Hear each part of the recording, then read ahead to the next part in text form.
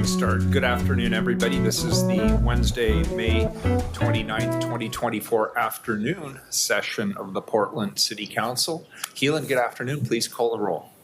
Good afternoon. Ryan. Here. Gonzalez. I'm here and getting my camera on. Okay. Maps. Here. Rubio. Here. Wheeler. Here. Now we'll hear from legal counsel on the rules of order and decorum. Good afternoon. Welcome to the Portland City Council. Good afternoon. Welcome to the Portland City Council. To testify before council in person or virtually, you must sign up in advance on the council agenda at www.portland.gov/council/agenda. Information on engaging with council can be found on the council clerk's webpage. Individuals may testify for 3 minutes unless the presiding officer states otherwise. Yes. Your microphone will be muted when your time is over. The presiding officer preserves order and decorum. Disruptive conduct such as shouting, refusing to conclude your testimony when your time is up, or interrupting others' testimony or council deliberations will not be allowed. If you cause a disruption, a warning will be given. Further disruption will result in ejection from the meeting. Anyone who fails to leave once ejected is subject to arrest for trespass. Additionally, council may take a short recess and reconvene virtually. Your testimony today should address the matter being considered. When testifying, please state your name for the record. Your address is not necessary. If you are a lobbyist, please identify the organization you represent. Virtual testifiers should unmute themselves when the council clerk calls your name. Thank you. All right. Very good. Keelan, please read items 455, 456, and 457 together. They're all reports. Item 455, accept updated Halpern Landscape Conservancy Keller Auditorium Renovation Design Concept Report. Item 456, accept Lloyd Center Keller Auditorium Renovation Design Concept Report. Item 457, accept Portland State University Keller Auditorium Renovation Design Concept Report. Good. And before I read my introductory remarks, I want to apologize in advance. I can only stay for 3 hours. I have a long-standing commitment at 5 p.m., so I will be leaving at 5 p.m. I will then review the record. We'll be in public testimony at that point, so I will have the opportunity to hear everybody's public testimony.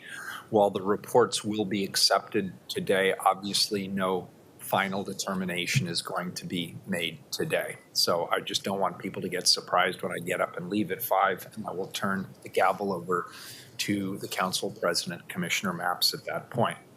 So colleagues, this afternoon we welcome our 3 design teams to see what is possible for the future of the Keller Auditorium. This has been a multi-year process to get us here, and I'm very grateful for those who've participated in this process, from the many members of the 3 design teams, the user groups of the Keller, the Metro staff, and frankly, everybody in between. I'd like to welcome Carl Lyle and Lauren Browdy from the city's Spectator Venues program to kick us off with a summary of the process that the city has followed in collaboration with Metro and our Arts Development Advisor, Greg Phillips. Lauren, welcome. And Carl.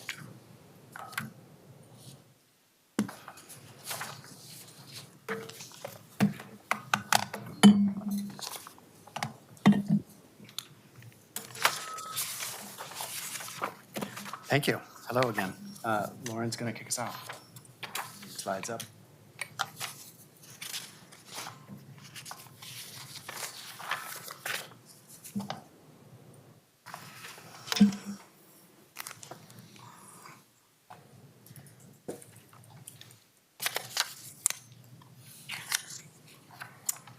All right. Good afternoon, Mayor and Council members. My name is Lauren Browdy, and I serve on the Spectator Venues program team here at the City of Portland. I'm thrilled to join my colleagues to share with you what promises to be an exciting afternoon of reimagining the future of performing arts in Portland. Today, 3 design concepts will be unveiled and no decisions from Council are being requested. We have a jam-packed agenda, so I'll jump right in. First, I would like to introduce the members of our project team who have really been working tirelessly over the past 3 years to get to the city to where we are today. In the Office of Management and Finance, we have Carl Lyle and myself from the Spectator Venues program team, and Laura Oppenheimer and Carrie Belding from our Unified Communications team. In council offices, we have Ashley Hernandez from Mayor Wheeler's office and Jill Swade from Commissioner Ryan's office. Our independent consultant, Greg Phillips of C-Star Development, who has extensive experience in arts development and specifically the fundraising and constructing of performing arts venues from across the country. Leslie Carlson, who is the owner and communications lead from InCommon Agency, and from Metro, Robin Williams, executive director of the Portland 5 Centers for the Performing Arts, and Nancy Strenning, capital projects manager, who have many years of combined experience in this realm. In this staff overview, we'll introduce the project to set the stage for the 3 design visions you are about to see. First, we will review the background of the Keller Auditorium. Next, we will highlight the process we have followed. Then we will touch on what happens next after today's presentations and culminate with what you have all been waiting for, the chance to see and hear from our innovative design teams. This is a momentous occasion, and we are so thankful to them for all of their hard work to get us to the visions before you. I would like to now turn it over to Robin Williams of Metro to talk about the role of the Keller in the Portland performing arts market. Thank you, Lauren. Good afternoon, everybody. I'm Robin Williams, CVE, which means I'm a certified venue executive, which is the highest designation that the International Association of Venue Managers bestows upon some of its senior members.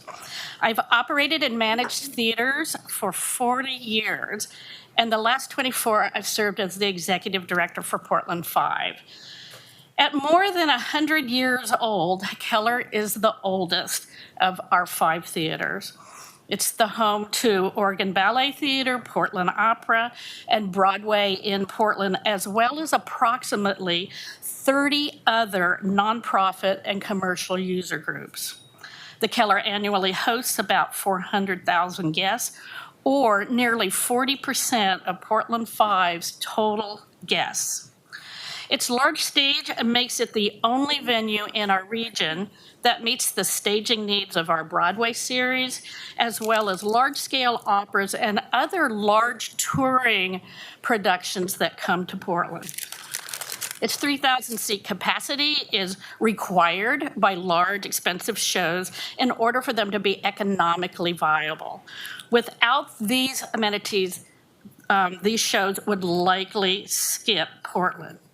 And the Keller generates more than 50% of P5's total annual revenue. Next slide, please. A 2016 operational study showed that Portland 5 subsidizes its resident companies almost $2.5 million in the use of the hall. Now, we're in the process of updating this study, and we think this figure is likely to grow. Keller revenue, however, is necessary to support these very important organizations, as well as all of our other local nonprofit users, especially those smaller arts groups who use the Newmark, Winningstad, and Brunish theaters in Hatfield Hall. Keller revenue contributes to the maintenance and operation of all 3 venues, since local nonprofits are unable to pay the full cost of operations. Keller revenue also funds P5's extremely important racial equity work and programs, and provides funds that give BIPOC and LGBTQ+ patrons, artists, and organizations access to our stages. So as you can see, what happens at the Keller is extremely important to the entire community. Next slide, please.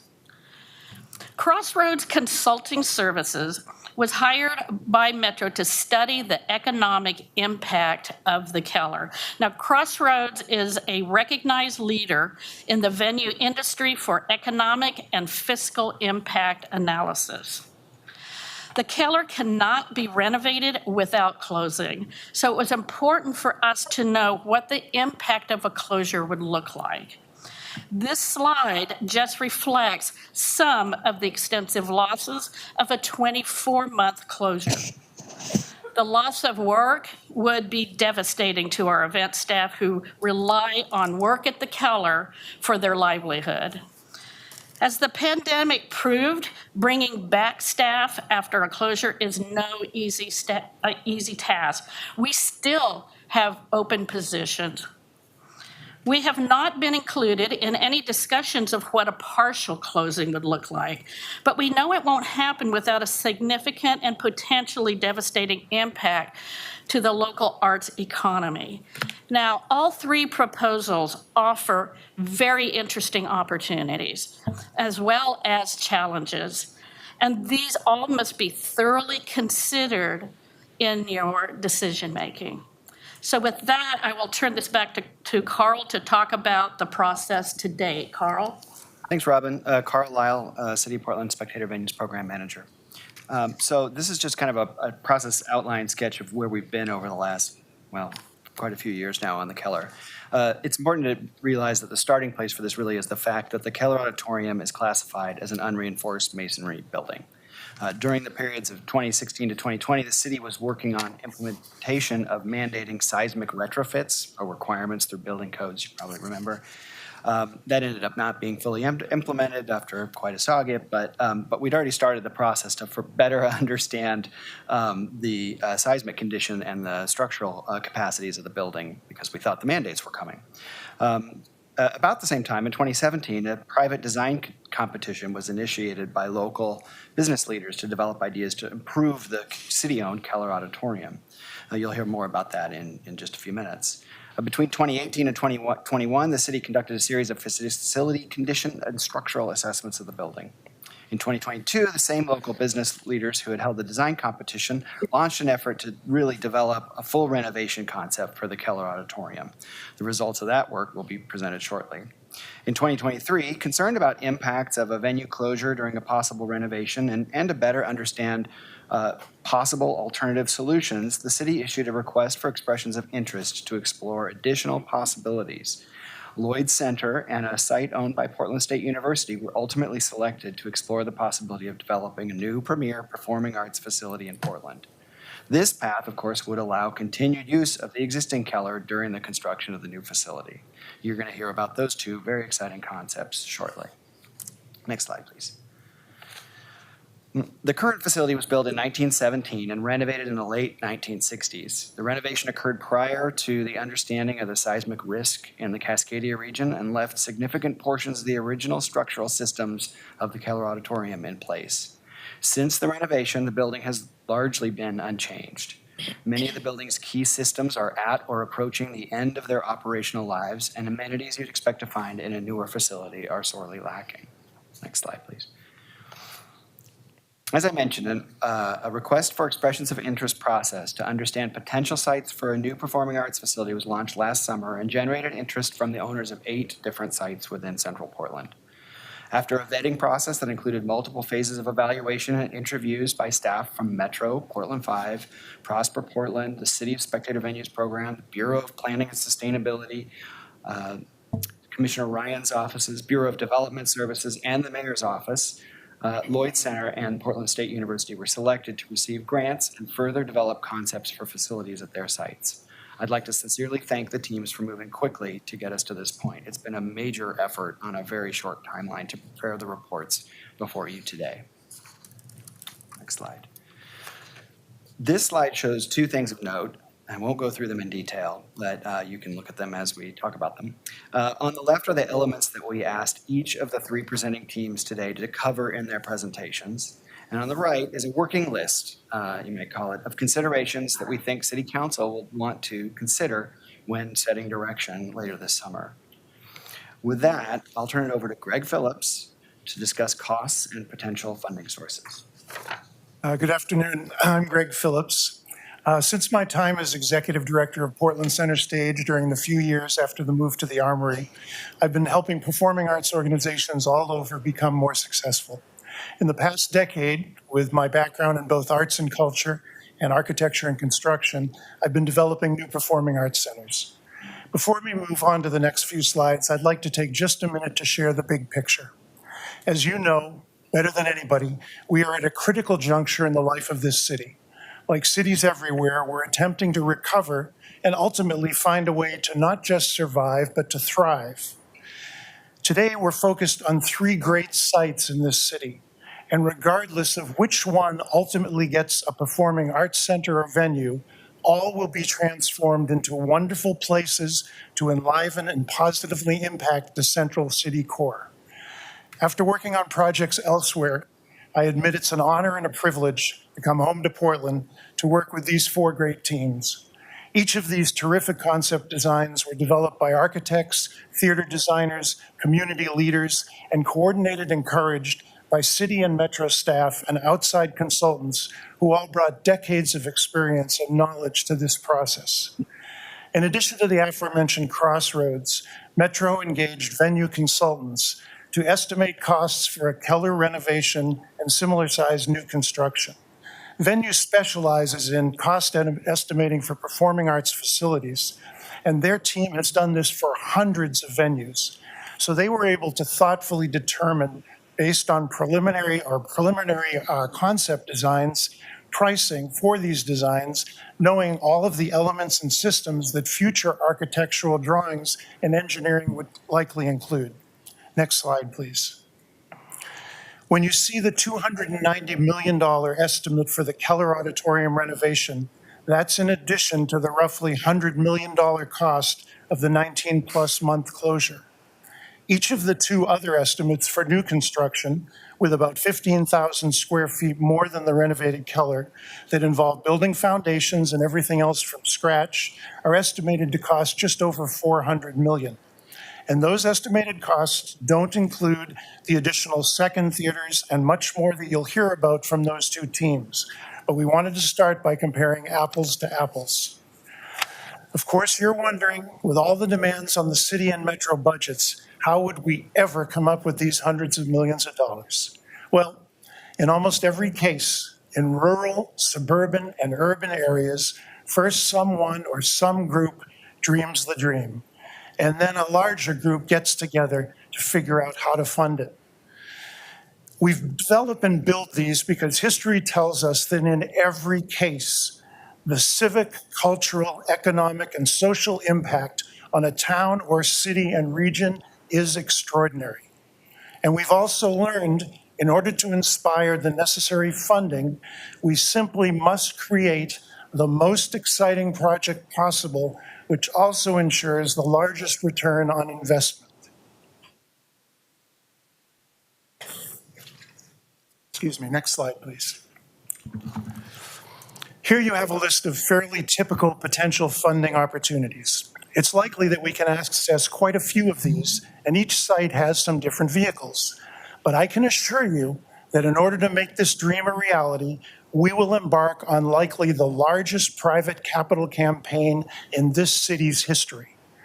And the quiet phase of this campaign will inspire our most generous, wealthiest philanthropists or corporations to commit to a handful of naming opportunities. These 5 individuals, couples, families, or companies will name the Performing Arts Center, the 3,000-seat theater, the lobby event space, the plaza, and the second theater or other major space. Each of these 5 gifts will be tens of millions of dollars, and likely the largest gifts these major donors have ever made. And they will justify those because finally, Portland will have the world-class, state-of-the-art performing arts center that the city and the region deserves.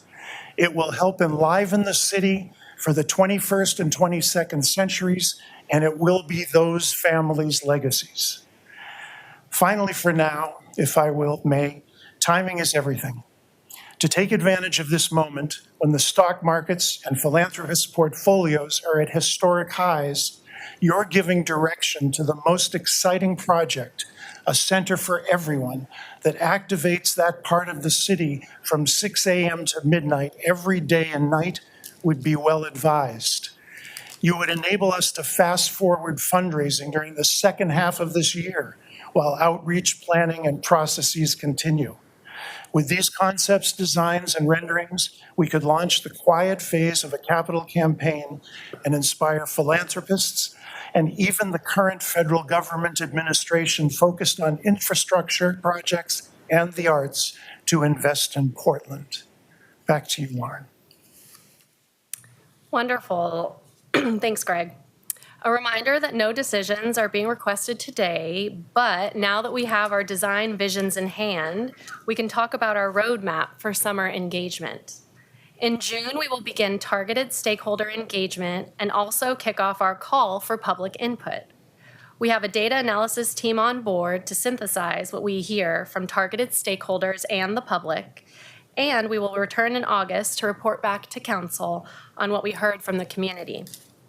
As you can see, this project has generated amazing community support, and we appreciate everyone who has joined us to provide testimony today. We look forward to kicking off our formal engagement on June 1st. All right, now let's move on to hearing from our concept design teams. Each team has been asked to keep their presentations to 30 minutes.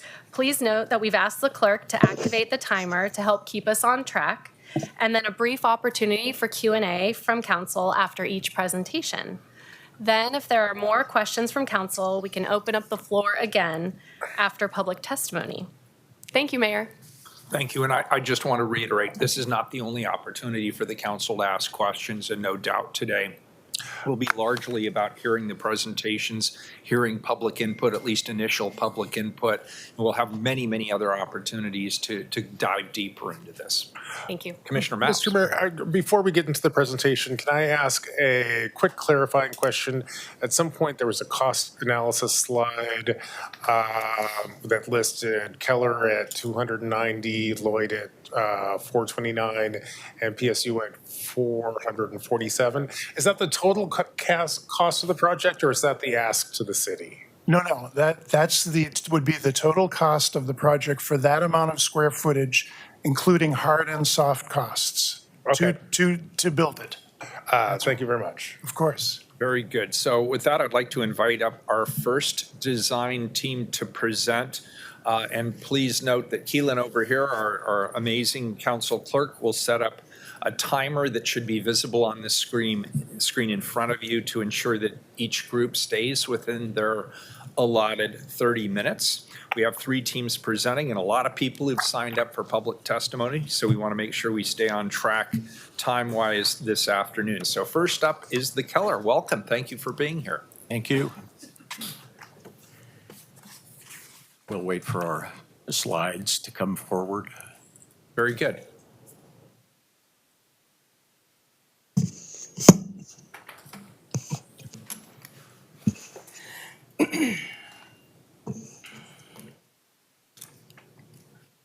I can't see it, so will you tell me when it's on your screen? Keelan, are you should bringing be. up the slides or is somebody It should bringing up pop the up right slides? Oh, there it is. Perfect. Is it there?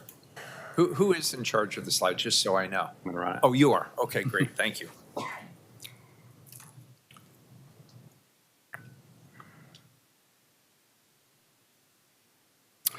So, Mr. Mayor and members of City Council, first, thank you for the opportunity to speak with you today. The 21st Century team is shown on the screen. Next slide, please. My name is Scott Andrews. I love the arts and care deeply about our city and downtown. For years, along with many others, I volunteered to protect and enhance the Keller Fountain, Park, and surrounding neighborhood through Halpern Landscape Conservancy. Our mission is to keep downtown safe, beautiful, and most important, welcoming to all. Today, I'm joined by 2 other Portlanders who care passionately about the future of our downtown and city, Tim Eddy and Gail Castillo. Together, we will share an exciting and inclusive vision for the 21st Century Keller and its many advantages over proposed alternatives. In Portland, we recycle, reimagine, renovate, and improve our buildings. We don't throw them away to build something new that's more expensive and less environmentally friendly, and that will remove 400,000 people a year from our downtown at the exact moment that we're working to bring more people downtown and revitalize the heart of the city. This decision for City Council is far more than a building. It's a choice between renewing our commitment to downtown or abandoning it and making the job of downtown recovery more difficult, more expensive, and more time-consuming. It's also a choice of values, whether to sustainably restore the Keller, which has served the community well for more than 100 years, or throw it away for something that will cost more and take longer to complete. Even before making the necessary and beautiful renovations to the Keller, it already enjoys many advantages over the PSU and Lloyd Center locations. I will highlight just 4 of the Keller advantages. Next slide, please. The Keller enjoys an iconic connection to a beloved, beautiful, and world-renowned public fountain. Before even stepping into the auditorium, the fountain unites people of all ages and backgrounds. It literally sets the stage and mood for the performances and events that take place just a few feet away. The connection to the public fountain is priceless and cannot be replicated in any other location. Next slide, please. The Keller enjoys an effective site area of over 7 acres with ample parking, dozens of nearby restaurants and hotel rooms. The Keller has amenities, both public and private, that exist today and would be very expensive to replicate anywhere else in the city. Next slide. Keller has ample parking and easy access to public transportation. It makes no economic or environmental sense for the public to pay to build a new, expensive, carbon-intensive parking garage for an auditorium elsewhere. Broadway across America requires 1,260 parking spaces. Over 2,100 parking spaces already exist directly adjacent to the Keller. Providing insufficient parking or relying on parking as far as 9 blocks from the auditorium is a really bad idea. Next slide, please. The Keller is in the heart of the city. The alternatives can only promise to build neighborhoods where they don't exist. Today, workers and small businesses benefit from the 400,000 people who attend Keller events each year. If Keller is abandoned, existing restaurants, hotels, and workers and downtown itself will be damaged. And the likelihood of converting Keller into something with the same positive economic and cultural impact as it enjoys today is risky, far-fetched, and unnecessary. At the alternative sites, restaurants and hotels are a promise with a public price tag. They're not a reality. At a time when downtown hotels are half empty and being foreclosed upon, private financing for a new hotel is not realistic. And most likely anything close to public subsidy for a new hotel or restaurants will be strongly opposed by existing hotels and restaurants already struggling to survive. Next slide, please.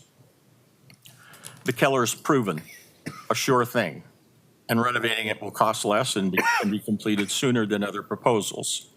Today, most Broadway shows at the Keller are already sold out.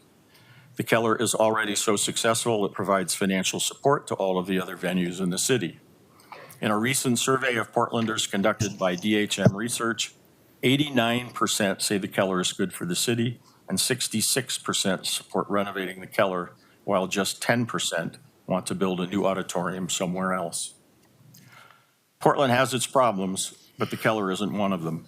The Keller is an aging asset that needs your vision and commitment to put a valuable city-owned asset to work to revive downtown that we all love.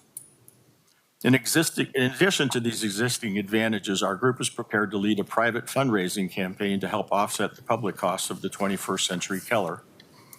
We have already commissioned and received the preliminary feasibility study, a copy which has been provided to you, that indicates $50 to $100 million can be raised. But the critical first step to determine the true fundraising potential for the Keller is for the City Council to make a decision very soon to move ahead with renovations. Uncertainty is not a fundraiser's friend. We urge the City Council to make a decision to move ahead with the Keller by the end of June. There are a lot of people to work with, arts groups, big and small, labor and community groups, and a lot of decisions to be made once the site for the new auditorium has been selected. Portland has turned the corner from the challenges of the past few years. A commitment from City Council to reinvest in downtown and renovate the Keller is an opportunity and an important part of our comeback story.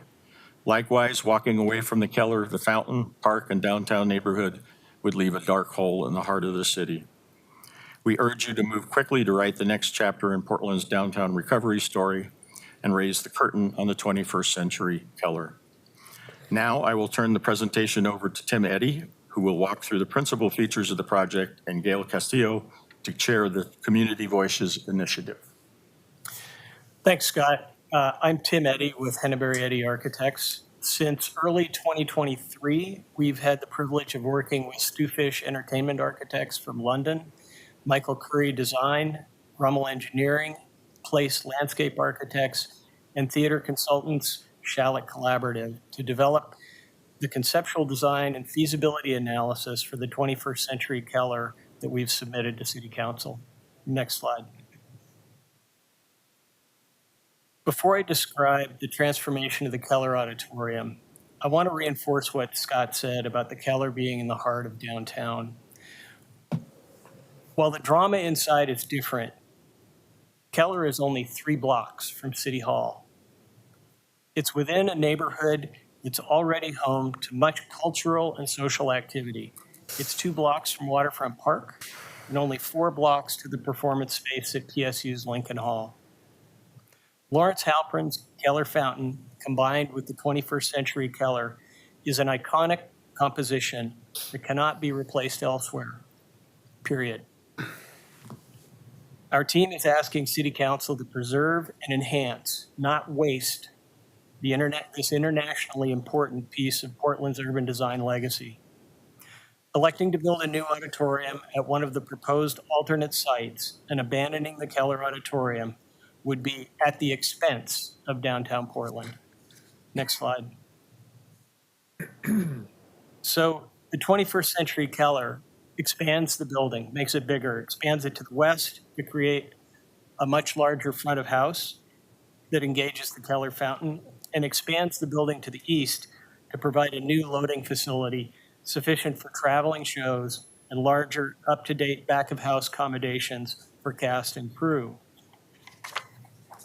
These interventions will create a world-class experience for guests and a safe, modern, efficient, and equitable workplace for those who make the shows happen and the artists and performers they support. Next slide. The project incorporates Southwest 3rd Avenue into an active plaza stretching from the front doors of the auditorium to the fountain's edge.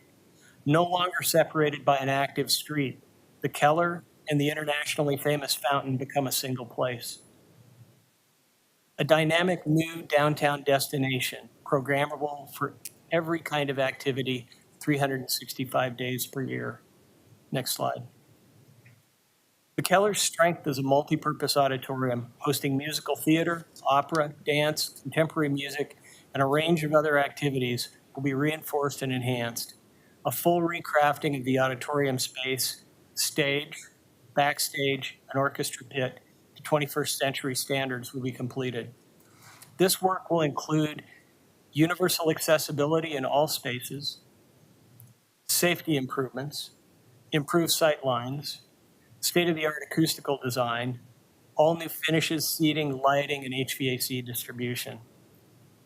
To date, our task has been to complete a feasibility analysis. In this process, the city and Metro needed to limit those with whom we held operational and programming conversations. Design work for the Keller is not finished. Going forward, deeper discussions with the team that operates the facility on a day-to-day basis, labor organizations, large and small, performing arts groups and performers, and neighbors are needed to program and craft an auditorium that will serve the community for another 100 years. The 3,000-seat auditorium at the Keller will be equivalently intimate and acoustically comparable to any proposed new theater of its type and size. Next slide. The new front of house will be almost 12,000 square feet larger than the current space at the Keller. For reference, that's more than half the size of Director Park. Dramatic views of the Keller Fountain will remain, but everything else will change. New elevators and grand public stairs will move guests from level to level. Multiple concessions locations and generously sized restrooms will be added to each floor. Guests will be served quickly and will be able to get back to their seats before intermission is over. A dramatic upper-level restaurant space overlooking the fountain can be included at the 3rd level, and a full commercial kitchen in the back of house. This will be new for the Keller, as food currently served is limited to what can be prepared off-site. Next slide.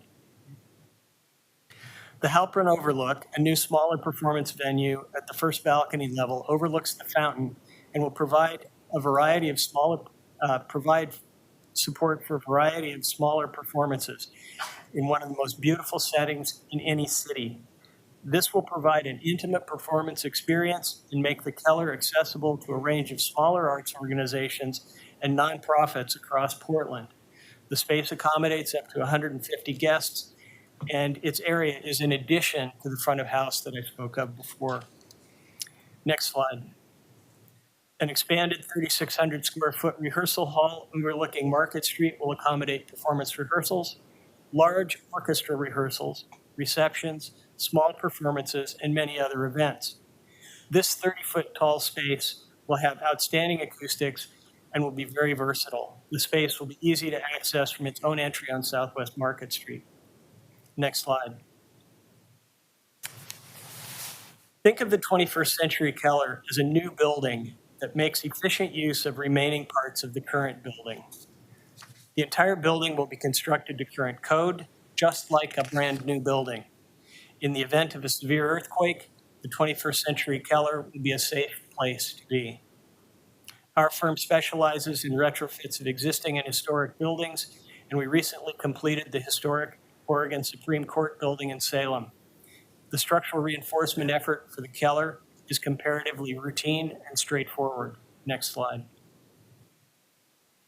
The building will be clad in glass and metal panels to take advantage of existing recesses on the facades and Market and Clay streets to create dramatic vitrines for performances, performance and arts-related displays, telling the story of the rich and dynamic art happening within the building. Next slide, please.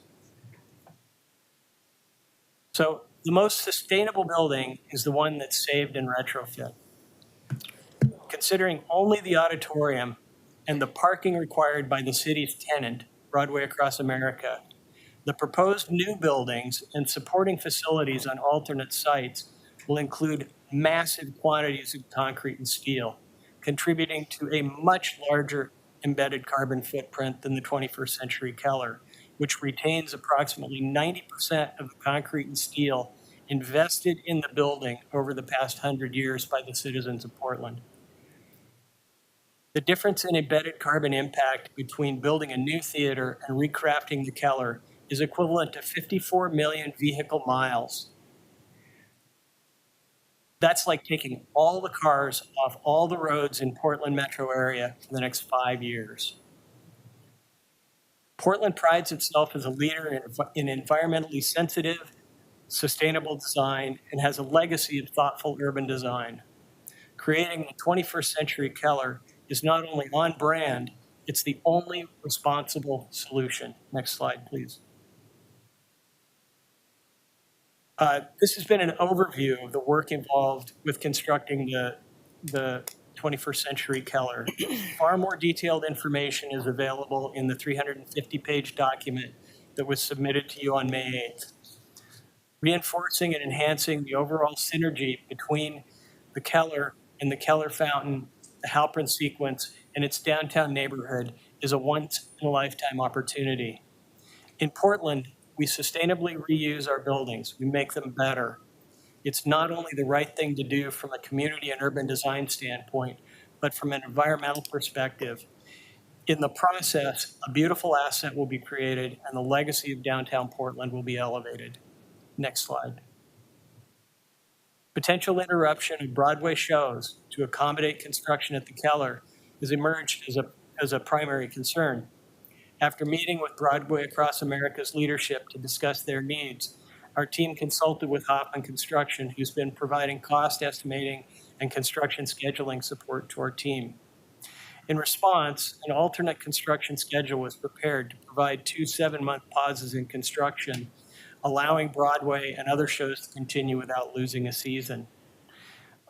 In terms of conducting shows in the Keller between phases of construction, we were reminded that the work rebuilding the Portland Airport over the past several years has continued without pauses, with thousands of people each day coming and going safely to their destinations. Next slide. The overall project timeline, including design, permitting, construction, and with pauses for performances, will result in a completed project by early 2030. That means we need to get started relatively soon. Next slide, please. As you can imagine, construction costs will vary depending on the approach to the construction schedule. Construction cost estimates for the project will range from $175 million on a 28-month schedule with no pauses to $212 million on a 37-month schedule with 2 7-month pauses for performances. Next slide, please. Presuming the city settles on a schedule with pauses for performances, the 21st Century Keller remains far less costly and quicker to accomplish than constructing a new auditorium and supporting facilities. Downtown Portland needs City Council to get the project moving. And I'll turn the mic over to Gail, who will explain the Keller Community Voices Task Force. Good afternoon. Hi, Gail. Thank you for allowing me to speak today. I'm the chair of the Keller Community Voices Task Force. The task force was established because reinventing the Keller is much more than just remodeling a building. It's about creating an exciting, interactive destination that brings a wide variety of people together for art, cultural events, and an increased sense of community.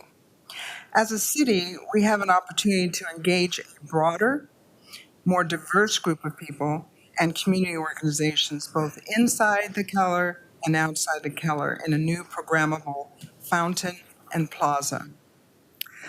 The new 21st Century Keller will attract the public to an area which is critical for the re-energizing of our core downtown. The new Keller will enable the public to visit the new restaurant and bar and the plaza on evenings, even when there is not a theatrical performance. Oh, I'm sorry. Not yet. The new Keller will allow the theater performances to be shared, to be shared in the Fountain Plaza, which will turn the theater inside out. Now you can advance. The new Keller will be a model for equity, inclusion, and community engagement. Our Community Voices Task Force is comprised of 12 diverse organizations, community-based organizations, art organizations, and neighborhood associations, such as the Hispanic Metropolitan Chamber, the Black American Chamber of Commerce, Congregation Beth Israel, and the Downtown Neighborhood Association, just to name a few. We have already identified a long list of opportunities to create a broader sense of community inside the Keller and outside in the plaza and fountain area. The vision of the Keller Community Voices Task Force includes creating a welcoming neighborhood that provides a sense of belonging in the city's central downtown core, establishing culturally specific, diverse art displays that contribute to this sense of belonging, positioning the Keller as a new destination for a variety of activities for all communities, adding cultural celebration events in the reception areas, plaza and fountain areas, identifying a slate of performers that reflect the cultural interests of a variety of ethnic groups inside and outside the Keller. These are just a few ideas. The Renaissance at the Keller can be a catalyst for the revitalization of the downtown economy. It can support local businesses in the core downtown area. It can honor a historical area that has a record of strong, Next slide, please. Okay. Honor a historical area that has a record of strong revenue contribution to the city of Portland. With these renovations, the Keller will be even more successful in the future. We can recognize the cultural and economic contributions of all Oregonians to our city of Portland. We can move forward with a plan that is faster, more affordable, more certain, flexible to support the Broadway shows, achievable through a public-private partnership with a group that has already demonstrated its commitment to this project through fundraising and advocacy. This is also an opportunity to respond to the overwhelming public support for renovating the Keller, as proven by the recent survey. We are committed to supporting the Keller. Abandoning the Keller would have a negative impact on our downtown. We are committed to raising private funds for the Keller. We are committed to working with labor, community organizations, art organizations, large and small, and neighborhood groups. We will work with all of you, and we will have your back. The arts will be even greater and stronger with the renovation of the Keller.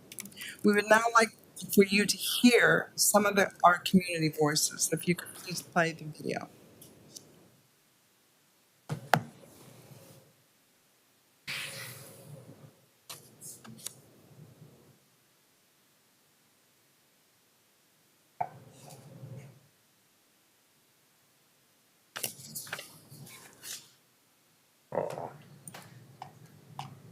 Can't hear. Are you able to maximize it? Maximize it too.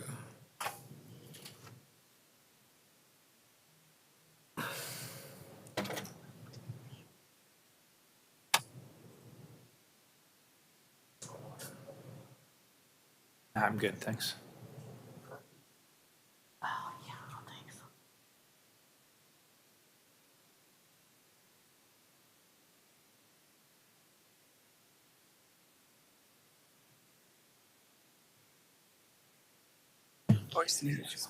I'm all set, thank you.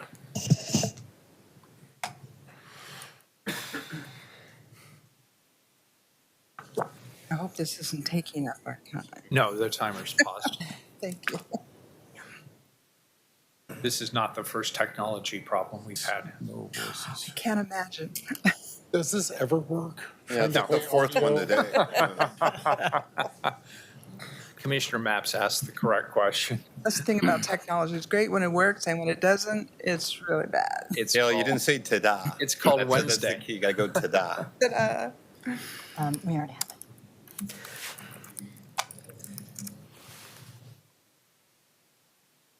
Okay.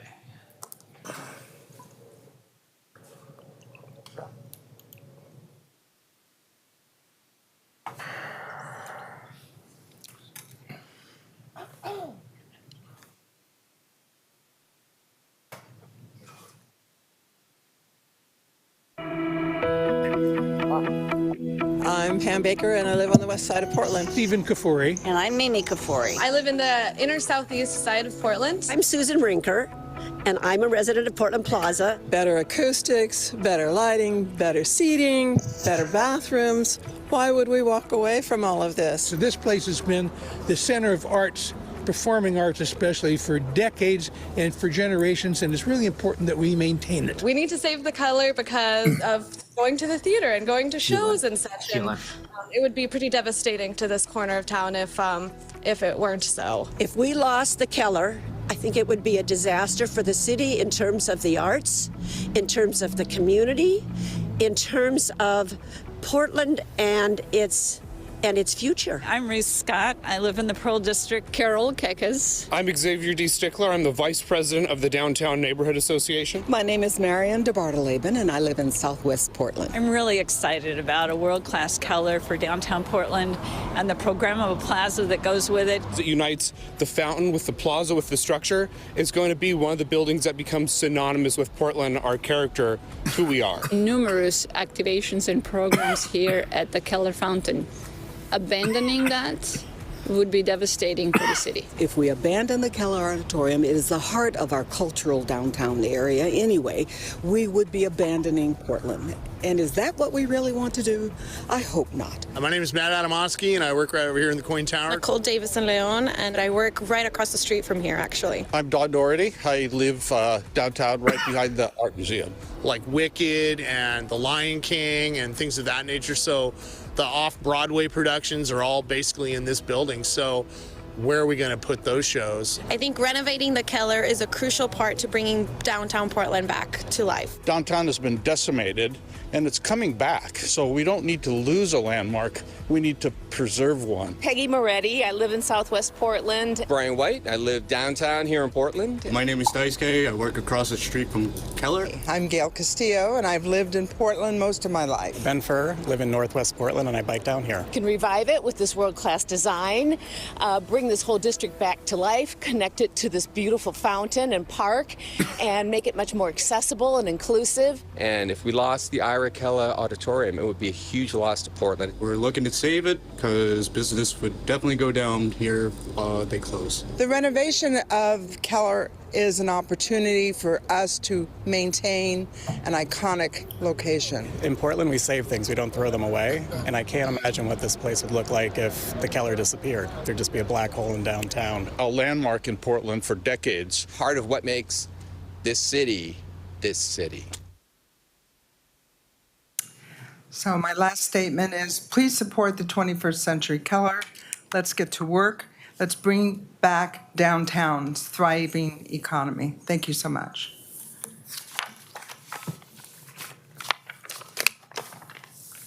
Does that complete your presentation? Yes, it does. It does. All right, you're under time. Colleagues, questions? Commissioner Mapps, why don't you start us off? Did I miss the part of the presentation where the financial ask to the city was spelled out? So this is a roughly $250 million project or something like that. How much of that are you asking the city to generate? Well, actually, we have worked with the city to put this together because it's a city-owned asset. We do believe we can raise 50 to 100 million and maybe more from the private sector. Okay. And so the balance would be funded by the city. Okay, so the whole cost of the project in that that helps. Thank you very much. I get it. If you refer to the fact sheet under tab 1 of that handout, you can see the figures. Thank you. Commissioner Rubio. So thanks for the presentation, by the way. It was great, and the video was really good. I have a question that we've been hearing about we've been hearing a lot. We've been getting a lot of questions about if the Keller were to shut down for renovations, and you touched on that a little bit. Can you talk about, right, and also as we're recovering from COVID, a lot of the arts organizations have been experiencing a lot of trauma, workers and arts employers. So can you talk a little bit about how you would hold harmless the arts community and these organizations during those times of disruptions and also are there any plans, like if they were impacted financially, what happens then? Have you given thought to that? Sure. Actually, from the start, we've recognized that there were a lot of costs associated with the closure, and we've worked with folks to try to monetize those, find out what the costs are, and actually have made some presentations to City Council with regard to the budget. There's still work to be done, but we believe that given the disparity in the costs, that we can pretty much make people whole and work very hard with them by adding to the entire project cost, those mitigation factors. Okay. I just want to add, I think we're sensitive to the fact that there's a lot of fear and anxiety about any amount of closure. And so we're sensitive to that. We're aware of that. We want to engage the labor groups. We want to engage the artists. We want to make sure that we understand how we can be helpful through our fundraising and through our budgeting process to help subsidize whatever financial needs that may be needed to address that. So we understand that, and we want to begin. If we were given the go, then those conversations would begin and be more concrete. I appreciate hearing that commitment. My last question is, can you share about the climate and sustainability benefits specific to this proposal? Where you talked a little bit about weighing the pros and cons of a new build versus reuse of an existing building. Sure. Principally, it's about embedded carbon. If you accept from the very beginning that you've got let's say a new auditorium built somewhere in an existing auditorium, the concrete, the steel, the everything that goes into the structure of a building is what we term to be embedded carbon. It's already invested, you already own it. And when you build a new building, you're starting from scratch and investing all of that again.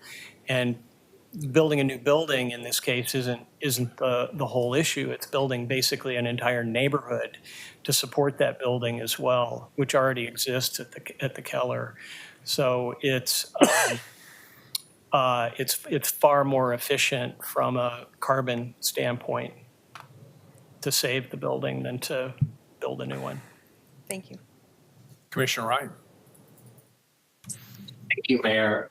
First of all, I'm so sorry I'm not in person. You can't control when your body stops working properly. So anyway, it's great to be in the room with you virtually. I want to first acknowledge how good the presentation was in terms of when you came last time. It's really taken off to another level, especially I can tell you've listened to concerns about going dark. And so hearing about the fact that you put in a kind of like how you do airport construction, if you will, you can tell that you really staggered this out and focused on how we can have Broadway performances remain a part of our downtown. So I want to acknowledge all that work that you've done since last time we've seen you. I wanted to ask two questions, maybe only one, because Commissioner Rubio did such a great job with asking one of my questions that was similar to hers. But the one that I haven't heard about yet is, I think we all have friends who perform at the Keller over the years. And then all of us, many of us have, of course, been at performances. And there's always been questions about when can we ever improve the acoustics? When can we improve the sightlines? So I did hear in your presentation that you touched on that. But I just wanted you especially to touch on the sound quality, both for those who perform on the stage, who have said it feels like it's dead sometimes, and those in the audience where you feel like you luck out when you sit in certain parts of the auditorium. Tell me what you can about that. Certainly. So what you have to imagine is that basically everything that is the interior of the current auditorium is stripped away. All the finishes, all the seating, all the lighting, the HVAC distribution, and the acoustical treatments in the space. And a fully new design with adjustments to all of the seating trays at the orchestra parterre and the two balconies are adjusted, improving the sight lines and improving the acoustics. The idea is that it will be built out as a brand new performance hall on par with any other. And it's not simply a repair job, but a complete recrafting of the performance spaces. And you know, for performers and audiences, the Keller will be a world-class hall. And so rest assured that once council decides to move forward, we'll consult further with the musicians, performers, and acousticians in designing the auditorium. Thank you, Tim. I knew that was probably going to be a question you would be able to answer, and I appreciate all the thoughtfulness that you put into that. And kind of building on Commissioner Rubio's question and concern, and I think all of us share this too. Performance halls were, you know, some of the first closures during COVID, and sadly some of the last to reopen. And that really had a big impact on those who were performing, but especially on those who work behind the scenes, those professionals who often are not seen by all of us. But if you're a performer, you sure appreciate them, the technical skills, the professional skills that really bring the magic and the beauty to all of us. And it seems effortless because of their skill sets. You mentioned that you've had conversations with labor. I just wanted to hear a little bit more about how that dialogue will go, and just give me a little bit more information on that, please. Well, we have had one meeting, and it was a good meeting, and we've had a couple of discussions since. And as I said earlier, there are a lot of decisions to be made once a site is chosen. But in the meantime, we would expect to be working very closely to more pin down what the costs are and how we might mitigate the factors that are caused by the closure. Okay, Thank you so much, Scott. And I really appreciate, again, all the effort and the thoughtfulness that went into the second time we've seen a presentation from all of you in this past year. It's really evolving in such a beautiful manner. Thank you so much for your time. Thank you, Commissioner. Commissioner Mapps, then Commissioner Gonzalez. Sure. Just a quick question about the implications for the rest of the Portland 5 if the Keller closes for an extended period of time. Do we know how we manage that, or is everything else able to manage to operate relatively efficiently, or does it pencil out even, frankly? Well, once again, we think that you can factor the costs in for the costs that are associated with the closure with Portland 5 and still be far less expensive than the alternatives. Okay. Thank you very much. You know, I think ultimately I'm going to be much more persuaded by the long-term positive impacts for the community, but I have some baseline just legal and financial questions that I just want to validate. The one, the city owns this property as well as the building, correct, as of right now? So fee simple, everything, it's unencumbered. Is there any material legal encumbrances to the use of the property that you're aware of? The only encumbrance that we're aware of is the naming agreement. Got it. And then do you anticipate right now you have any material advantages or disadvantages in raising private funds? And, you know, we'll hear from all three projects, but how do you handicap it right now? What are your strengths in fundraising on the private side? What are your weaknesses on the private side? Well, I think I served on the development committee for the Portland Art Museum. We've raised over $130 million locally, and was so impressed, although we interviewed a couple of firms, we hired TCS to do the evaluation for us. And of course, with their experience at the Art Museum and their belief that this is much a part of the downtown arts and cultural area, they're very, very familiar with a large set of the folks who would be prospective donors. And that's where they were able to say, even without naming rights, they believe we can raise $50 million. And $100 million is not unreasonable if we could have naming rights.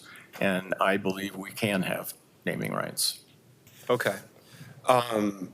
And, you know, if we go forward with this project, I mean, you talk about taking it down to sort of the, you know, bare bones to address the acoustics and others, but what's the useful life of this project after this remodel? You know, and what part of the base would we have to confront in the next 20 years post remodel? Yeah, well, the tough thing about buildings is that there's first cost and then there's overall maintenance over their life, and the overall maintenance of the building over its life is much larger.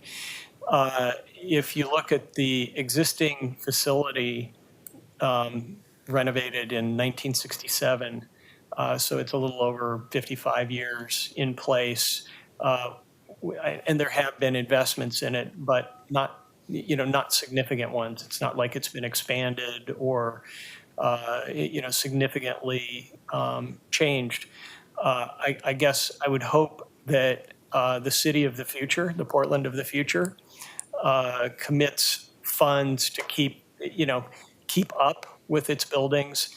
But I would think a 50-year life makes reasonable sense for a building like this without a significant rehash as we're planning.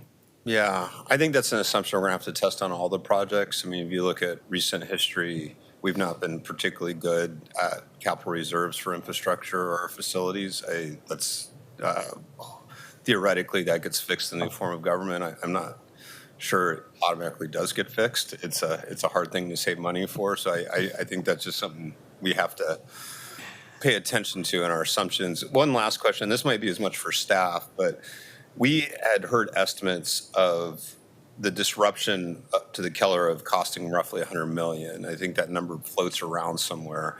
Is it your understanding that your updated project plan alleviates that partially, alleviates it completely, or is the 100 million, I know we're ballparking, we're early. I'm just trying to, it kind of building off of some of the earlier questions, but I've Yeah. heard that 100 million floated around, and I'm trying to figure out what's that referring to and what is our level of confidence based on the current project plan? Well, the $100 million figure is relatively fresh news to us over the past couple of days. But the presumption, as I understand it, is that in that scenario, the auditorium would be closed for 24 months straight, miss 2 seasons of Broadway, Nutcracker, all of that. And with the construction schedule with interim performance, 7-month interim performance windows in it, you won't miss any of the Broadway shows or the Nutcrackers or things like that. There will be shutdowns for construction, but they'll be off-season.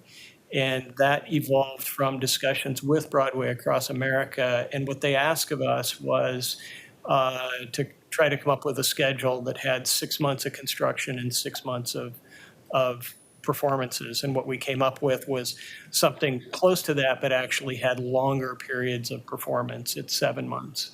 So I think more analysis is necessary, but I think it should cut that $100 million figure significantly, and it'll keep a lot of people working a lot more consistently. And there are also opportunities. I mean, there really hasn't been the opportunity to be creative about what arts groups might be able to accomplish during shutdowns. And there's instructive guidance from San Francisco and other cities that have undergone similar programs with auditorium rehabilitation, where their operas and ballets and things have figured out other plans that actually help them advance the arts during any shutdowns they had. Got it. So if I understand that, and this is mostly, I think I'm going to put this on staff. I think staff needs to help us with this, but the 100 million was kind of an outside number, assuming 24 months closure, your updated project plan. You haven't really been able to compare that yet That's correct. to what the opportunity cost would be. One last question. So the assets around Keller currently, when we think parking garages, is there other city assets that we should be thinking about that are directly impacted by this particular location of the Keller Auditorium? Well, there's both impact, I think, there's over $1 billion worth of hotels, parking garages, and commercial development directly at the Keller. I mean, you can walk across the street and you've got access to 2,100 parking stalls. There would be impact to restaurants and hotels and things of that nature. But I think the other reality is that there's an existing neighborhood at the Keller Auditorium and at these other more remote sites that aren't in the heart of downtown. They literally have to build the neighborhood to create the same circumstance. So they've got to build hotels, they've got to build restaurants, they have to build extensive amounts of parking, and so that carbon investment that Commissioner Rubio asked about is actually much, much larger.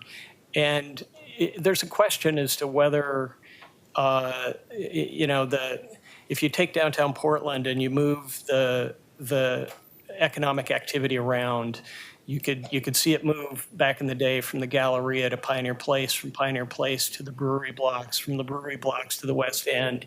You kind of see, you have a certain amount of activity and you can move it around downtown. But if you move it over here by the freeway on I-405 or you move it to Lloyd Center, you're moving it out of the core of downtown.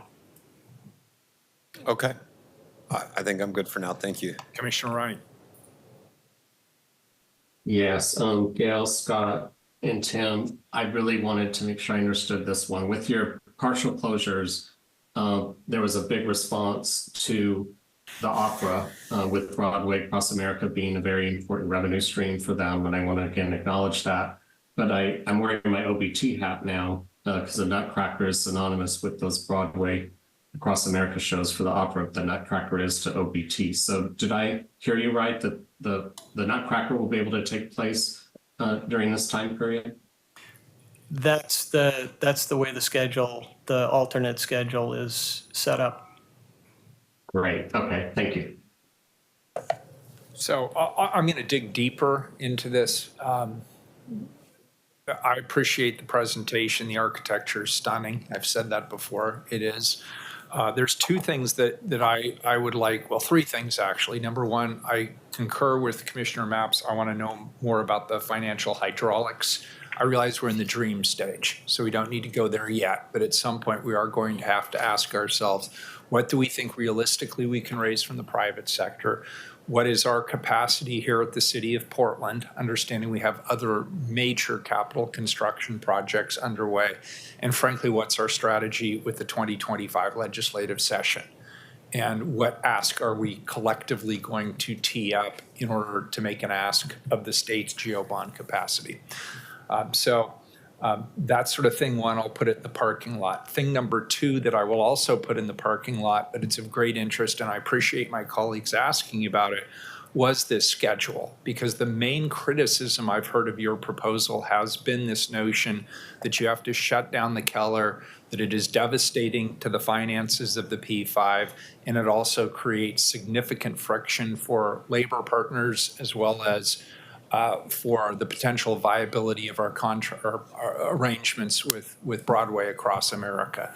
And so I think all of those will continue to be discussion points, but it appears you've been having those conversations and you've moved that ball forward, and I do appreciate it. I did want one clarification of something I believe you said, which was that you have been in meetings with Broadway Across America. Did you say they agreed to this strategy and could continue to service their contractual arrangements with Portland, or did you say they're aware of the conversation? Yes, they ask us to explore a 6 month on, 6 month off construction schedule so that their performances could continue.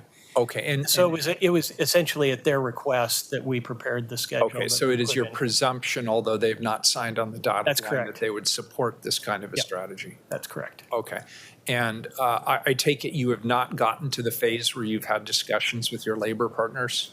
We have not. Okay. All right, good, thank you. Anybody else before we go to the next presentation?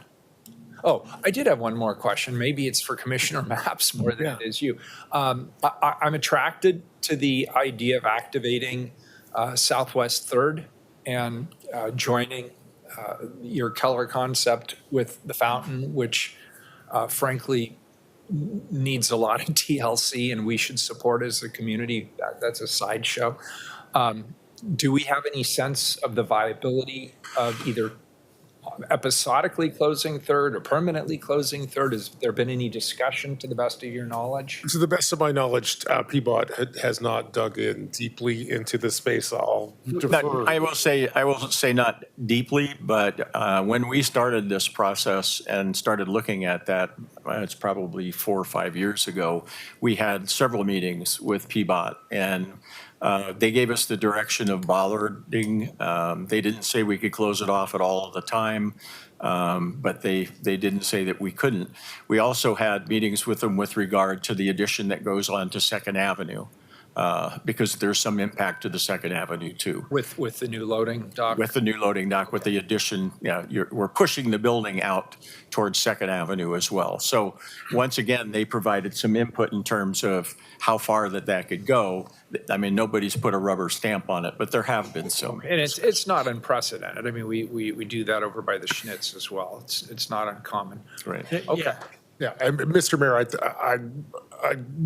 my really smart people at PBOT haven't officially weighed in here, but this strikes me as the kind of conversation that's totally appropriate to have, and I would hope that PBOT in the future would be a willing partner. You always want to have the safety engineers at the table. You want to do community engagement, but this is not a ridiculous conversation.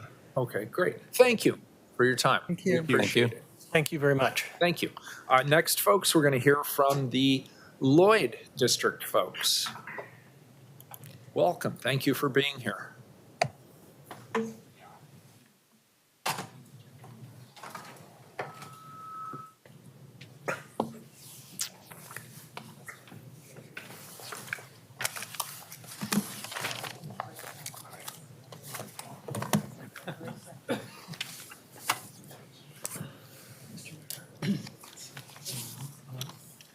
I'm not sure that makes on 1 second. Hello, there we go. Mr. Mayor, council members, thank you for the opportunity to present to you today. Before we begin, I'd like to introduce our team as we go into our presentation. I'm Tom Kilbane, Managing Director for Urban Renaissance Group's Portland office here in Portland. Nolan Leinhart, a principal and planner at ZGF Architects. Rena Simon, design principal with ZGF Architects. Jean Sandoval, CGF Architects. Thank you, all of you. Our firm is leading the team that's developing a master plan for the almost 30-acre Lloyd Center site. The team is made up of some of Portland's best designers, urban planners, engineers, architects, and consultants, some of whom you'll hear from today. The Lloyd Center redevelopment represents a once-in-a-lifetime opportunity to create a new neighborhood in the central city with a diverse and uniquely Portland mix of housing, open space, retail, restaurants, entertainment venues, and workspaces. What you'll see today is a conceptual design that integrates a new performing arts center into our Lloyd Center redevelopment plan. There are 3 compelling reasons why the Lloyd Center site should be considered. Number 1, it would act as a catalyst to jumpstart what could be a 5 million square foot redevelopment project in Portland's central city. Number 2, it would be the first and only one of the P5 venues to be on the east side. And number 3, it would allow for the uninterrupted performances by the current users of Keller Auditorium. When viewed in combination with the exciting visions being created for OMSI and the Lower Albina District, it's clear that the inner east side will play a critical role in determining how our city looks and where people live in the years to come. Our vision for the Lloyd Center site has included the potential for an entertainment hub from the very beginning. We're excited to share the concept that our team has developed. Mr. Leinhart. Thank you. So we want to zoom out to the district scale and really the central city scale and look back at what was there before the Lloyd Center. This is a part of our central city that really emerged more slowly than other parts. And in this photograph, you can see that even as Irvington was developed, Sullivan's Gulch was developed, there was just a ghost of an urban framework of streets here. And a man named Ralph Lloyd, for who the Lloyd District is named, had a vision for a civic center on the east side, a second downtown of government buildings, offices, retail, residences, and that was never fulfilled. His heirs built the Lloyd Center. And the Lloyd Center, while not a mixed-use urban place, it did become a place of community gathering. Next slide. And over the years, there were so many events and celebrations in the Lloyd Center that it ended up being a sort of a place in people's hearts in the city of Portland where they think of it as a gathering place in addition to a place of retail. Next. That mall, which was, when it opened, viewed as the largest open-air mall in North America, had a unified design ethic and experience associated with it. The gardens, the fountains, the staircases, the materials of their time. Over the course of a few successive renovations, much of that physical character was lost, but even today it still holds a place as a community gathering place, and we think it can be in the future, maybe even more so with a performing arts facility at the center of it. So as we think about the city's policies and planning goals, the Lloyd District is viewed as an area of very latent potential and a lot of opportunity for growth, particularly of housing, something that it didn't have for a long time and has begun to emerge, particularly in the last decade. So we're connected to that, next slide, but we're also connected to the other places where major growth of housing and placemaking in our central city is anticipated to happen at Broadway Corridor, the Albina Vision site, and the OMSI site. So our location in the central city is important. Next. Lloyd Center site also benefits from several decades of public investment in infrastructure, streetcar, light rail, green loop, as well as the highway network. So we are very connected, even though we are not quite as central as the current location of the Keller today. Next. We also have a neighborhood context that really distinguishes this site. Broadway Main Street, Holiday Park, the largest open space outside of Waterfront Park in the central city, and then the mixed use, mixed density Sullivan's Gulch neighborhood just to the east. Next. So while we talk about latent potential, in some cases, what comes to people's minds is open parking lots, maybe some underdeveloped properties, but we thought it was important to put on a diagram for everybody what's already here. There's a lot happening in the Lloyd District, there's a lot happening in Inner Northeast, and all of these uses can complement and contribute to what's happening at Lloyd Center, and what could happen at Lloyd Center has an opportunity to complement and contribute to all of these uses that are happening in the immediate surrounding. A lot of those uses are actually already oriented towards entertainment and recreation because of the location of the convention center, Moda Center, the Coliseum, and a handful of private event venues. There's actually quite a lot of restaurants, hotels, and shared parking facilities, all of which could be to the benefit of a performing arts center at the Lloyd Center. Next. And so when we put all those things together, there's really a pattern of connected civic investments where there's an opportunity to grow something in a place that will catalyze and grow many things that the city is already investing in, investments that are already emerging, and this would just amplify a lot of that. As we dive down a little bit more detail into the neighborhood scale, I want to talk a little bit about the Lloyd redevelopment itself. Our team has been working on a Central City Master Plan, as Tom mentioned, for the last 2 years, and we're really excited about the way that it can turn an inwardly focused site and really bring the city into it, generate urban energy that will benefit the surroundings, really make it a lively urban place. Next. So this is what Lloyd Center looks like today. There is activity happening at the center and what's shown as red here. There are surface parking lots and structured parking lots around the edges. And so there is not the permeability of streets and pedestrian pathways. And we think we can change all that. Next slide. This is the diagram and the framework that we've been working on for the master plan, and what it does a handful of things. One, it does break down that scale from one huge block, which is frankly about half the size of Slabtown, 2 times the size of Slabtown and about half the size of the Pearl, so about over 20 Portland City blocks. And then it brings a distributed network of open spaces. It allows the streets that currently terminate against the Lloyd Center to pass through and provide continuity. And it really creates an orientation to Holiday Park in a way that the Lloyd Center really hasn't done in the past. So when we read the request for expression of interest, next slide, it asked for a 260 by 300 foot block. And when we looked at the framework for the master plan, it didn't fit quite perfectly on any of the development sites that we had identified. And so we looked at what small modifications could be done to allow for that. We're really pleased with where we ended up, which was creating a block that is similar in size to Holiday Park at the center of the site, still allowing all of the streets to connect as they do in the master plan framework, still having a series of connected open spaces that move throughout the site, and maybe doing a better job of orienting to and embracing Holiday Park. Next. Now, as we get down to the site itself, Rena is going to talk about what the size, scale, and orientation of this site affords us in terms of public civic building. And I'd like to reiterate that there's almost 5 million square feet of development at Lloyd Center, and the performing arts facility can be a stimulus for that redevelopment. But really it's at the center of a neighborhood. And the site is open on all 4 sides, allowing drop-off access, entry to low-grade parking, and also critical truck access.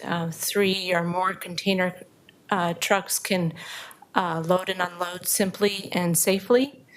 And there's also existing infrastructure with bus, streetcar, and MAX line service. So at 425 feet by 450 feet, this is a large blank canvas that is full of possibility. And the orange areas that you see in this diagram are laydown space for construction logistics. So when there's a project of this scale, that does a lot to save time and money. And then there's really room for the theater, but a lot more. In addition to the large scale of the site, there's also 20 feet of existing excavation in effect that can support basement programs and also support parking for 750 to 1,000 cars. And then this allows for a state-of-the-art facility with idealized sight lines, idealized acoustics, and front-of-house, back-of-house spaces as well, in addition to the 225 feet of vertical space available for what could happen. So what does it mean to have a site with all this additional possibility? And the answer to that really starts with listening. And we've had initial conversations with the Portland 5, Portland Broadway and Opera and Ballet. But we know this is just the beginning. And this is also the beginning of community engagement. But there were three things made very clear to us. One is that this should be a place for us, for citizens of Portland. Two, it should be a place that's welcoming to all, whether or not you have a ticket. And thirdly, it should be active all the time, whether or not there is a performance.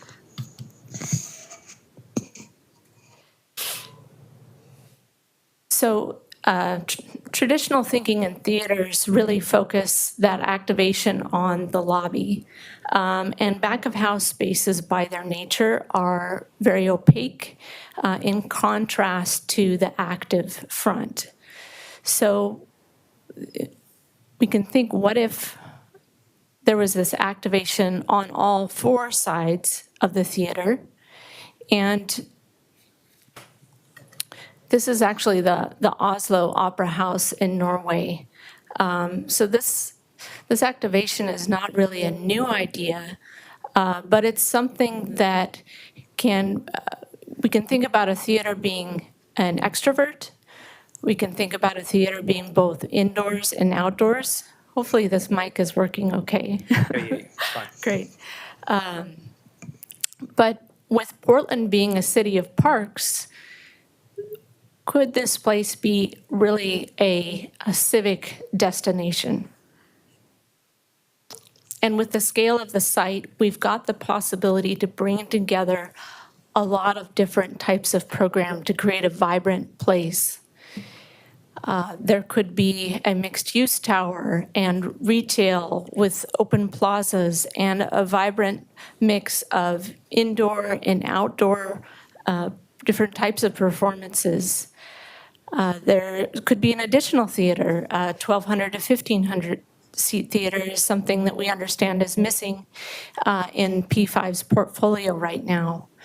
There could be even two mixed towers, really bringing life and activity to the streets, to the plazas, and making this a vibrant place. And Jean is going to expand on these thoughts. So Portland is changing. And I think the Lloyd Center site gives you a chance for it. I think the way we see theaters in the past is not the way people behave in theaters. How people embrace theaters in the past are not the way that people would see theaters. And theater right now is everywhere. This is an example. I think we can get there. This is an example of a theater in Florida. How do we get there? Next slide. So this site allows you a connection to 3 parks. Why is it important? Because next slide. Because this theater could be at the center, at the heart of this development. Just for a moment, think about 5 million square feet, 3,000 units. And you know what? It's going to get built, whether we talk about carbon footprint or not. We're going to grow. We need more residents. We need more offices to bring vitality in the city. So this development is not going to tax that carbon footprint. And I'm going to talk a little bit more about that. If anything, it's going to bring forth a really active core.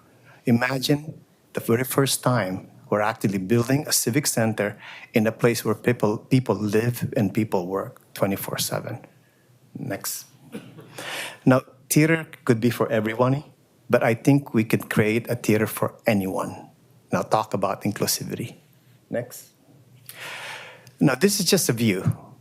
Just take the roof off and you can see that in the future that all the street would have retail, would have food, you would have a park. This theater that we're showing to you is in concept. But what you're gonna see is that we're deconstructing the theater. The old theater is everything's inside the glass box. Where we're not that kind of city anymore. We want to bring out all those pieces, allow people to flow in the site. And in this area, we also have a front porch where we can actually have outdoor activities. You can have food carts. You can have other activities that might encourage and really invigorate the space, not only for the evening, but how does it live during the day? Next. Just a quick glimpse of what you might imagine, like a lobby that's all around the building except for the front of the house. You can actually bring the ballet theater and some administrative office in here. You could actually expose the practice, the practice room for the dancers. You can have an amphitheater. You can have an outdoor loggia. And then you can connect to the 2 parks that we're creating. And then along the way, really strengthen Holiday Park. It's really kind of wanting to have a complement. Next. Now, this is what we think a theater could be. A theater could be a porch. It could be a roof that covers a park that allows inside and outdoor theater, whether it's organized or not. Next. Now, I'm old enough to remember in 1984 what Pioneer Square did to the city. And it's a park. But with that single move of thinking of a civic intervention being a park, really invigorated the downtown shopping district. I think we can do that. Next. Cross-section. In the new theaters, there is no back. And in this theater, there won't be, whether it's facing Holiday Street with a big 3-story loggia with balconies overlooking the park, or have the back of the house, which can have a practice area that's connected to streets and retail. And ultimately, you have full flexibility of whatever acoustics that you want, and also ability for a flat floor theater. Because because of our excavations existing in there. Next. Now it needs to be immersive. I think this theater has to live. I think it should be filled with people. Next slide. And it also should have a life in the evening. Well, imagine the theater when during the day it's filled up with activities on the terrace all around it, but in the evening, when it comes alive, this transparent vessel gives life to the parks and all the neighborhood around it.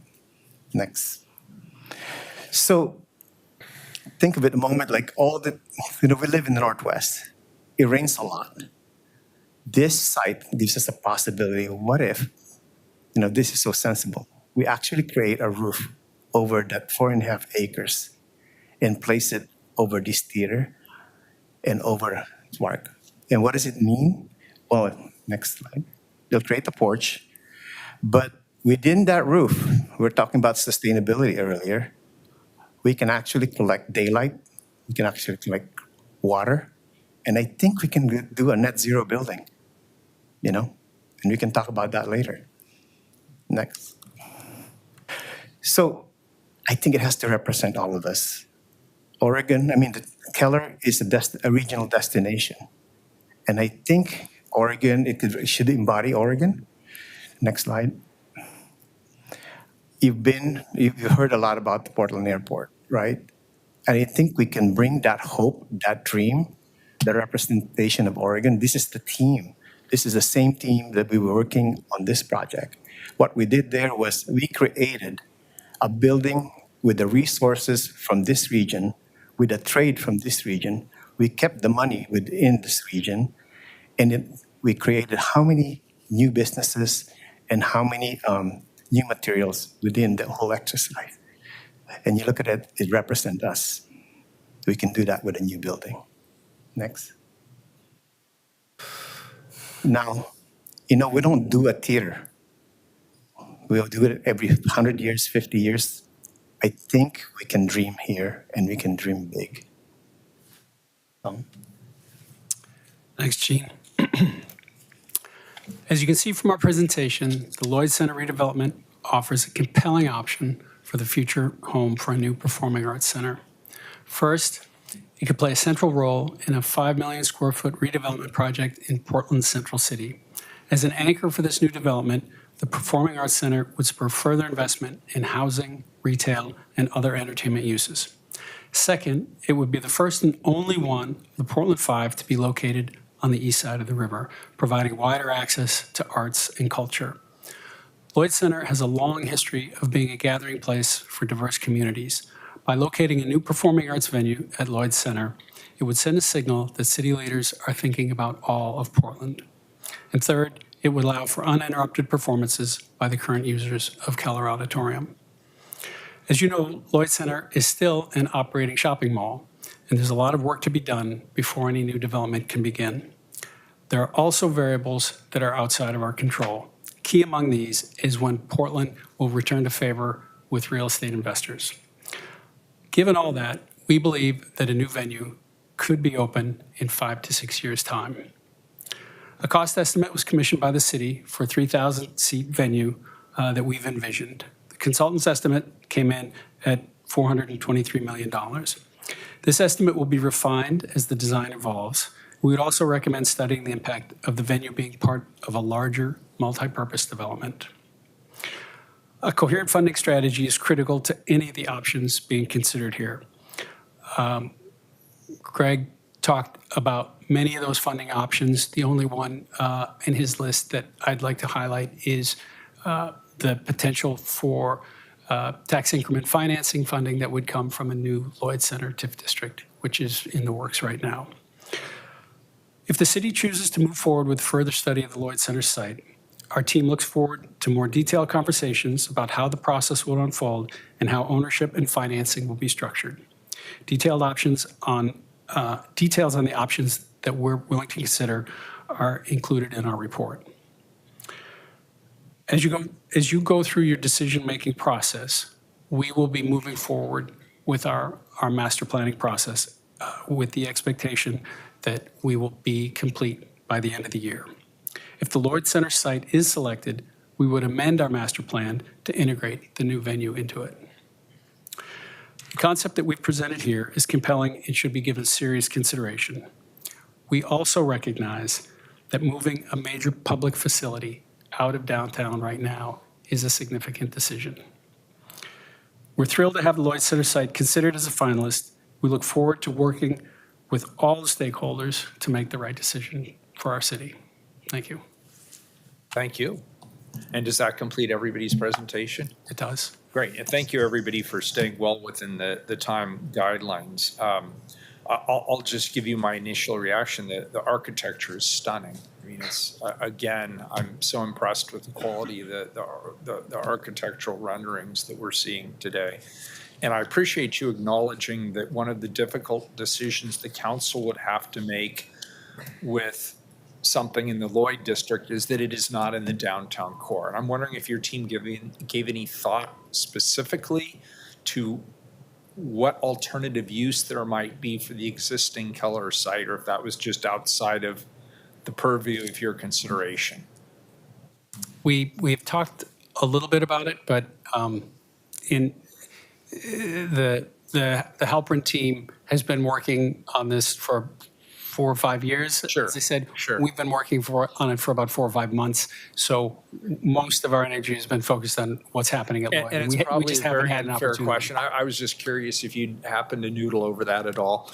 And I do have a question, and you've got the right photograph up here, because you mentioned, you showed outdoor venues, and I think you also said it could potentially be indoor venue. Can you show me on this concept that you have here what you mean by that? What here is indoors and what here is outdoors? Yeah, so can you, I don't know if you can see the mouse. I know it's pretty tiny on there. Yeah, I can see it there. But there's a By the screen. cinematic screen here.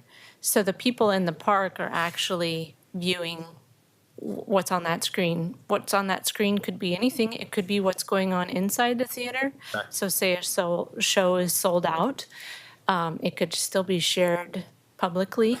There's also this terrace, public terrace, and amphitheater space. So they're off in the distance there, but there's performers performing for that amphitheater. And then just for fun, there's an additional amphitheater directly underneath that as you dip down into the basement where the black box theater is. Okay. So it's just potential for performance in all its variations. Okay, that helps me get spatially oriented, and I appreciate that very much. Commissioner Gonzalez, then Commissioner Mapps. I'm going to rehash some questions I had for Keller in some respects. Also the framing. I mean, we're seeing really beautiful options here, and I just want to acknowledge that before I kind of get into the brass tacks of just threshold financial and legal questions. But they're necessary diligence questions, but that's not what inspires. So it's we need to make space for both. Tom, you allude to it, but I just want to, any preliminary concepts of ownership at this point? I mean, I know we're early in the process, but what, any suppositions there? I mean, the scenarios that I think we would be willing to discuss are, an outright acquisition of the land by the city to develop the site, a long-term land lease of the site that would allow the city to lease the site and develop the facility, working with us as a development partner to build a facility, and then a long-term lease of the facility itself. I think those are all scenarios that we would be open to discussing.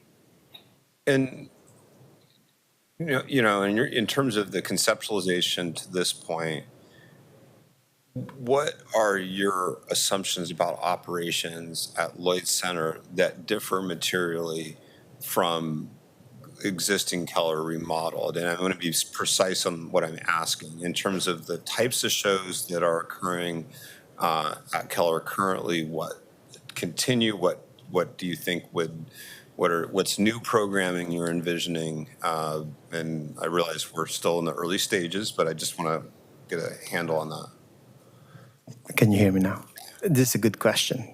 Sometimes when you're invited late in the party, you have open the whole possibilities. Mm-hmm. And we've had 5 months in, we've had 1 or 2 meetings with P5. But it gave us a really fresh look. I think to your question is that if you look at the world's going in theater, the one you saw in Oslo, there's actually multiple theaters in it. There's normally a 500, there's about a 1,200. And sometimes they want a black box.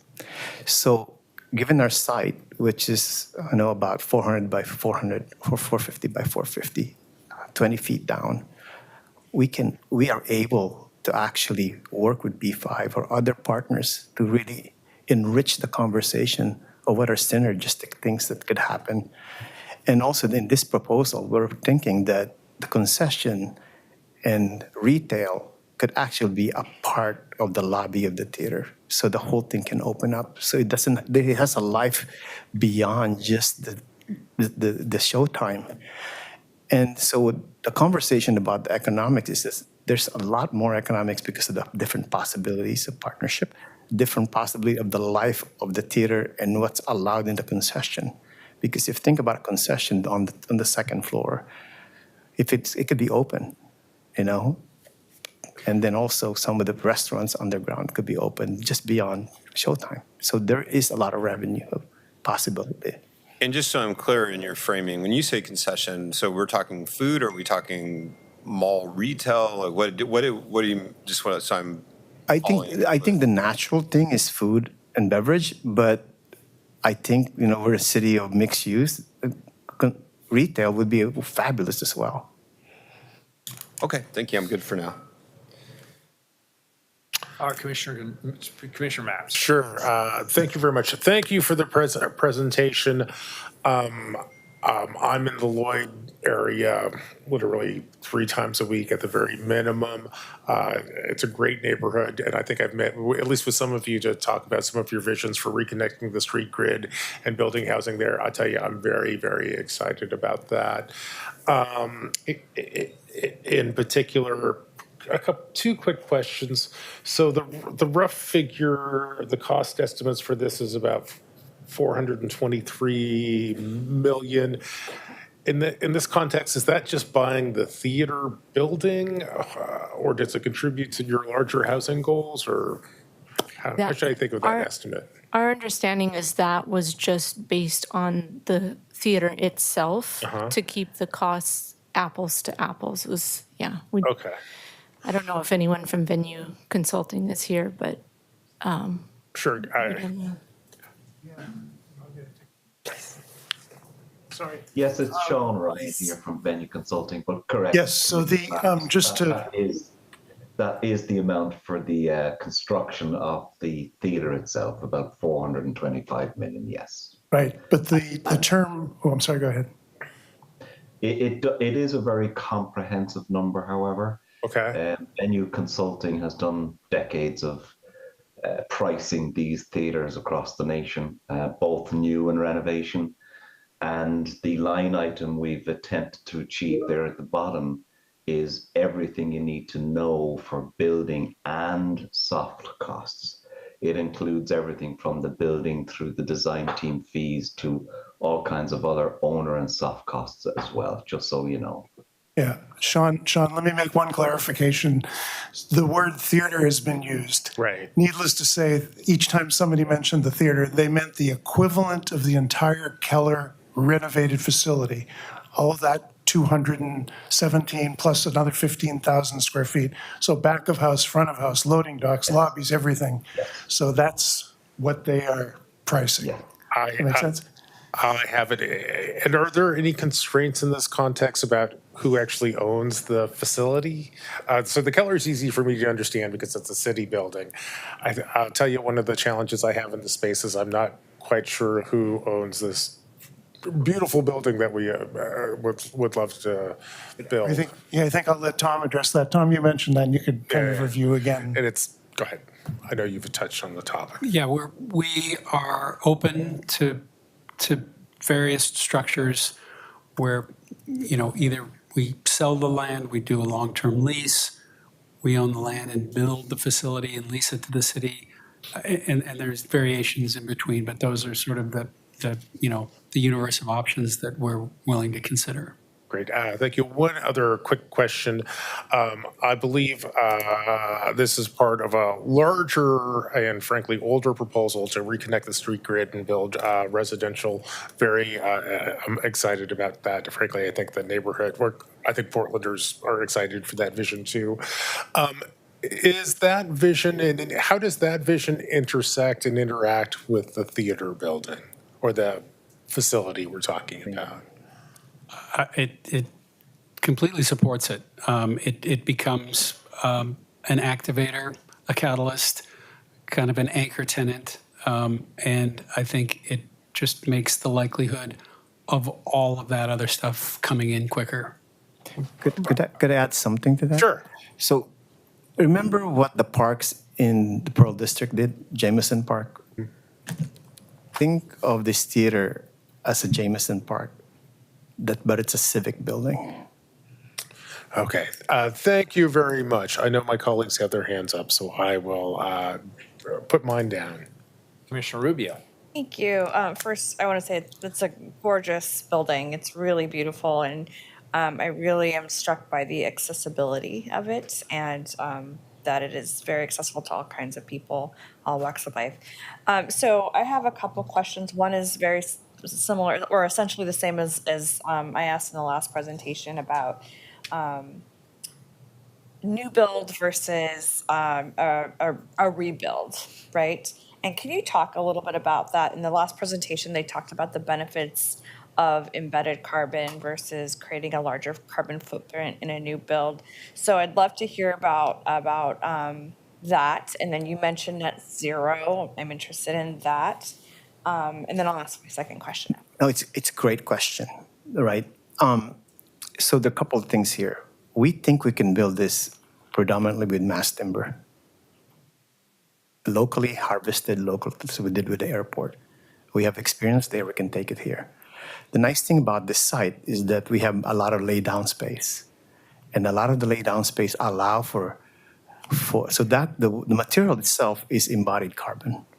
Then the amazing thing is that we have a lot of lay down space. We can actually have the assembly within the site. So we save carbon from transportation as well. Then there is also the operational carbon, right, which is energy, water. With new technologies and new buildings, we can actually lower that just because the technology has gone along the way. So if you think, there will be some carbon, but it will probably be a little bit more than the Keller. But in terms of the operational carbon, this building, because of the roof, the potential for solar panels, the potential for harvesting water, and for district energy, long term, it's going to have a lower operation. Thank you. And my second question, and maybe this is more for Tom, there have been a lot of ideas around this piece of property for, big ideas, some of them. And I know that you've been working for some time with the local community who also have strong ideas and opinions about what should or should not be there.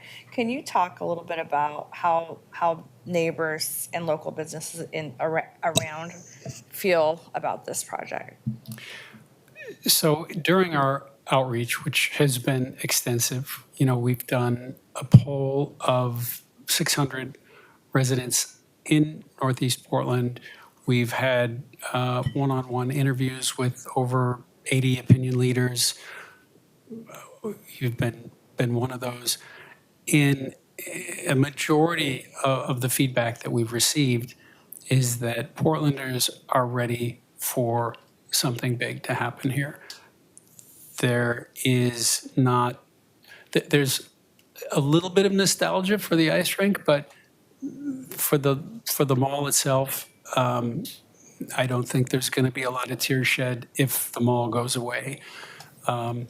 We talked sort of generically about an entertainment venue, which got very positive response. At the time that we were doing most of this outreach was before the Keller exercise began, so we didn't speak specifically about Keller with the folks that we spoke to, but we did talk about an entertainment venue, and there was a very positive reception to that. Thank you. Commissioner Ryan. Good to see you, Tom, Nolan, Jean, and Greg. That was stunning, like everyone said. It was kind of blew me away in terms of just the beauty of the architecture. So bravo on that. I also this is the neighborhood I do at least half my Main Street shopping in, right? Because I go to Lloyd Athletic Club, it's just over there. So I know the area really well. And I really appreciate you lifting Holiday Park like you did. But I want to start with how much you brought to my attention the current modern future concept of theaters not having so much a front and a back, but this just looks like architecture in the round. And what I see around it in this picture especially is I see a lot of park beyond Holiday Park. So one, just tell me more about if I'm looking at this as is this truly what the vision is at the moment? And is it surrounded by this park, or is the site I can't see parking? So let's answer that with two different graphics. Great. So this is looking east, and correct me if I'm wrong. Just under basically on the right side of the frame, there's taller trees there. That's the existing holiday park, Yeah. right? Yeah. And so you have mixed-use development sort of poking up from behind. And if we can go to one of the 3D, maybe slide 49, all four sides would have some open space on it. And so that when we talk about it not having a back of house, there's an opportunity to really surround it with open space. These could have different character, different kinds of activity to contribute. And if I could we got really excited about doing a design to test out the site, but I think to Jean's point earlier, we could have, if we had more time, done 5 different configurations of this. So this is really a way to show what the site of this size can do with this level of flexibility, both within the block as well as on its edges. And so I think as much as we get excited about the details here, it really is more about what it means to, as this slide shows, really put this at the center of the Lloyd Center redevelopment. Let me add to that. The parks are not smokes and mirror. I think this is part of the green space allocation for our development, so that this green space is going to be there. Just imagine this theater surrounded by 4 parks. It's going to be fantastic. And is the existing parking, should I assume that's going away and you're redesigning parking? Maybe it's under the park like European cities do? Where's the parking? Yes, so we have 2 stories of parking. So that would be available. I think it would be demolished because we need to bring new foundation, but it will save us about 2 months because they're existing halls, so it would save time. And there will be about, how many cars, Serena? 750 to 1,000, kind of a conservative assumption of below grade parking on 2 levels. And then I didn't hear it, but perhaps you mentioned it earlier. Your access to public transit is quite extensive. You have the MAX there to the south, right? And then to the west, you have the streetcar. Is that correct? Correct. Yes. Okay. Thank you. Commissioner Maps. Oh, no, sorry, that was a mistake. Okay. Very good. So thank you. Excellent presentation. Gives us a lot to think about. We're going to hear from PSU next, but let's give staff a couple of minutes break here. We've been at it for a couple of hours here, in addition to the 5 hours this morning. It is now almost 4 o'clock. Let's reconvene at about 5 after, if that's okay for people. Great. We're in Thank you so recess. much. Thank you.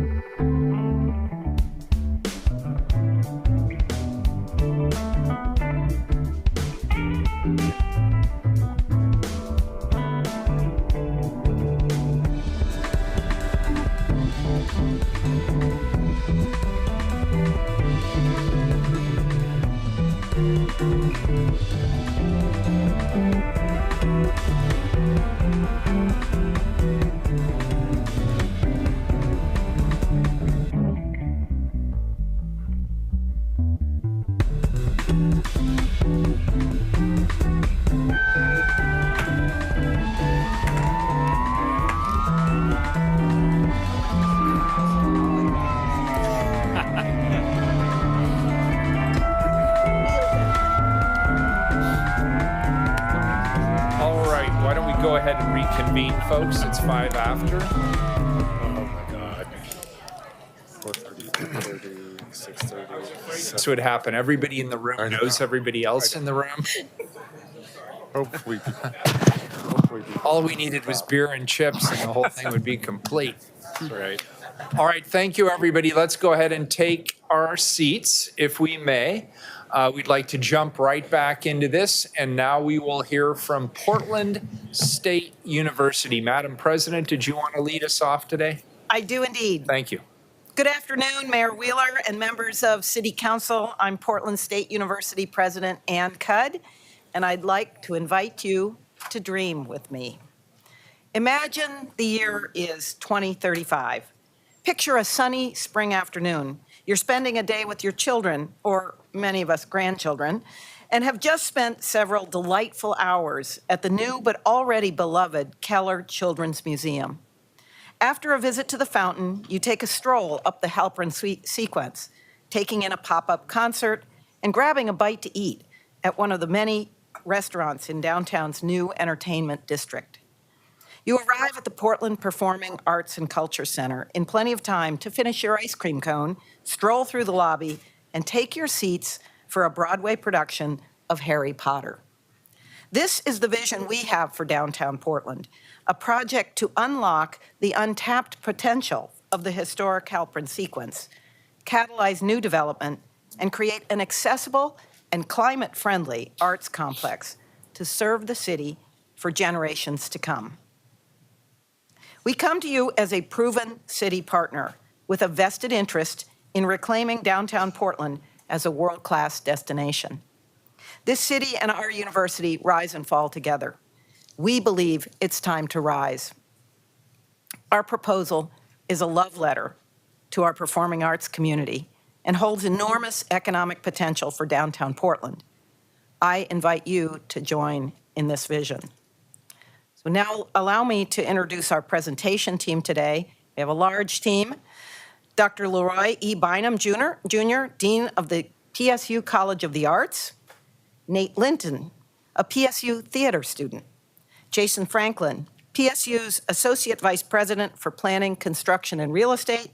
Sarah Schwartz, President of the PSU Foundation, and Andrew Colas, CEO of Colas Construction. And then here is our full project team, and I'd particularly like to acknowledge our design partner, Bora Architecture and Interiors, for their contributions. And now I'll hand it off to Dean Bynum. Thank you, President Cudd, and thank you, City Council, and your wonderful staff for making possible this public conversation about the future of the arts in Portland. As an opera singer and a lifelong lover of the stage and everything that takes place upon it, for me, the process of developing this proposal has been all about serving and uplifting the entire Portland arts community. The PSU team has had hundreds of animated conversations with arts and culture organizations of all shapes and sizes about their ideas for the dream venue. We have heard from patrons of Keller shows, as well as the artists and technicians who make sure those shows happen. It's been a tremendous learning experience for our team. However, as an artist myself, there are two certainties I've always known. For all artists, the most important need we have from any performance venue is to look and sound our best. And for all audiences, their most important need is to be able to see and hear clearly what is being presented on the stage. This requires the intentional creation of state-of-the-art tunable acoustics and complementary sight lines, only possible when an auditorium is built from the ground up.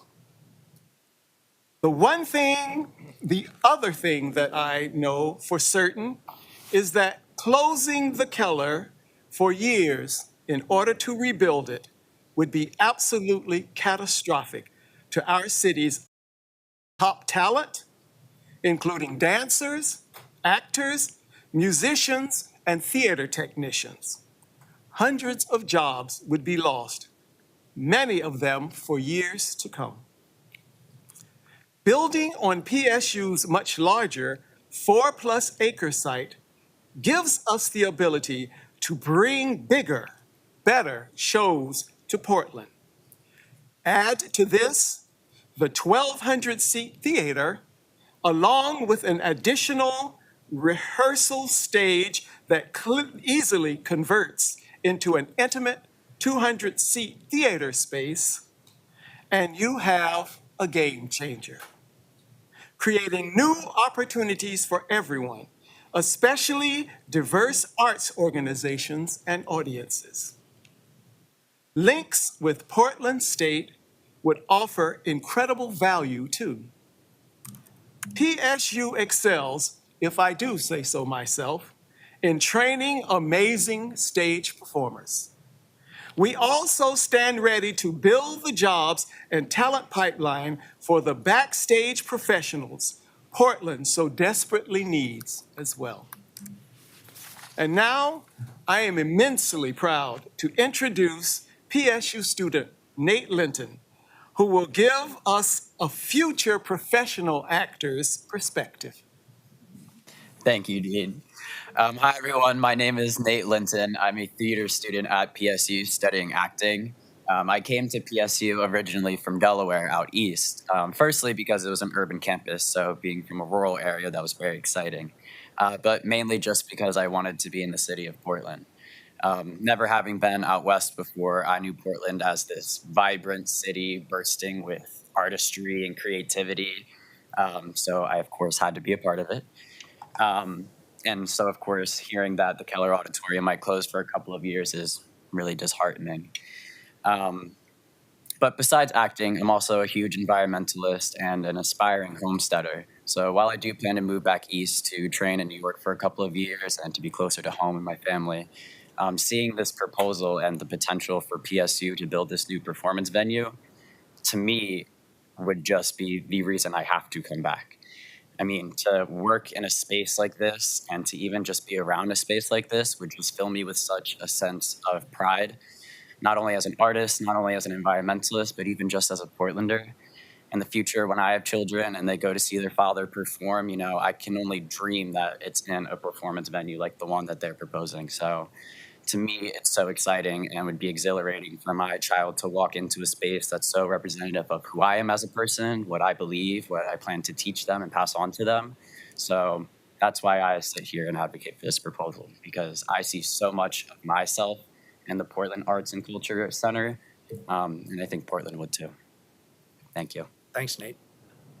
That was great, Nate. Thank you so much for choosing Portland State. I remember watching you perform, and I wish you the best in the next stage of your career. I can't wait to see you performing at the Portland Arts and Culture Center one day. For our next act, Jason Franklin will now walk you through the details of our proposal. Thank you, Dr. Cudd. Good afternoon. My name is Jason Franklin. I'm the Associate Vice President for Planning, Construction, and Real Estate at Portland State University. And today I'm going to walk you through some of the project details. I want to say at the outset that I've been involved in 7 complex downtown development projects during my career at PSU, and I have never been more excited about any project's potential to serve our city. Let knowledge serve the city is the PSU motto. And when you start with a mission that matters, you really do get to somewhere different and great. The proposed PSU Performing Arts and Culture Center is located just a few blocks from where we're sitting, at the beginning of the Halpern sequence, at the intersection of Southwest 4th and Lincoln Street. The 4.25-acre site is currently home to the University Place Hotel and a small retail building.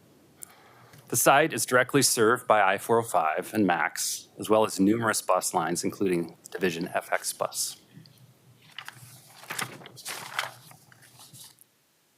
Arriving at the new Performing Arts and Culture Center, you are greeted by an outdoor arrival plaza that connects to the historic Halpern sequence and offers covered areas for gathering and meeting friends and family.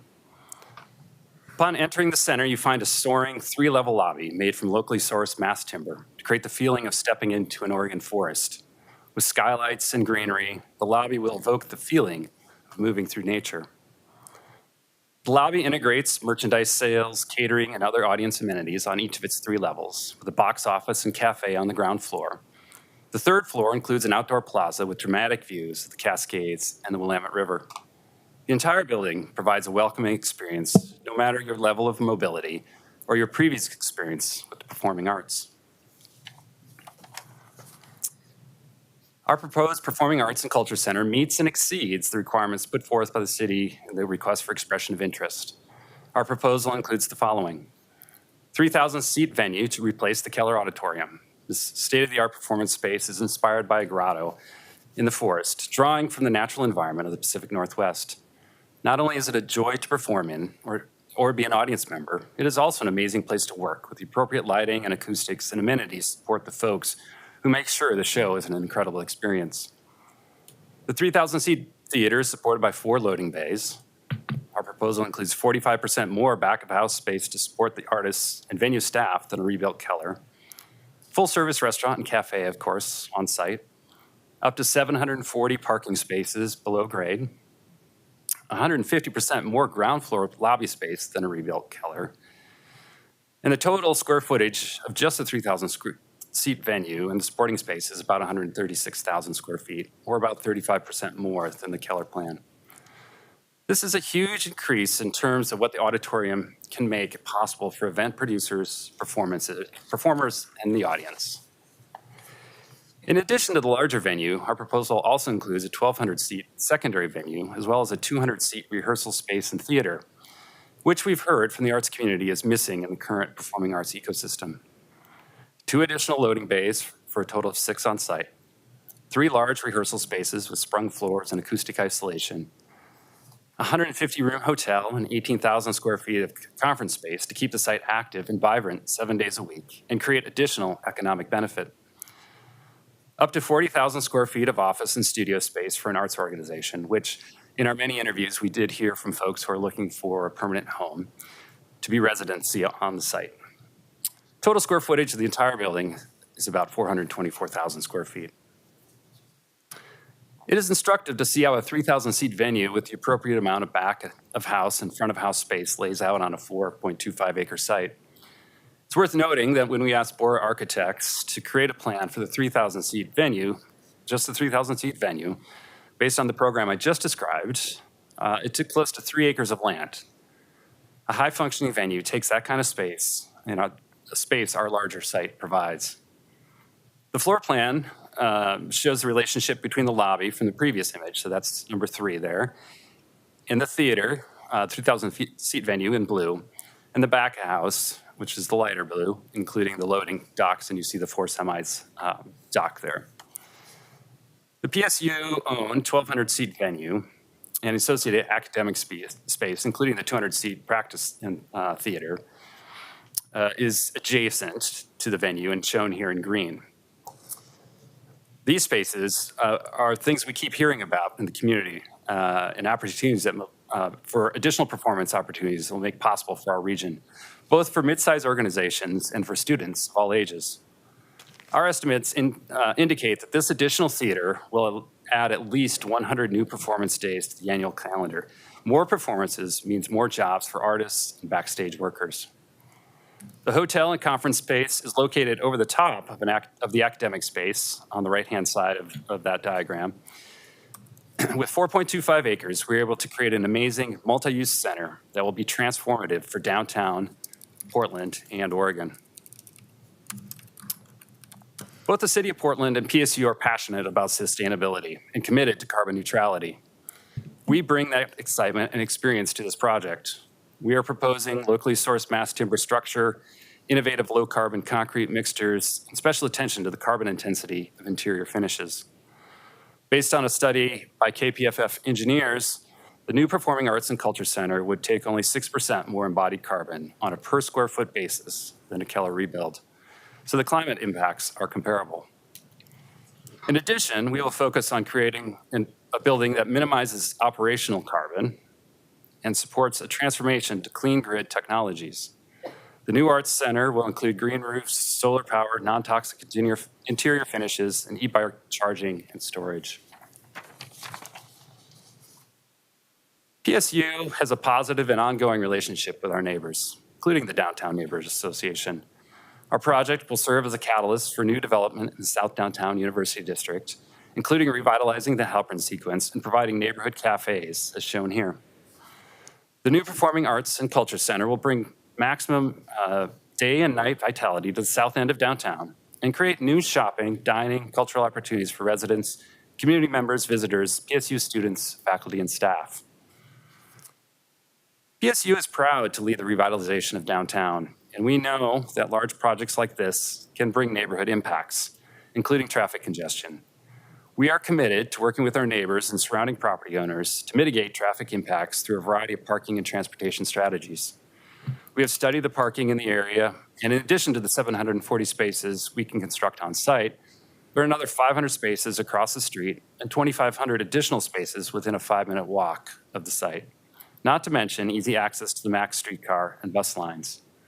By dispersing parking throughout the area and facilitating the use of public transit, we know we can help alleviate traffic impacts to the immediate neighbors while creating a sustainable venue. We are proposing a commercial condominium ownership. It's a proven model that results in a well-maintained building with capital reserves contributed every year to avoid future deferred maintenance. It's the structure we used in the Vanport building, pictured in the center of this slide, which we recently completed in partnership with the city, PCC, and OHSU. With a grand opening in January 2021, the $104 million Vanport building was delivered on time and under budget during the COVID-19 pandemic and 2020 wildfires. Under this ownership structure, we would lease the land to the city for $1 a year for the next 100 years, removing land costs and freeing up the land where the Keller is located for an exciting new use. Let me just repeat that. PSU is providing use of our land to Portland essentially for free, for the greater good, to help create the additional benefit to our city. PSU has been the most active downtown developer over the last decade.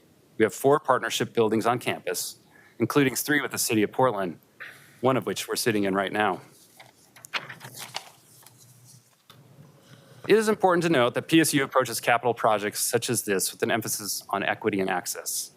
Our approach is to foreground the voices of those who are often marginalized by the large project process. We have found that project designers and decision makers often look like me. but that those using the building or working in the building don't and have different life experiences. We are committed to a design and construction process that breaks new ground on how a civic building is designed. Working with our design and construction team, we have determined that we can complete the entire complex by 2031. This schedule provides the necessary time for design and construction team procurement, input from artists, theater staff, production companies, and the public, fundraising, and necessary development agreements to govern the construction and operation of the venue.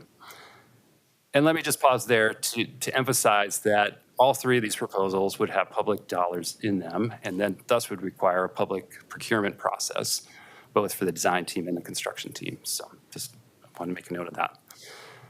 PSU works hard to create realistic construction schedules and budgets. And during my 11 years at PSU, so far, we have not had a project come in late or go over budget. PSU proposes to build the entire Performing Arts and Culture Center at the same time. While this is a large project, delivering all of the project elements, theater, academic space, and hotel, will reduce the overall per square foot costs for all owners. For instance, all owners will share the cost of the design team and the many shared systems throughout the building. We saw these efficiencies occur very successfully on the recently constructed Vanport building. As you have seen, the cost for building a new 3,000-seat theater is significant. However, when considering the $100 million of negative economic impact that you've heard about from the staff report of closing the Keller for 2 years, the cost of a rebuild in place and a new theater are about equal. That is important to keep in mind. And I also recommend that you ask staff to analyze the time cost of a potential closure and rebuild of the Keller, because that certainly will increase the costs. In addition to the efficiencies and cost benefits of a larger venue, more partners means more sources of funding. PSU has access to state-paid debt for the PSU academic spaces, 1,200-seat venue, and parking. We have already been in discussions with legislative leaders about this project of statewide significance. In addition, we have had positive discussions with hotel investors and operators about a new hotel and conference center. And finally, our site is located in the North Macadam urban renewal area, bringing tax increment financing into the picture. We owe the future the best option for our city. Constructing a new venue from the ground up gives us the chance to ensure that what we build is not just beautiful, but a true catalyst for Portland and Oregon. This project protects artists and theater jobs now and creates new jobs in the future, sparks incredible new benefits and opportunities, and creates an amazing audience experience. This is consequential choice, an investment that will pay dividends for the next 100 years. Now here's Sarah Schwartz, president of the PSU Foundation. I want to start with a moment of gratitude to the City of Portland and to everyone in the room today for this incredible civic conversation. What a joy, truly. I am a fundraiser and a theater geek. A few months ago, I was asked to estimate just how much my office could eventually raise to support this project's spaces. And I will admit to you that at that point, I didn't want to overpromise. But with every conversation I've been a part of, and there have been so many rich conversations our PSU team has participated in, my thinking has expanded and my enthusiasm grown. Today, I'm here to tell you that the nature of the vision PSU is co-creating can make possible a big vision moment for arts philanthropy too. In short, Portland State is committed to a philanthropic approach that can serve the entire Portland performing arts and culture ecosystem. Let's start with the magnificent spaces we're planning, including this one. Naming rights matter to philanthropists. There are naming rights for 2 auditoriums and the lobby, classrooms and studios, offices and community spaces, and naming the entire complex, a new signature destination for our city, is certain to inspire a record-setting gift. Also, this community-forward effort will generate momentum and support for the performers and students, teachers and school children who will find purpose and inspiration there. And what if we were to designate a percentage of every capital gift to create a fund to support Portland's performing arts organizations? We need every single one to survive the coming years if our city is to thrive. I'm hearing this kind of inventive thinking all over town. It reflects genuine excitement about what's possible if we look beyond our individual interests and together commit to the common good. Portland can do more than defy expectations. In the immortal words of Elphaba from Wicked, it's time to defy gravity. It's time to trust our instincts, close our eyes, and leap. And now it's my pleasure to introduce Andrew Colas of Colas Construction. Thank you. Good afternoon, Mayor, Commissioners. It's an honor to be here today. I'm Andrew Colas, President and CEO of Colas Construction. I'm also a native Oregonian, Portlander, love the city, and a second-generation family business owner that's headquartered right here in our core. So really proud to be here today. There could not be a better time than right now for everyone in the city to think about what this place could and should look like. It's our next chapter, and we need to think bigger than we ever have before. Spurring economic development in the downtown core is a good thing. This proposal offers an opportunity to do just that, restore pride of place in our city, establish ourselves as a world-class destination, and serve all of our residents with access to the arts. And the beautiful thing about PSU as a partner in this endeavor is that they are a known and trusted downtown developer and city partner. This project will create jobs, catalyze investment, and create a new and dynamic gateway to downtown Portland. When it comes down to it, more is more. And this project brings more to the table, including creating several thousand construction jobs, creating economic development throughout the city core, and with Colas's unmatched track record of advising on equitable contracting and workforce hiring, it's sure to be a wealth-building opportunity for people of color. I can only imagine this incredible complex when you come down to Portland off of 405. It's an anchor of downtown, and it's a place that draws people in, making them want to be a part of the arts and what we're creating in the neighborhood. It's an entirely new part of downtown Portland that has yet to be maximized to its fullest potential. There are 7 acres of space available for redevelopment around the PSU site. That's an incredible opportunity for economic activity and to raise up a new entertainment district for our city. This will create unparalleled amounts of new jobs, new economic development throughout our city, and it's a project that does what nothing else can. It tells everyone across the nation that the city of Portland is back and we're open for business. I'm immensely proud to be a part of this proposal team, and I urge you to embrace this bold vision for Portland's future. Now, President Cudd, can you please share some closing thoughts? Thank you, Andrew. So if you take one thing from this presentation, let it be this. Our proposal is bigger than PSU and bigger than a 3,000-seat performance venue. This is a vision that will change the face of downtown Portland and set the stage for the next 100 years. This is economic development on a grand scale with enormous reputational upside, strong momentum for job creation, and economic impacts in excess of $75 million per year. We are so excited to work collaboratively to imagine a new South Downtown, including a dynamic new use for the Keller site that connects through the Halpern sequence to the Portland Performing Arts and Culture Center. I came to Portland because I know, as we all know, that Portland can do big things. What an honor and a thrill it would be to leave this legacy together. Thank you for your time. Thank you. Commissioner Gonzalez.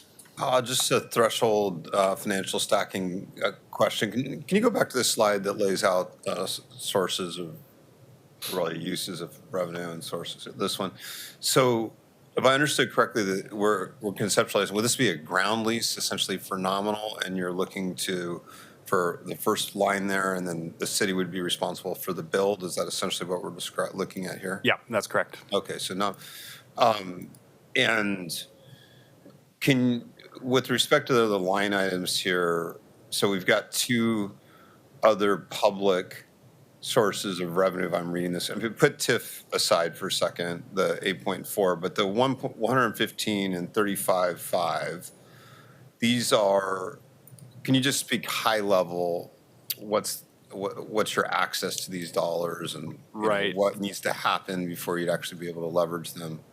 Yeah, good question. So the 115 million that you see on that 1,200 seat auditorium line is a combination of $85 million of GEO bonds that we are requesting from the state in the 2025 legislative session, and $30 million of philanthropy. And then the 35.5 you see for parking are another type of bond, essentially a revenue bond that's issued by the state that would be paid back by the revenue from the parking garage. Got it. And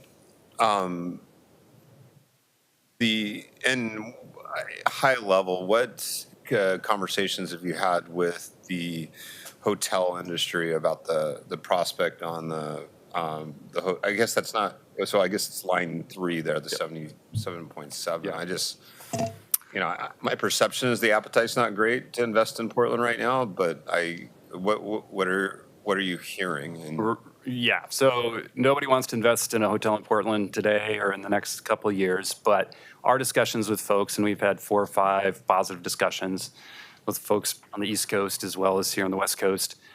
And when we talk about what's included in this proposal, the 2 theaters and surrounding development potential, people get interested in a hurry. And when we talk about a 2031 opening, then they're like, yeah, that feels about right. And we've purposely overbuilt conference space here, included that in our program, I should say. The surrounding hotels in the neighborhood have underbuilt on conference space. So there's a great opportunity for this site to hold amazing conferences that are surrounded in the performing arts, focused on the performing arts, and utilize the other hotel space that's in walking distance to this site. And last question on the stacking. So the assumptions about private raise that you alluded to, so we've got a component that would offset the 115. Are you envisioning that there would be a private raise that Portland State would help with on line 1 here, the 447? I think we're open to those conversations. Okay. I think I'm good for now. Thanks.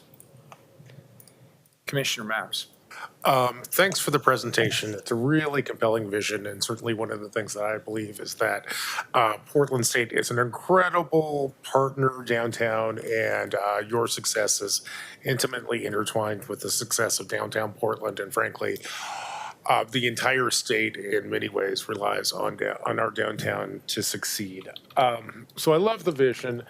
A couple of questions about the particular proposal. Here we have 2 auditoriums sort of in play, and you'll have to excuse me, we've been in here since about 9:30 this morning. And I know your presentation touched on this, but can you just remind me again the difference between the 3,000 seat auditorium and the 1,200 seat auditorium? Yeah, so the 3,000 seat auditorium is the replacement for the Keller. Okay. And again, that would be a city-owned asset. Okay. As part of this overall commercial condominium. The 1,200 seat venue would be owned by PSU, paid through, as we previously discussed, with the bonds from the state as well as the philanthropy. So they would then work in concert together on this site. So driving more, we think another at least 100 night performance nights, more theater jobs, more economic impact. Yeah, if I just may Sure. add one thing, that 1,200 seat auditorium would certainly be useful it would be used by our orchestra, our world-class choir and opera, but also by other arts organizations. So we really envision sharing that. We would run it, but it would certainly be something we share, just as we share Lincoln Hall. Thank you very much, Madam President. I sure appreciate that clarification. Is this part of a larger master plan, arts master plan that's been a while? Is this a relatively new concept, or is there some? Can you give me some history behind this concept? Well, this we are responding to the city's RFEI. Okay. We bought this piece of property back in 2004 as a land bank, and have looked at various scenarios for development of this. We have had past discussions with the city that date back probably to 2017 with city staff about this opportunity, but hadn't actually developed anything to this extent until this opportunity came along for this civic discussion. So. All right, that's helpful to me. Thank you very much. Thanks, Commissioner Mapps. Commissioner Ryan. Thank you so much. It's good to see everybody. And I'm so sorry I'm not there. I'm not feeling well today. So it's I'm really missing out on being in that room full of everybody that knows each other. And I have to say, this is the third stunning, beautiful presentation we've had this afternoon. It's quite an honor to sit and take this all in. Madam President, Dean Bynum, Nate, the actor, who we hope comes back to Portland to raise children, Jason, Sarah, and Builder Andrew Pullis, you're a great team. I think what I want to do is hone in on PSU today and where it's going. Dr. Leroy Bynum, I think we all know that you have a few smaller facilities within Lincoln Hall. There's the largest one, which I think has dance performances, and you have the two smaller ones. How often are they operating for the community throughout the year? Are they operating almost every night? What's the percentage? Yes, Lincoln Hall operates 300 out of 365 nights a year. Okay. And as President Cudd said, you share that space with other arts organizations? Yes, we do. We share. Yes, we share that space with our community partners, who are very, very treasured community partners who love that space. They love the size of it. It's a 500-seat hall that is also an acoustical gym. It's great for dance, and it's also great for orchestral performances and opera. But it is 500 seats. That's what it is. Right. Yeah, no, it's a lovely place to watch dance for sure. And opera, this sounds great. What's the current enrollment right now of the School of Arts? The current enrollment of the College of the Arts right now is just at 2,000 students. Oh, that's awesome. College, I apologize, I'm dated. I worked there for 9 years, but it goes back to the aughts. And what about the current enrollment of PSU totality at the moment? About 21,000. 21,000, okay. And I want to hear the vision on how it seems like what I've experienced as a longtime Portlander and being downtown a lot is PSU's been impact on downtown has been quieter. And so what's the percentage of professors and students being back on campus activating the campus currently? How's it changed since COVID? Yeah, so we've made a big comeback since then, but we're not fully back to the same level that we were at in 2019 before the pandemic. And I don't think we're going to be quite fully back in that way, because students have changed, their needs have changed, their desire for flexibility. But that said, most of our students want the in-person experience most of the time, but they want flexibility as well. So they want to have a course or two online. So what we find is that really it's very hybrid.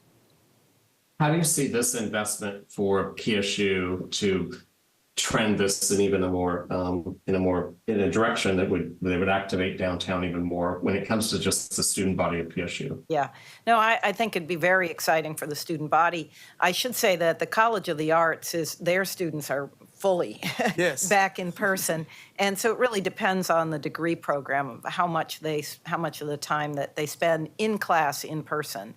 But as I was saying, most of our students want to be on campus for exciting events and extracurricular activities, but not necessarily for every one of their classes. But my vision, for Portland State is that it will be really at the center of this arts and culture destination, world-class destination for Portland. I think that, downtown is changing, and arts, culture, education, and living are really the keys to the future of downtown, and that's really a sweet spot for Portland State. Yeah, no, I appreciate everything I'm hearing right now. And there was a bold statement at the beginning when you mentioned Vision Keller as a, what'd you say, the Children's Museum? That's right.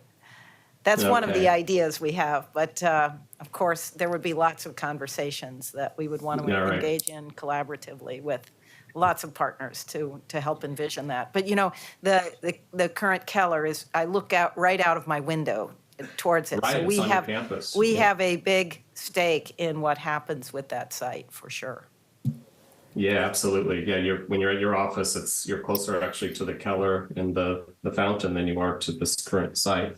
But that's why it's all one big neighborhood. And I appreciated that you acknowledged the flow of the Halpern that ends on Lincoln Street facing this site.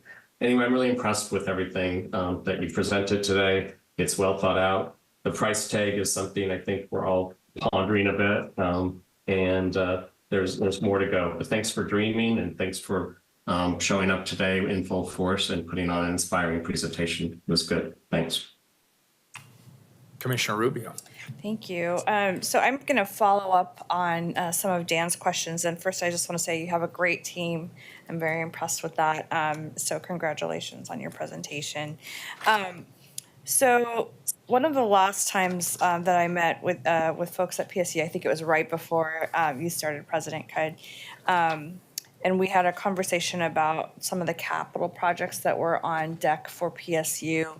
And at the top of that list at that time was housing, student housing, because there was a shortage of student housing, as well as work on, I think, the Science Center. Is that where the climate work was happening? Yeah, so we were very excited about that. This project is significantly, a big, it's large, it's huge, it's very visionary. And so my question is about where does this fall within those priorities?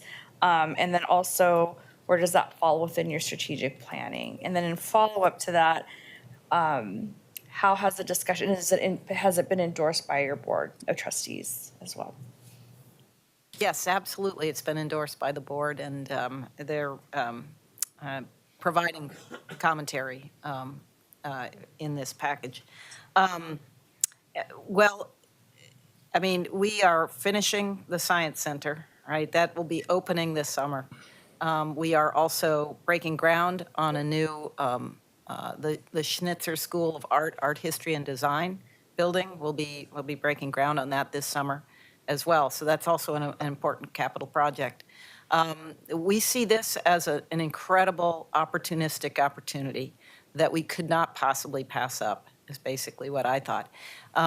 And with our great strength in the College of the Arts, in the performing arts in particular, and our visionary dean, this just seemed like an excellent mix and a way to really bump up our reputation as a university, and also therefore really help the reputation of Portland as a whole.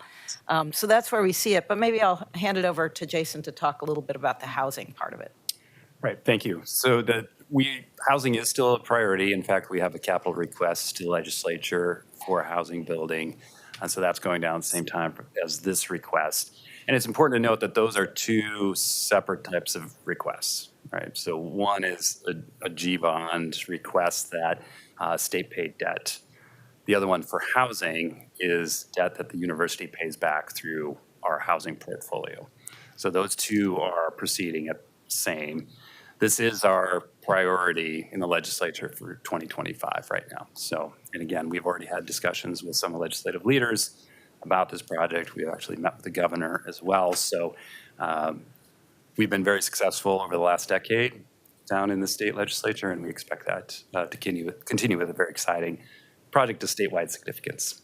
Great, thank you. And I have one last question. So I've asked the other two presentations the same question. So it's a it's a question about new build versus rebuild. And we heard in the last presentation, definitely compelling arguments on both sides of those things.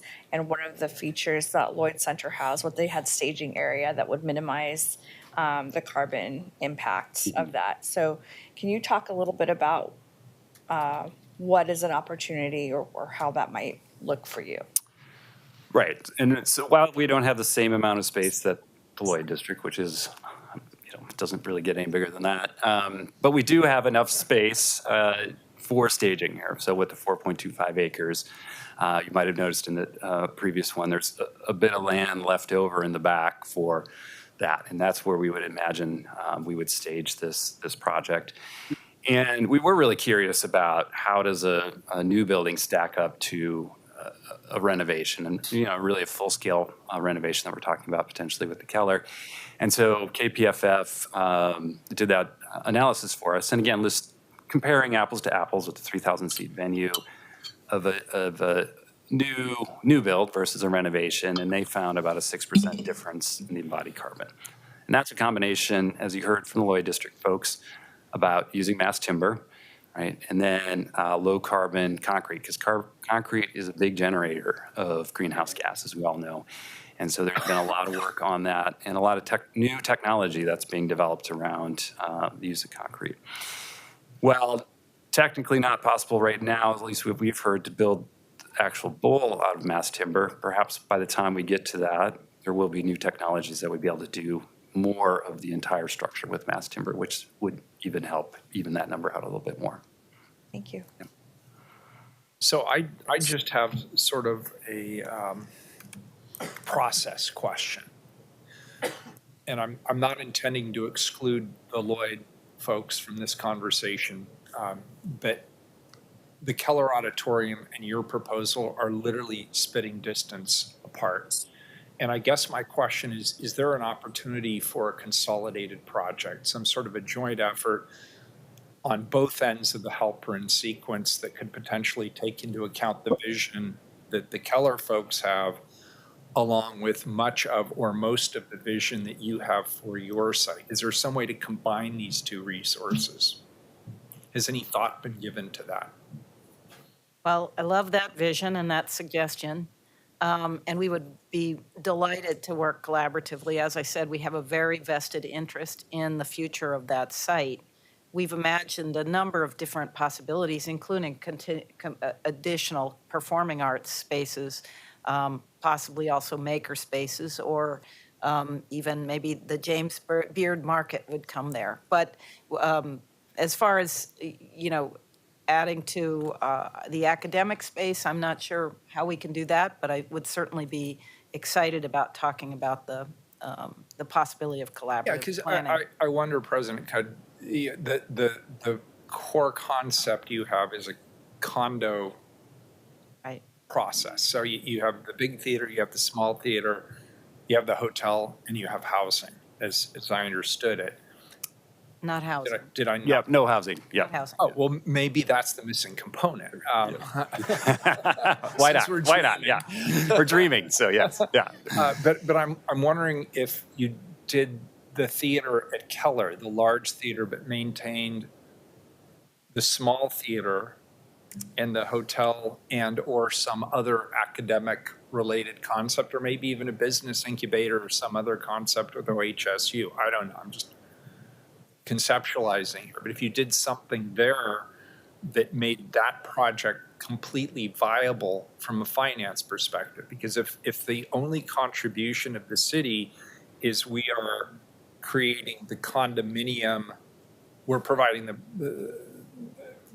the theater, right? Could you do that at Keller? Well, and then activate that entire sequence, the entire southern end of the city? Is there some possibility there? Since we're talking a long-term vision here anyway, right? You're not going to build a hotel anytime soon. I mean, one thing that's pretty clear to me is that the 3,000-seat auditorium doesn't fit very well on the 1 acre site, the Keller site. Okay. So what we offer is much more back of the house, much more accessibility for the trucks that need to come in. It's because the two theaters would share front of the house space, there's much more space there.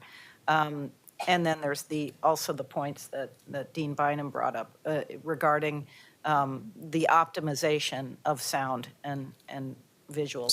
So when you look at this as basically condoized, or whatever the right word is, you're still envisioning that they're not completely separate entities. They are still shared. They're sharing facilities, whether it's transportation, loading, unloading, practice space, concessions. And I may not have that exactly correct, but you're still envisioning that they're integrated in some way. Yeah. Yeah, and I think that's the power of this proposal is that, again, it brings, different streams of money together. It brings efficiencies when you begin to think about sharing across that. I mean, again, when we did the Vanport building with the city, which is UMPCC, we saw on a per square foot basis, everyone's costs go down when you're all in that project together. So if the city were to individually build 7-story tower, right, or a theater, all those costs are on the city. Versus when you partner with PSU or somebody else, you begin to share those costs across the entire project. And so not only more efficient when you're constructing, but then when you think about the operations over the long term, you got more folks in there kind of watching out for it, contributing to the long-term maintenance of the facility. Okay, thank you. And I'll turn this over to Commissioner Ryan in a second, but I want to say one other thing, and it's a word of appreciation. You're fairly new to Portland State University, President Cudd, and you've come in at a challenging time. I want to acknowledge that you're thinking big for Portland State University.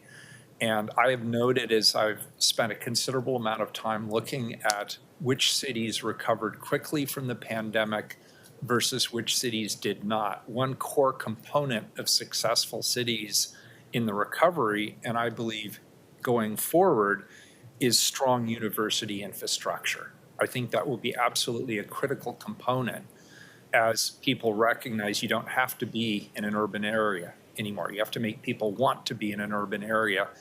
And one of the reasons that Boston went through virtual when it came to COVID is because they have 25 major universities and they're all back, and they came back relatively quickly, and all of the commerce associated with that, all of the research associated with that, all of the ancillary economic benefit of having all of those people in their community clearly played a role. And that should be something that we look to long-term as well. So I really appreciate your coming in and relatively quickly putting a bold vision on the table. Whether this one's realized or not, time will tell. But I appreciate you're at least in the game. Thank you for that. Commissioner Ryan. Yeah, thank you, Mayor. And those were lovely comments. I appreciated hearing them. Can you go back to the financial page? That lovely financial page. Yeah, that one. So I want to get this right. So I see all in the light blue. That's what PSU is focused on for their fundraising and working with Salem, and which includes the bond, or you're trying to get money for the 1,200 seat auditorium. But are you saying that the city would be totally responsible for probably wanting to get a similar bond for this auditorium? And are we on the hook to do all of the fundraising, if you will, for the 4.7 million? Thanks. I'd like Sarah to respond to this. Yeah. Thank you. Well, I can't respond to the bonding part, but I will say for the philanthropy, and I know you teed me up for this question before, we're really envisioning a holistic approach. This is a once in 100 years opportunity for Portland, and we need to get it right. And we really want to see this bold vision go forward to support all of the arts community. In order to do that, it's going to take philanthropy for all pieces of this proposal. What I would like to put forward is this idea of a global fundraise. I think Portland State could certainly be at the core of it and to be the convener and the architect for the campaign. But I would look forward to further conversations with others in this room, as well as with other arts organizations, to say, how do we do the lift for this to get the optimized auditorium that we need, as well as at the same time be sure that we aren't creating any deficit to any of the philanthropy that would currently be going to our arts organizations. So we can come out of this with not just a fabulous facility, but with a multitude of amazing local arts organizations who can take advantage of it and perform. So we are all in on making it happen. No, I hear that, Sarah. It was inspiring, and you're good at your job. But I'm trying to figure out if you're also taking that enthusiasm to the gray area that says City of Portland, or is it just all your dialogue is in this light blue area that totals 229.6? No, I've got both colors focused on. Okay, I needed that clarification because when you look at this, one wouldn't have known that. So that's why I wanted to bring it back up again. I appreciate that. Great. Thank you. Excellent presentation. All right, so with that, we will turn to public testimony, 2 minutes each. Name for the record. We do not need to know your address or any identifying information beyond that. Keelan will call people up. Commissioner Mapps will be presiding. At the end, the council will vote to accept the reports, but again, same clarification as before. We're not deciding anything other than obviously we want the process to continue, and that's why the reports need to be accepted, which they will. And I'm sorry, I will not be here in person. I will listen remotely as long as I can, and for the part that I don't hear, I will review it later. And I appreciate everybody taking the time to be here this afternoon and this evening to testify. With that, I'll turn it over to Keelan. Commissioner Mapps, you are presiding. Thank you very much, Mr. Mayor. Keelan, can we call our first testifier? And 2 minutes for the record. Did you already say that? Yes, 2 All minutes. right, 2 minutes, folks. I'm going to call up people 3 at a time. So when you hear your name, please come and sit at the table. Lejeune Thorson, Kevin Sholin, Jen Fuentes Luna.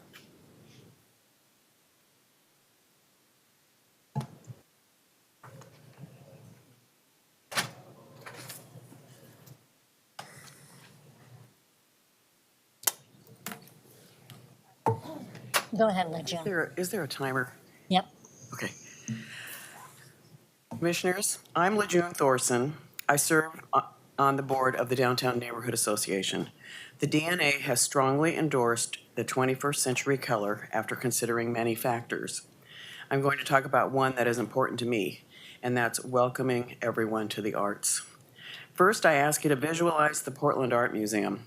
It's a unification of 2 grand buildings, one of which is preserved and repurposed, as is our tradition in Portland. Now I ask you to visualize the new addition, the new state-of-the-art Rothko Pavilion, which honors artist Mark Rothko as it brings us into the 21st century. The large windows and lighting in that pavilion are designed to draw the attention of passersby. A new, more diverse audience will be encouraged to see what was previously hidden behind brick walls. A few blocks away, the 21st Century Keller will have the same impact. The larger-than-life, lighted, programmable Keller fountain will draw passersby to this dynamic display. Instead of being hidden, a glimpse of upcoming performances will be available to everyone in lights. The 21st Century Keller will be inviting and warm and welcoming from the outside. A new, more diverse audience will be attracted to see an opera, a ballet, a cultural event, or a musical performance. We must continue to honor Portland's history. We must bring new people to the arts. We must bring excitement to the cultural center in the heart of our great city. And we must accomplish these goals sooner rather than later. Now is the time, and the 21st Century Keller is the place. Please make this decision soon so we can get started. Thank you. Thank you. Kevin Sholin. Hi, my name is Kevin Sholin. I am a marketing and advertising student at Portland State University. Students always search for practical experience to support their education. This new Performing Arts Center with additional amenities can provide lab learning opportunities for students studying the arts. Additionally, within the amenities lies an opportunity for PSU to build a brand new academic program in hospitality. I have interviewed national subject matter experts, including directors of the School of Hospitality Management at Penn State and Northern Arizona University. They have a range of expertise, but what they all shared was how important it is for students to have hands-on learning before graduation. This proposal can give students that opportunity. A small number of universities have a Broadway Across America theater, on-site hotel, and a hospitality program, none of which are on the West Coast. Of these 3 resources, most universities only have 2. This proposal would elevate Portland State into an exceptionally rare resource for prospective students that are interested in hospitality. This will create a new workforce of graduates from an innovative program that can lead the hospitality industry in the Pacific Northwest. Travel Oregon drafted a report of tourists that have visited our state, and they found that 67% of tourists that visited the Portland region explored the local food and beverage scene. Travel Portland found in an annual economic impact report that visitor spending on lodging accommodations is increasing every year since the pandemic. We're almost at pre-pandemic levels, and this evidence suggests that tourism to our city will continue to increase. The PSU proposal is the only proposal that invests in the arts and community while simultaneously innovating higher education in our city. Thank you so much. Thank you. Next up, we have Jen Fuentes Luna. Hi, my name is Jen Fuentes and I'm an accounting major here at Portland State University. There's a lot of opportunities for students if this project does go forward. Not only will the city will benefit, but also students when it comes to their career. Portland State University has an advantage being in the city where a lot of students are able to network and be able to gain work experience. Giving students a taste of what their industry is about and being able to use what they learn in class to real life scenarios is very fortunate and enriching for them. This will provide PSU the opportunity to bridge the gap between education and business, adding more value to what the student gets out of their education. With a diverse array of majors and classes available, we are intrigued at the perspective of introducing a hospitality program. The potential benefits are numerous, including increased access to new and exciting courses for students to take. Once they graduate, they will be able to have a full-time positions and will be able it will be more valuable based on their experience they had here at the school. The hospitality industry is going to grow about 10% more in the next decade. This is our opportunity to take initiative. It is important to remind ourselves of the mission statement of Portland State, let knowledge serve the city. And to be able to fulfill this statement by proceeding with this project, we must think about the future generation and help them the best way we can. Thank you. Keelan, could we call the next three testifiers? Next up, we have Sophia Francis, Omar Sanchez, and Susan Dixon.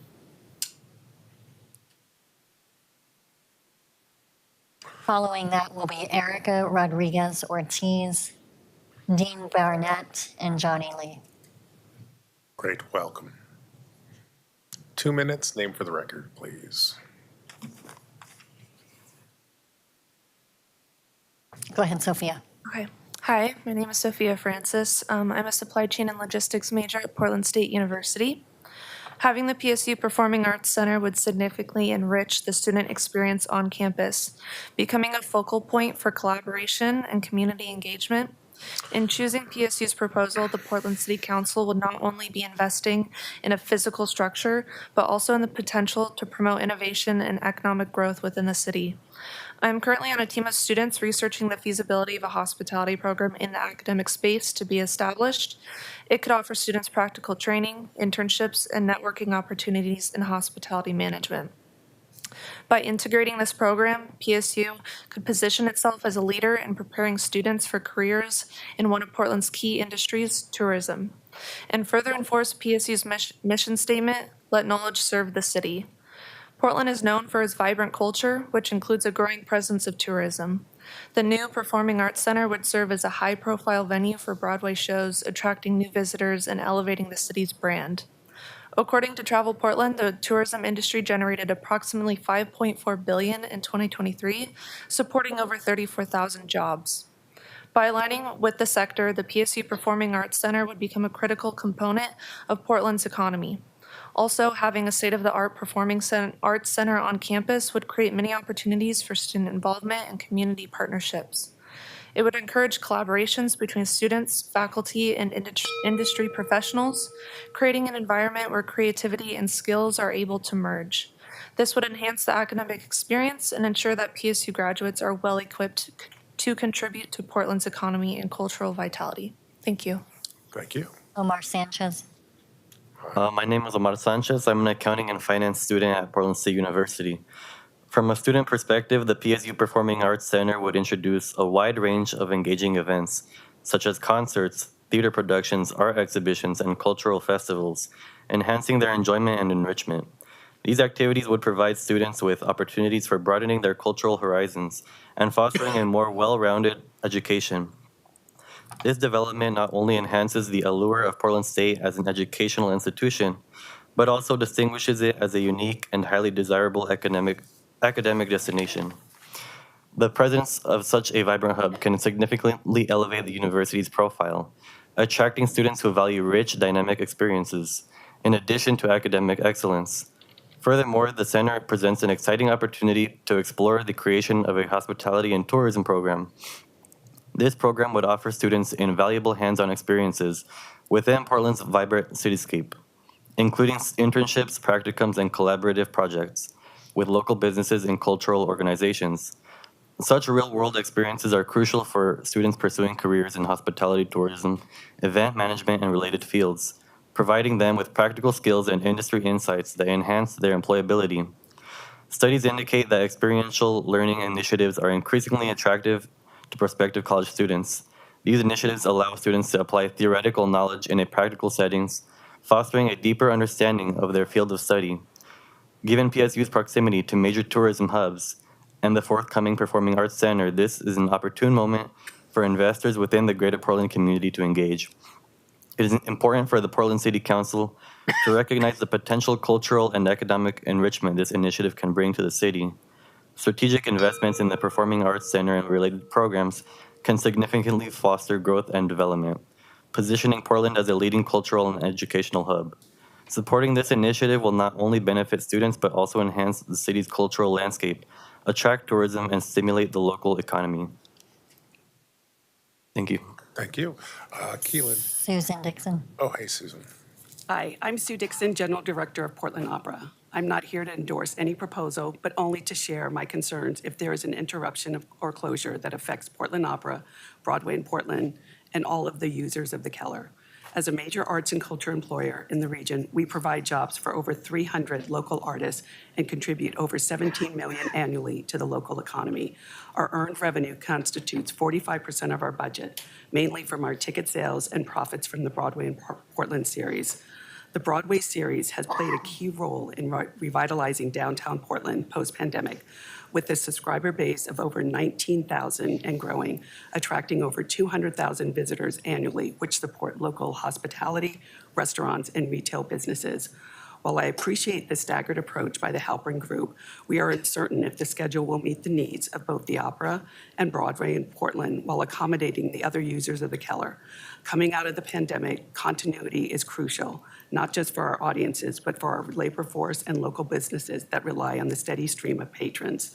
Furthermore, a reduction in our programming would lead to decreased donations and funding, staff furloughs, and a reduction of our union workers. I want to remind everyone that during the pandemic, the performing arts were the first to close and the last to reopen. Closure of any kind undermines the progress made in revitalizing the city center.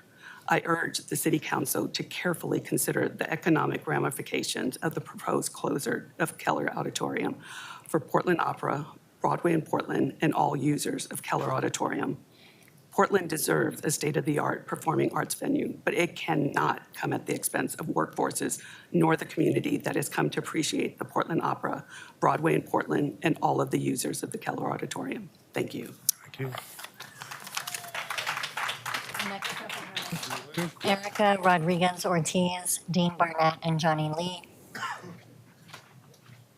Followed by Cleverson Domingo Villeneuve, Carol Morse, and Diana Stewart.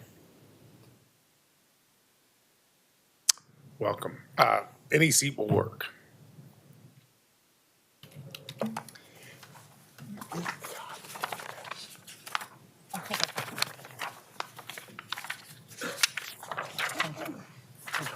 Keelan, who's up first? Erica. Hello, my name is Erica Rodriguez Ortiz, and I'm a finance and business tech and analytics student at Portland State University. This venue, the new arts venue, can provide a new future for this city. As part of a team researching the feasibility of a new hospitality program at Portland State University, there are many opportunities this venue can bring for students. The various building components being proposed can offer students hands-on experience that is invaluable. As students, we have a great amount of learning to do in the classroom. However, hands-on, real-world experience is what puts our learning into perspective and solidifies our knowledge and skills. Experience is what allows us to progress and understand the impact of where our education can take us. For potential hospitality students, having the opportunity to work directly in the industry that their area of study focuses on would be a great advantage. While expanding the educational horizons of students at Portland State University, this new venue could also provide a space for the Portland community as a whole. The center could offer space to enjoy community, culture, and thereby attracting people not only to the center, but also other parts of the city. Portland has a lot to offer. Investing in Portland State University's proposal can be an important step in pushing Portland forward in the process of revitalization and creating a strong brand for the city, one that offers culture, community, and opportunities for the future. Thank you. Thank you. Next. Good afternoon. My name is Johnny, majoring in marketing and advertising at PSU. Currently, I'm working on a project bringing hospitality program to PSU students. Therefore, the PSU Performing Arts and Culture Centers would be innovative, offering students unparalleled opportunity for artistic expression and community engagement. It would enhance the campus life, promote PSU's reputation as a leading arts and university, and contribute to Portland cultural vibrancy. The center would provide the student with state of art, rehearsal, performance, and exhibition facilities, creating a setting in which they could polish their skills and expose their work for the community. Furthermore, it would attract well-known artists and entertainers to cooperate with students, increasing their educational experience and career network. This arena would also function as a cultural center for the city, holding a variety of events and reflect a promote progressive and inclusive attitude. Students can use the letter to the city council to emphasize the center potential to raise both institution and the city, aligning with the Portland progressive values, cultural richness, and commitment to the art and education.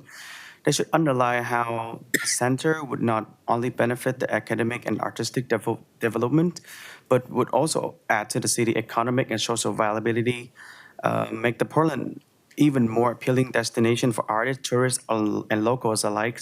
They might also emphasize the central role of boosting community participation by providing a location for individuals of all backgrounds to experience and appreciate in art, so sustaining the fabric of Portland's diverse and vibrant city. Thank you. Thank you. Dean Barnett. Thank you. I am Dean Barnett. I am a member of the Downtown Neighborhood Association, and I live at Southwest Lincoln and First, so I'm familiar with this neighborhood. Imagine with me a theater patron's experience with the renovated Keller. The experience will include the performance of the moment, enhanced acoustics and creature comforts, and the iconic fountain and plaza. Conveniently adjacent infrastructure also contributes to the Keller experience. Adequate parking, mostly within a block, some across the street, for efficient pedestrian and improved ADA auditorium access. Restaurants interspersed among the parking options, offering a variety of food and refreshment, and hotels within easy walking distance are all included. Keller renovation, as described, crafts the auditorium into a contemporary jewel in Portland's cultural district. The current setting for that jewel is an array of immediately adjacent parking, restaurants, hotels, and the iconic fountain. No alternate location can provide similar adjacent infrastructure. You must approve the Keller renovation. Thank you very much. Keelan, could you call our next three guests? Next up, we have Cleverson, Domingo Villeneuve, Carol Morse, and Diana Stewart. Welcome.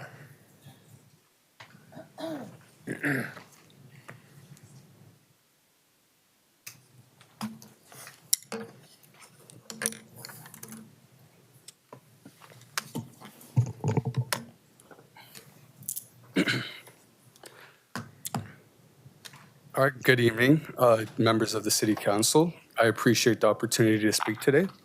My name is Cleverson Domingo, and I'm here to advocate for the approval of Portland State new facility. First and foremost, the university operates venue will foster deep community engagement. PSU is committed to making the space accessible to local organizations, schools, and nonprofits, ensuring it becomes a hub for the community events and activities. This inclusive approach will strengthen the bond between the university and the Portland community. Furthermore, this venue will serve as a dynamic educational platform for PSU students. It will offer hands-on learning experiences, provide students with valuable real-world skills, and prepare them for successful careers. Lastly, this venue will enrich Portland's cultural landscape by hosting a variety of cultural, artistic, and educational events. The new space will become the center of creativity and innovation for Portland State. In conclusion, granting PSU the venue space is an investment to our city's economy, educational excellence, community connections, and cultural enrichment. If you approve this message or this proposal, I'm confident that it will yield tremendous benefits to the city of Portland. Thank you for your time and consideration. Thank you. Carol. Good afternoon, City Council members, or I guess it's evening. I'm Carol Morse, Board President of Portland Opera, which includes a partnership with the Broadway in Portland series. I've been involved in arts and culture in Portland and the state of Oregon for more than 25 years as a volunteer, a donor, a fundraiser, an audience member, and a board member. I'm here today to talk as a fiduciary steward of one of the state's leading performing arts institutions that has been here for 60 years. As a board president, my job, as well as that of all Portland Opera board members, is to ensure the financial well-being of our company. We are concerned about losing significant revenue to the opera with the shutdown of the Keller, even with a staggered open-close schedule. Following the pandemic and citizen fear about the safety of downtown Portland, we are finally on the path to economic stability. We can't afford another disruption that would shake this new foundation. We need to look for continuity and financial stability for our resident companies. There are over 19,000 subscribers to Broadway Portland who are passionate about the series. The Broadway shows have been the bright spot in downtown revitalization. Unlike other arts organizations, they did not lose audiences and were able to continue the series without disruption after the pandemic. Their well-being, that of Portland Opera, and downtown revitalization efforts would be threatened if the Keller shuts down. If your decision is to renovate the Keller, we ask that representatives from the primary users, Broadway in Portland, Portland Opera, Oregon Ballet Theater, be partners in decision-making, from theatrical and technical requirements to the staggered schedule that will ensure a 21st century state-of-the-art performance venue. In closing, I'd like to say the Portland Opera remains committed to the revitalization of downtown Portland. In fact, after our building is sold, we are moving our offices to a location that is within the downtown core. Great, thank you so much. Diana.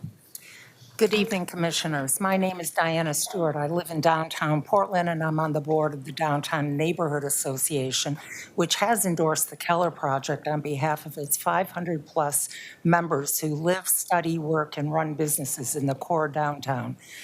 Also, given the endorsement of 5 homeowners associations in the Keller neighborhood, that makes thousands of downtown Portlanders who have joined to urge you to select the 21st century Keller design as the most timely, economical, ecological, iconic symbol that Portland is turning the corner in our revitalization saga.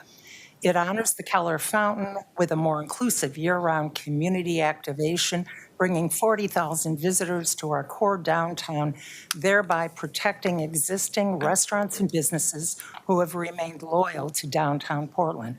Selecting the Keller Project still allows PSU, using their fundraising that we've seen, to create the 1,200-seat proposed Creative Arts Auditorium as part of its preeminent educational role in Portland, hopefully in partnership with the Keller project. It allows the Lloyd Center project to develop into a thriving Northeast Portland neighborhood through its master plan, substantially adding to our existing much-needed housing stock.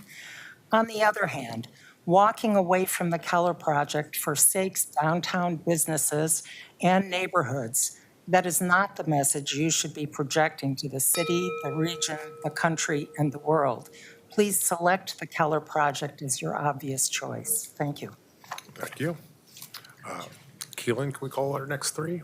We can do this. Next up, we have John Russell, Ethan Sperry, Tom Reichert.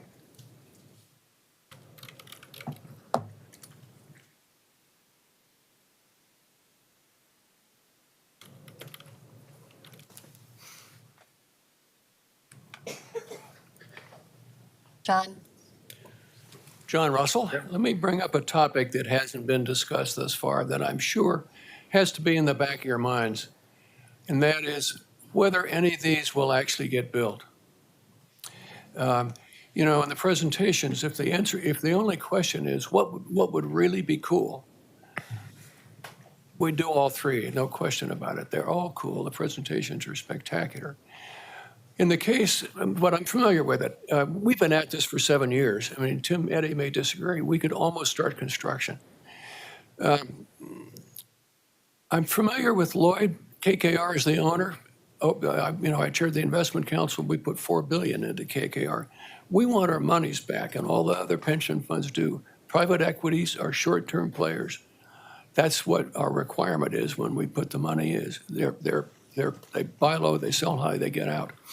In the case of PSU, I've never seen a more ambitious development. You cannot stage it. You can't put underground parking. You have to prepare the foundations in the underground parking for all the subsequent uses. And you've got different players. My prediction is that the PSU proposal and the Lloyd building will never get built at all. So you have one choice that's real. Thanks, John. Ethan Sperry online. Hi, my name's Ethan Sperry. I'm the Barry Stoll Professor of Choral Music at Portland State University, and I'm also the Artistic Director and Conductor of the Oregon Repertory Singers. Sorry to be appearing online. I'm in New York City taking care of a sick relative, but this is really important, and I wanted to take the time to be here. I think this is a once-in-a-century opportunity for our city, and I want to applaud Portland State for looking past what the Keller currently does. The Keller serves Portland Opera, Broadway in Portland, and other major users so beautifully. But I'm here to speak on behalf of the dozens of other arts groups that never get to perform in a place like the Keller. And there are dozens of us, choirs, chamber music, dance, world music, drumming. RAC did a study the same year I moved here 14 years ago that showed that the number of small arts organizations like ours that don't have a place to perform or perform in substandard locations, local churches, Portland could support 4 new concert halls to give us all an appropriate place to perform. And we find places, and I love that we get to work with local churches, but shouldn't we get a chance to be in state-of-the-art facilities as well? 1 new concert hall has been built in the Portland area in those past 14 years. It's the Research Center, and it's gorgeous, and it's now booked every single day, and it's bringing lots of people to downtown Beaverton. And we want those people in downtown Portland.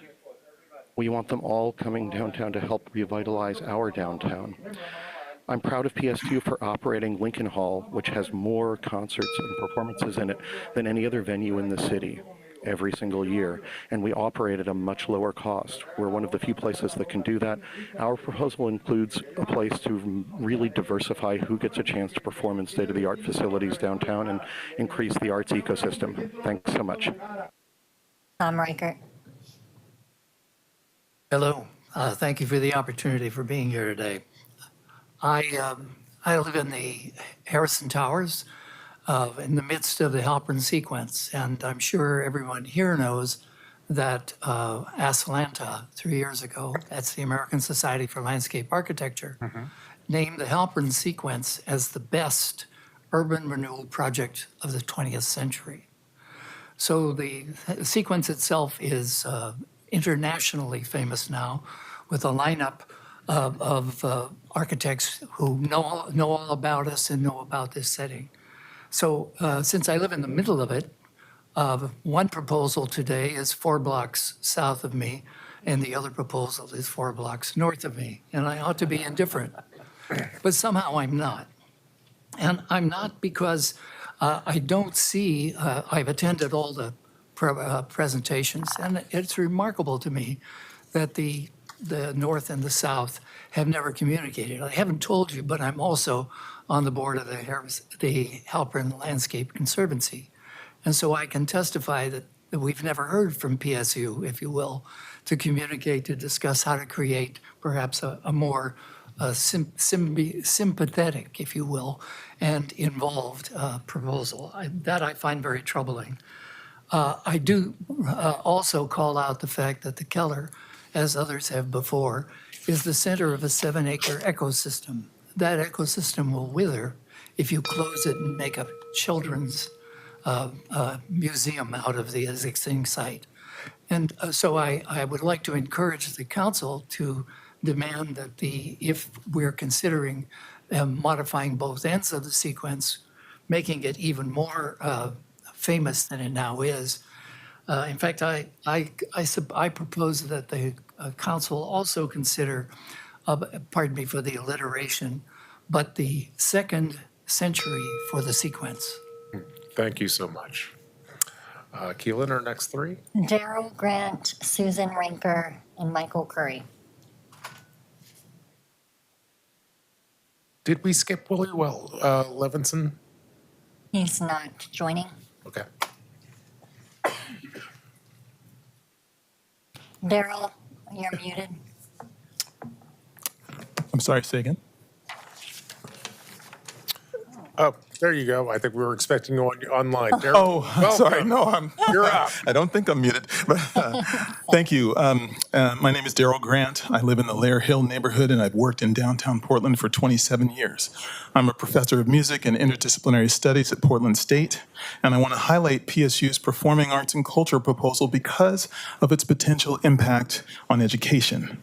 As you've heard, this proposal brings the city more than one large auditorium. It makes real the possibility of a center for the performing arts that provides for the creation of classrooms, rehearsal spaces, a second performance space that will enhance learning and pre-professional experiences of performing arts students across Oregon. Providing multiple points of connection between the city's university and the Portland arts ecosystem benefits current and future audiences, students and their families, and it has the potential to provide much needed support for professional arts organizations. By being multifaceted, PSU's proposal has the potential to spark a new integrated, interconnected vision for an arts gateway to the city, a place where the practices of Portland's world-class artists, the work of our large and small arts institutions, and PSU's educational reach work together to harness the transformative power of the arts to shape our city. I've been to numerous performances at the Keller, so I recognize the desire to save a 100-year-old building and the memories it represents to some of Portland's past, as well as the intention to prioritize diversity and sharing the wealth, as it were, this time around. Yes, in Portland, we recycle our old buildings, but don't we also break new ground? Yes, Portland protects the legacies of generations past, but if anything is incontestable, it's that we are living in a changing Portland now, with a need for new ideas and spaces that capture the imagination. As Mayor Wheeler expressed, in collaborating with Oregon's most diverse large university, the city has its best opportunity to reignite that imaginative spark in a way that fuels economic growth, energizes and bolsters our city's artistic community, and sets us up for an expansive future. As an artist, educator, and arts leader in the city for 27 years, my work has centered around the ways that the arts can transform the place and the community in which we live. PSU's motto, "Let knowledge serve the city," has been, in fact, my guiding principle.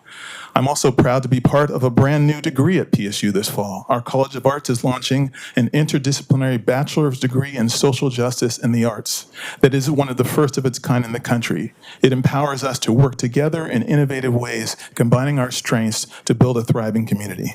So this is one bold idea I hope will power positive change in our community, and I hope that approving the PSU PAC proposal will be yours. So thank you very much. Thank you, Daryl. Next. Susan? You go first. I'm Michael Curry, founder of Michael Curry Design. We are proud to be Oregon's most prolific theatrical design company and bring that experience and expertise to the 21st Century Keller Project, where I serve as creative director. My theater work brings me to amazing cities around the world, usually in neighborhoods surrounding theaters and entertainment venues. These are some of the most vibrant and visited neighborhoods anywhere in the world. When you look at the ideal location of the Keller and its potential connection with the river, the Tom McCall Events Bowl, it's obvious this is the perfect location for strong placemaking moves. Alongside our efficient plan for a modern auditorium is the restoration of the glorious Halpern fountains and linking the experience to the river itself.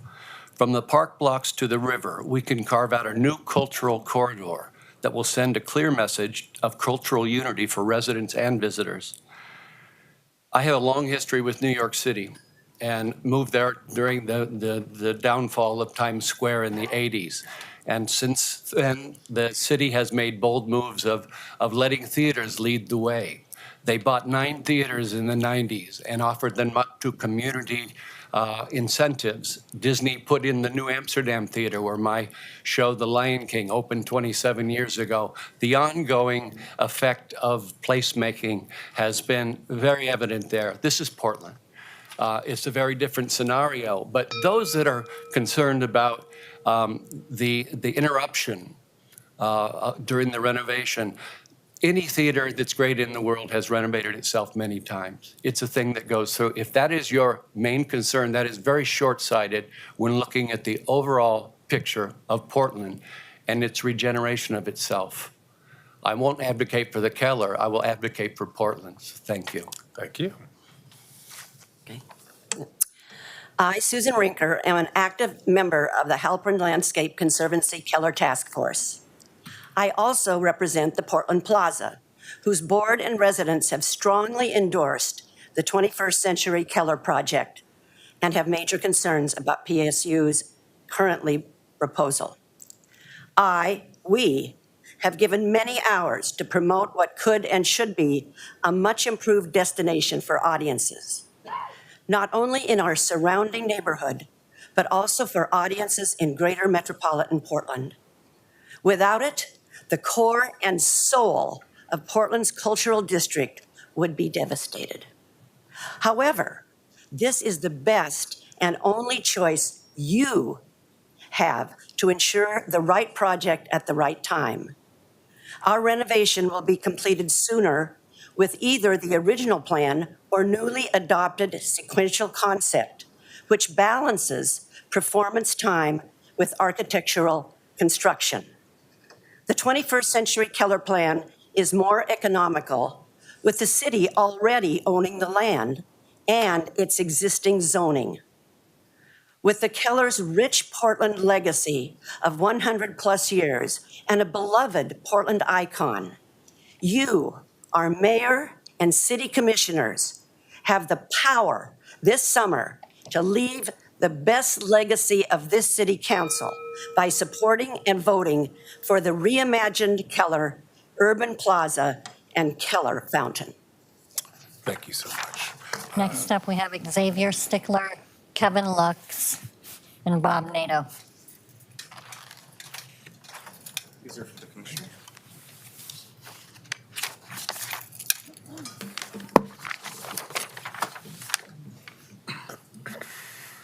Commissioners, my name is Xavier D. Stickler, and while you may recognize me from my involvement in the downtown community, I am speaking here on my own behalf today, but particularly from the perspective of a student of architecture and planning at Portland State University. I'm here today to ask you one big question. Are you merely interested, or are you genuinely committed? Are you interested in downtown's recovery, or are you committed to investing in the heart of our entire region, the center of its cultural heritage, and what I believe will be the birthplace of our city's renaissance? Are you interested in the benefits of preservation, or are you committed to maintaining our intergenerational landmarks while yet still reimagining them to be fit for the 21st century? Are you interested in the feel-good of a new project that espouses sustainable branding, or are you committed to sustainability by prioritizing less carbon-intensive infrastructure? And to the administration of my university, who has correctly identified our school's diversity as its greatest strength, Are you interested in supporting BIPOC, first gen, and queer students?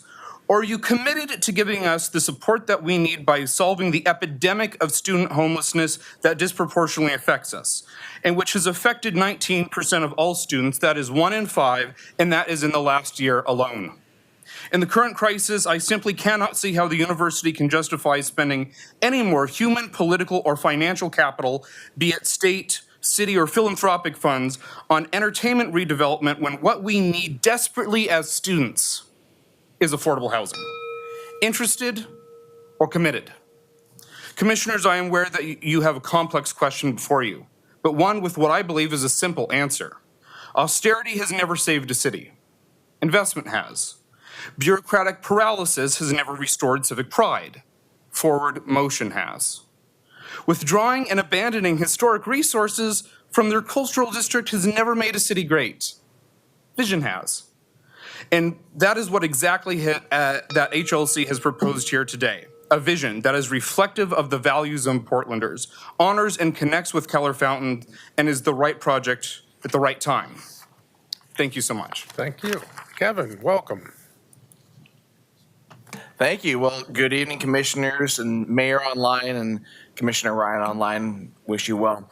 My name is Kevin Lux, and I am proud to serve as Executive Secretary Treasurer of the Columbia Pacific Building and Construction Trades Council, representing approximately 20,000 union construction workers across our beautiful region.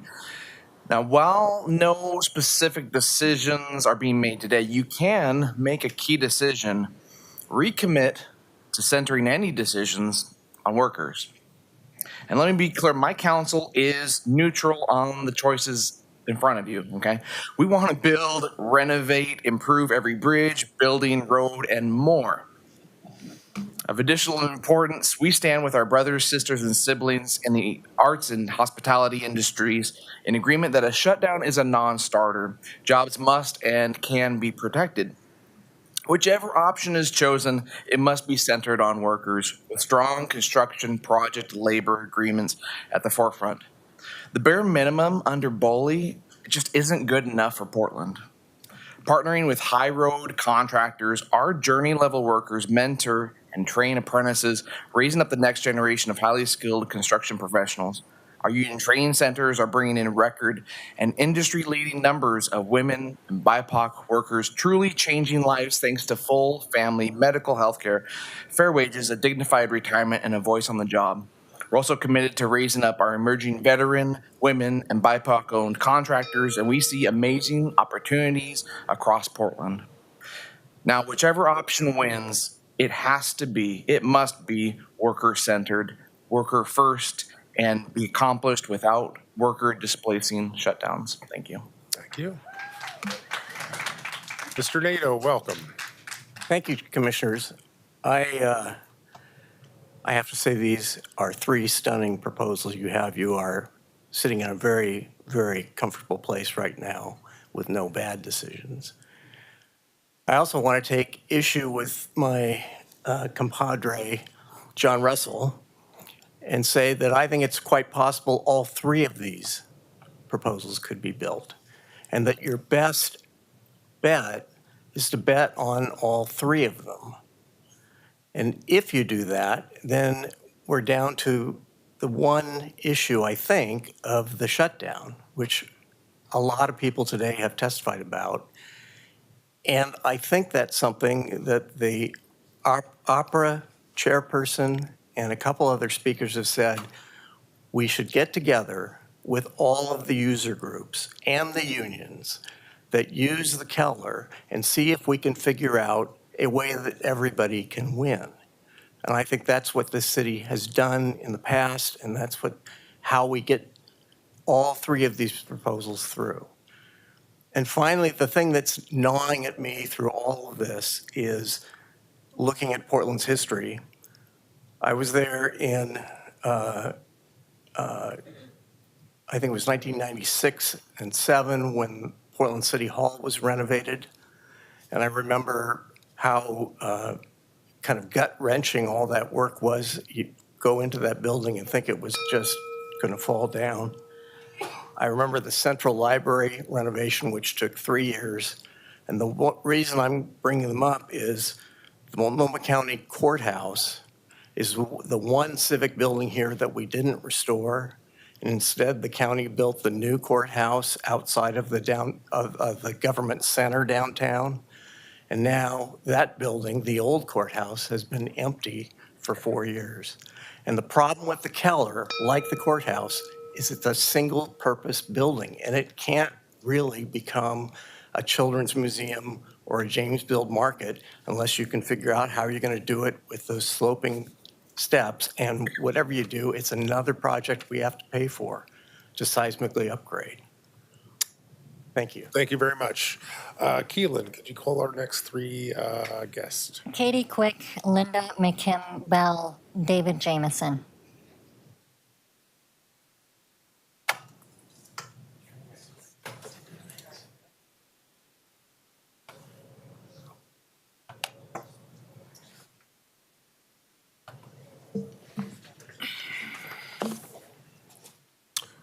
Welcome, Katie, I think is up first. Hello, my name is Katie Quick, and I am a lifelong Portlander and have worked downtown for nearly a decade. And I'm also a PSU alumna. I'm here today to express my strong support for Portland State University's proposal to build a multi-purpose performing arts center. This project is not just an exciting development for the downtown area, but also a transformative opportunity for our community. PSU's plan for this new center is incredibly promising because of the substantial benefits it offers to students across Oregon.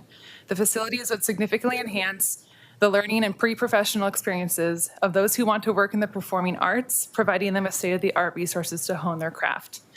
The proposed center is a nexus of potential connections within the Portland arts ecosystem.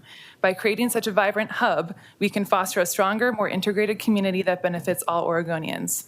The opportunities for collaboration with arts organizations across the Pacific Northwest is immense, paving the way for educational partnerships and innovative programs. This is working.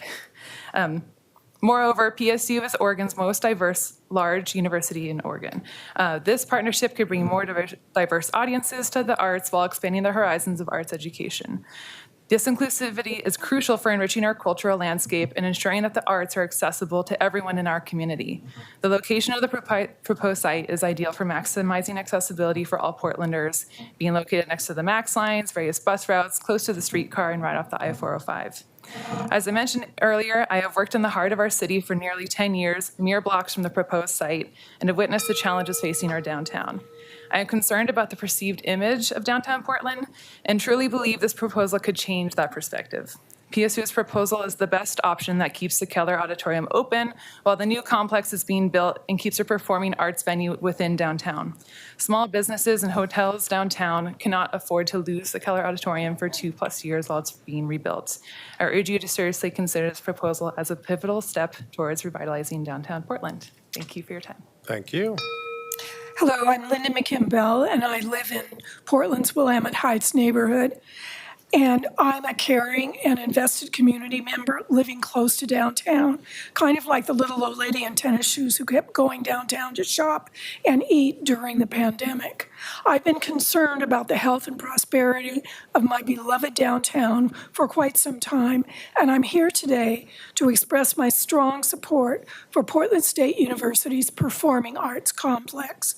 The plan is comprehensive. It will be a project that will breathe new life into our city, including 2 theaters, conference center, hotel, classrooms, and community spaces, and a plaza, all integrated into one dynamic location. And this means that it will be active around the clock, not just during show times, creating a vibrant and continuously engaged downtown. The multi-purpose nature of PSU's plan promises a bustling downtown environment far beyond what the Keller could offer. It will attract more people to the area, enliven our streets, provide economic opportunities for small business in the downtown core. And what's more, PSU's site offers almost 6 acres of developable space, unlike the Keller. PSU's proposal for me is the kingpin catalyst that our city urgently needs. I'll always be proud of our forefathers and foremothers that founded our parks and institutions. They had the foresight to bring Frederick Olmsted to create the park systems, and they saw new opportunities to create a park system that made this a great city. This is a pivotal moment for Portland, and I urge you to follow their example and think big, Portland. Think big. Thank you very much. Mr. Jameson, I think you're online. Commissioner Maps and City Council, my name is David Jameson. I live in Lincoln City. While I may not reside in Portland, I have deep ties to the city, having received my MBA from Portland State. My wife and I were also fortunate to own and live in a condo in the Portland Plaza at Southwest 5th and Clay, where we were able to walk to the Keller and enjoy performances. Currently, I serve as the chair for the PSU Advocates Committee, a group of volunteers who advocate for resources on behalf of the university and higher education. I believe that the success of PSU and the city of Portland are closely intertwined. I'm here today to express my strong support for Portland State University's proposal to build a multi-purpose performing arts center. I visit Portland regularly and have witnessed the changes in downtown over the past few years. Downtown Portland will not return to what it was before March of 2020 unless we invest in innovative ways to rejuvenate the city's core. I believe the PSU proposal represents such an opportunity. Portland cannot afford to have the Keller Auditorium shuttered for an extended period. The PSU proposal would allow the Keller to remain operational while the new complex is being constructed. Portland State's proposal promises to inject new life into the city, particularly in a part of Portland that needs revitalization.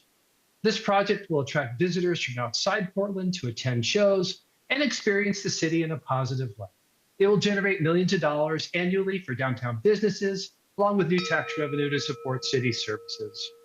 Portland will always hold a special place in my heart, and I urge you to seriously consider PSU's proposal as a pivotal step towards revitalizing downtown Portland.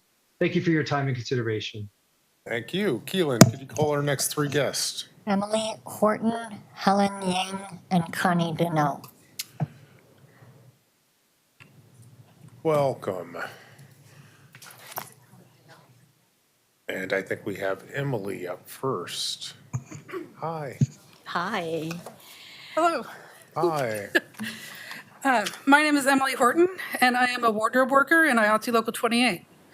I have worked in performing arts for 30 years, and nonprofit performing arts are my passion. I am here to tell you that the performing arts are suffering and have not fully recovered from the pandemic. And I am here to say that we cannot endure any lost work. Before the pandemic, my income came from working backstage at the Keller Auditorium and the Oregon Children's Theater. Before the pandemic, the Oregon Children's Theater programmed 24 weeks of live theater for school children in city venues. Next year, they are scheduling 3 weeks of programming for school children. This is a disgrace to Portland. The Broadways, operas, and ballet are where my peers and I who work in the wardrobe craft earn 95% of our income. We work directly with the performers, assisting with their wigs, makeup, and costumes. We love our jobs and have worked tirelessly for decades to excel and thrive in them. There are no other jobs in Portland that require workers with our skills and the numbers that these performances do. Our skills are unique and live event specific. We cannot just find another job. These are the jobs in Portland. Without the community and collaboration of all workers, our live events fail. Without the ticket takers and ushers, the bartenders, the building engineers maintaining the HVAC, and the literal doors, the audience experiences a loss.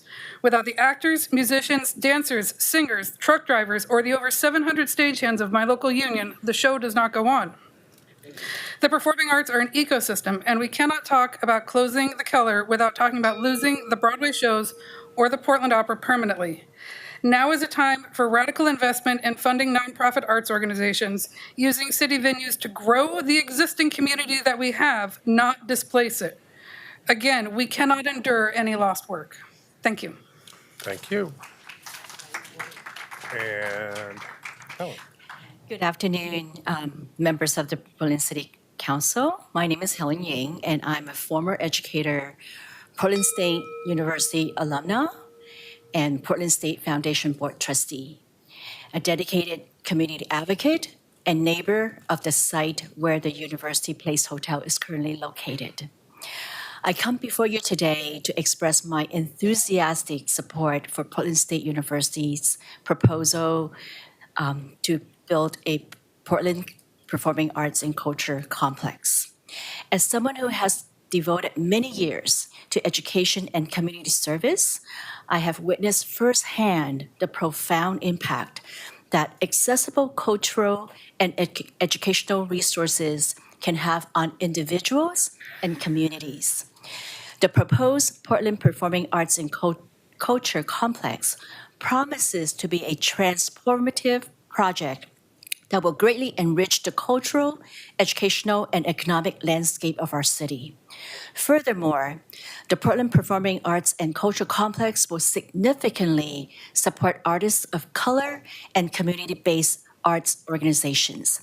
This venue will offer much-needed space for diverse artistic expressions, enabling underrepresented voices to be heard and celebrated. By providing these artists with resources and exposure they need, the complex will help to foster a more inclusive and dynamic cultural scene in Portland. The arts have a unique power to bring people together, creating shared experiences and fostering mutual understanding. The Portland Performing Arts Culture Complex will help build a more connected and resilient community.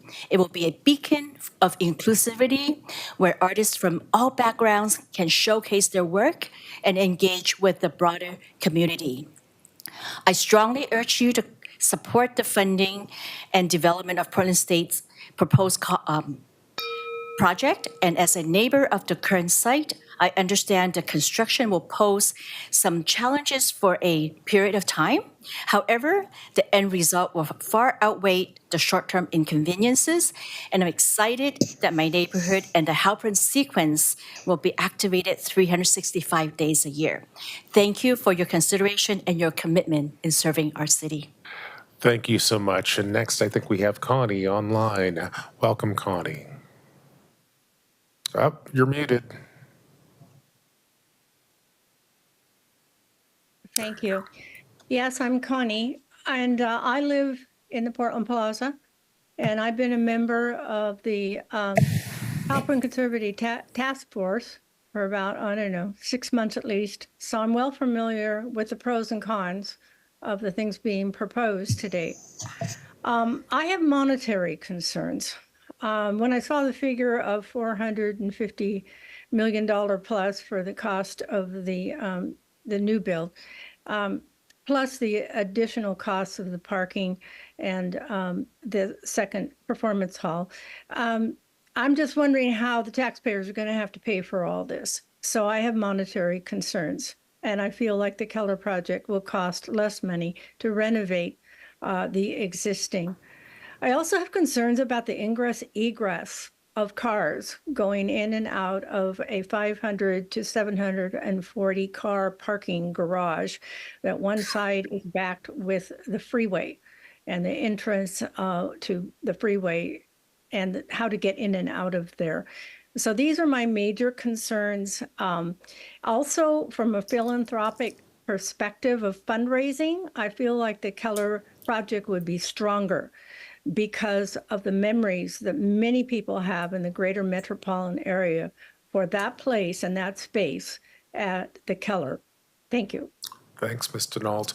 Keelan, can we call our next three guests? B. Marston, Michael Tingley, and Mont Chris Hubbard. They'll be followed by Nicole Possert, Adam Shellac, and Dana Rakosny. Welcome. I think officially we have B up first. Hello, I'm B. Marston. I'm an out and proud trans woman, proud member of Unite Here Local 8, and lead bartender at Portland 5. I've worked there for 21 years. I love my job, and I want to keep doing it for many years to come. I'm a firm believer that bartending is a performing art and that the food and beverage staff are a crucial part of the guest experience, a part that often gets forgotten. I urge you not to forget us and the other theater workers as you move forward. Portland 5 will not survive another shutdown. The bulk of my income and hours and those of my coworkers come from the Keller. Closing it would be a disaster for the performing arts ecosystem and all those who depend on it here. Even with a more staggered approach, although I do appreciate the attempt to mitigate the impact of closure, I urge you all to listen to the people who actually work there and the companies who have events there as we sound the alarm. I also appreciate PSU reaching out to us and other labor allies with their proposal for a replacement venue. Their plan would solve a lot of problems and provide a much-needed upgrade. But with so many questions still unanswered, we are not prepared to back one plan over the others today. One question that comes to mind, would this new hotel be staffed by union workers?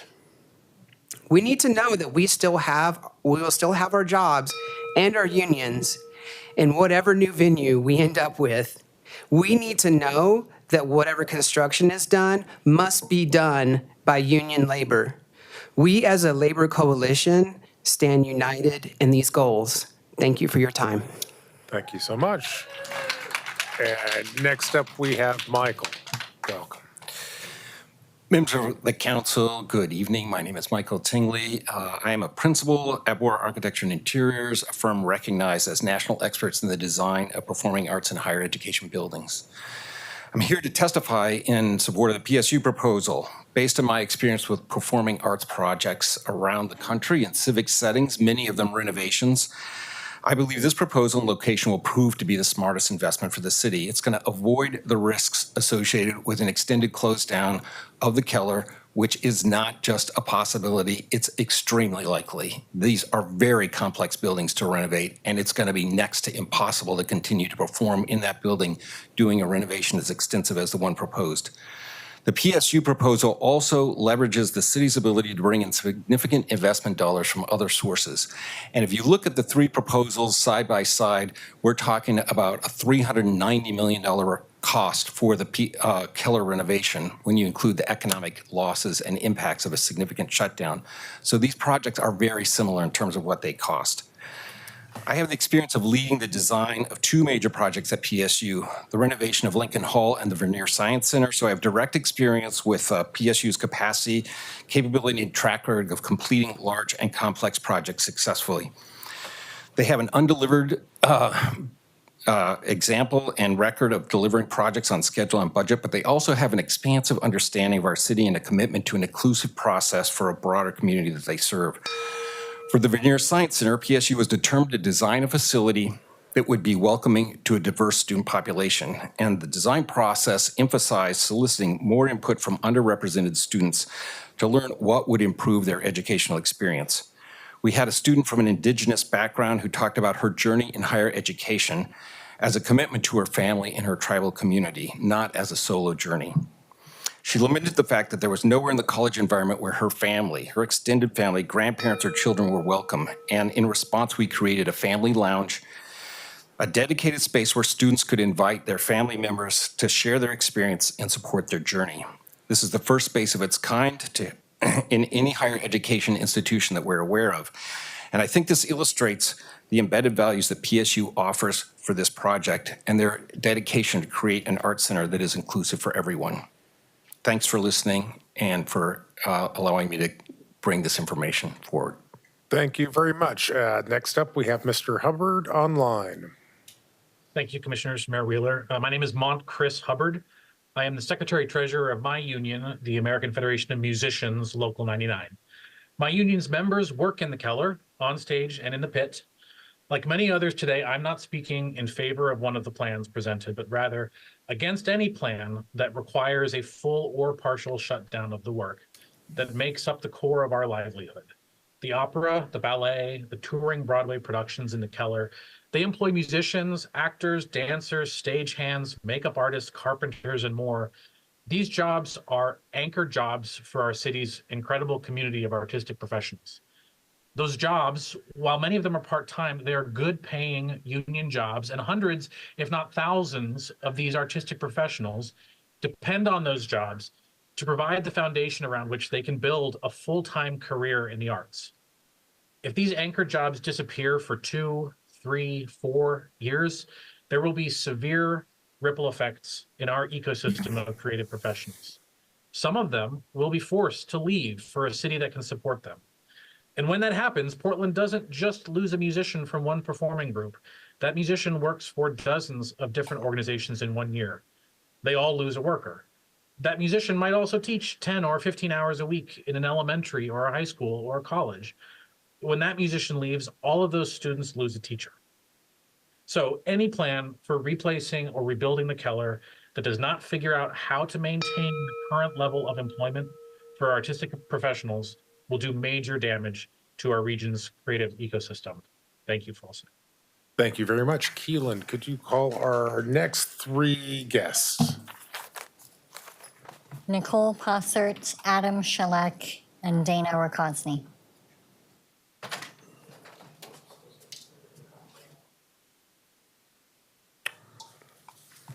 Welcome. And up first, I believe we have Nicole. Hello. Good afternoon, Commissioners. I'm Nicole Possert, Executive Director of Restore Oregon, a historic preservation nonprofit that works statewide on preservation and adaptive reuse of Oregon's amazing natural and built environments. We wholeheartedly support the proposal to reuse and reimagine the existing Keller Auditorium and the vision to connect and activate the world-renowned Keller Fountain and National Register-listed Halpern open space sequence. Both are significant places of heritage that require our collective stewardship. All too often, reuse is given no upfront thought when it comes to our buildings. Our environmental mantra of repurpose, reuse, and recycle should always apply, even to our built environment. The reuse team has created an outstanding solution. They have addressed the key issues of seismic and operational enhancement at the lowest project cost, in the most climate-friendly manner, and can work towards a schedule to minimize the impact on cultural performances. But it seems to me that the long-term issue that hasn't really been vetted in the other two proposals and cannot wait to be addressed until later is the ownership of the Keller. As the owners of the Keller Auditorium, what is the city going to do? What are they going to opt for if you do a new location? You don't get to simply walk away from the Keller and forget it. You still own it. What happens? Your obligation, those costs, that long-term liability of a dead and shuttered large facility leaving an empty hole in the heart of downtown's cultural district is the central issue. So the long-term view is needed now. And when you look holistically through that lens, hands down, the investment path forward is to reuse and transform the iconic Keller into our next Keller. Let's do that together. Thank you. Thank you so much. And next we have Adam. Welcome. Good evening, Commissioners. I'm Adam Shalek up from Berkeley, California. I've been a theater consultant in the planning and design of performing arts facilities for over 35 years, involved with hundreds of projects from visioning through construction, both new buildings and renovations. I've seen several eras of economic swings, an earthquake, and and the effects on cities and their PACs, and vice versa. My firm, the Shalek Collaborative, has been contracted to P5 and Metro since 2015. I was deeply involved with the development of the 2018 Keller study, and again in this iteration as part of the consultant team. Having worked through the options, considered the alternatives through the years, I find that adapting the Keller is not only the most feasible, it will be as transformative to the current building as the 1960s makeover was to the original 1917 building. As with any current PAC, the lobby venue, and large rehearsal hall will widen the Keller's quantity of uses. For audiences, accessibility, sightlines, acoustics, and seating will take a giant leap forward. The significant backstage expansions will attend to the artist and production imperatives. Since the Keller has been the generating engine for P5, the facility changes and systems replacement we've envisioned will improve and build upon Keller's known effectiveness, propelling it to a next-level operating venue comparable to its national peers. All this will lead to efficiency in operation, which is the business sustainability model for success. We are fully sensitive to the prospect of another shutdown, but with so many positive assets in place, the wide differences in first costs and self-determination, I'd recommend that decisions be made looking toward the 50-plus years after reopening. But don't take my word for it. Run the numbers. The clear next step for the city of Portland in order to make a fully informed selection is to conduct an independent and thorough business planning exercise to prove out the ongoing financials of the endeavor. Thank you. Thank you. Do we have Dana? Keelan, could you call the next three? Margot Howell, Joel Thorson, and Connie Kirk.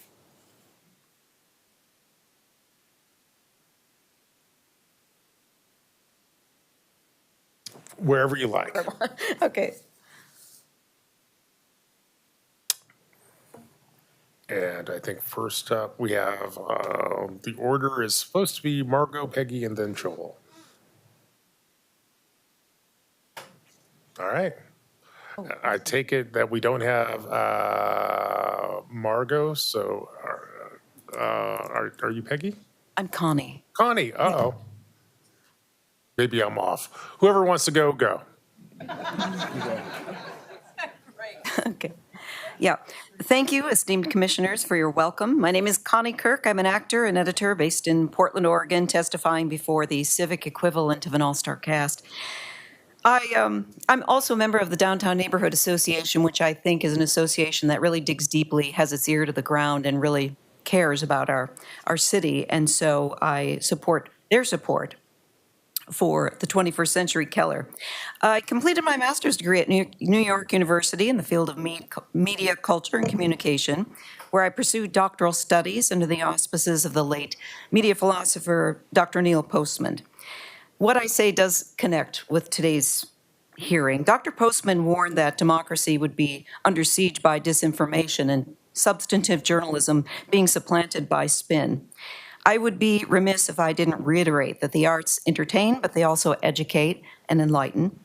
They're the spirited and spirit-filled antidote to disinformation and a rise in nationalism. And the reason is this is important, I think Xavier Stickler raised this point very well. I think it's important to recognize issues being raised and the needs of our LGBTQ community, who I wholeheartedly support. I am endorsing the 21st Century Keller project in its current location. It's well placed to thrive in the heart of Portland's downtown. Where the arts thrive, so too the economy. And this is confirmed at AmericansForTheArts.org, where one is able to track by city and state their arts and economic prosperity study, which I've provided for you. The current Keller, with its historic locale, offers an ideal urban infrastructure for such revitalization, the parking, the hotels, the nearby restaurants. I believe Halpern's vision weaves in the area's natural beauty by conjoining Keller Park, where stunning multimedia will enhance and increase outdoor performances. Their vision will expand job growth downtown with a stated commitment to equity and inclusion.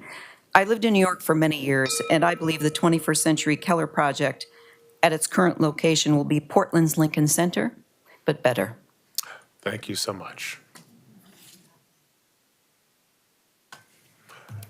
Joel Thorson. I'm a downtown resident of 5 years duration. I live right between two of the three candidates for this decision, and have divided sympathies between them and also Lloyd Center. I used to work in that area for 4.5 years, and welcome all of the progress they're making in their master plan.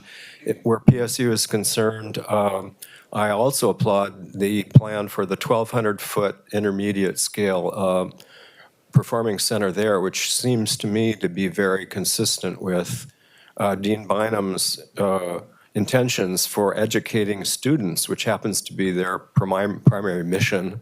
In fact, a requirement for getting capital funds allocated by the state coordinating council for higher education.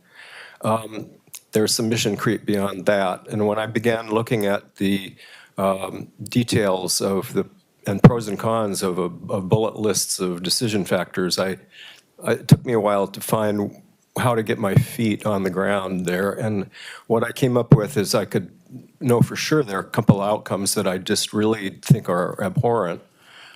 because they abdicate or compromise Portland's control over the expenditure of public funds for performing arts, community development, and preservation. And I urge the council to consider that, guarding that prerogative at all costs. And with that in mind, I point out a couple of encroachments, particularly with the PSU plan. The Lloyd Center is still too vague to really analyze, but sharing of two theaters in one building means that they will have calendar clashes inevitably. And those have to be arbitrated somehow by some authority.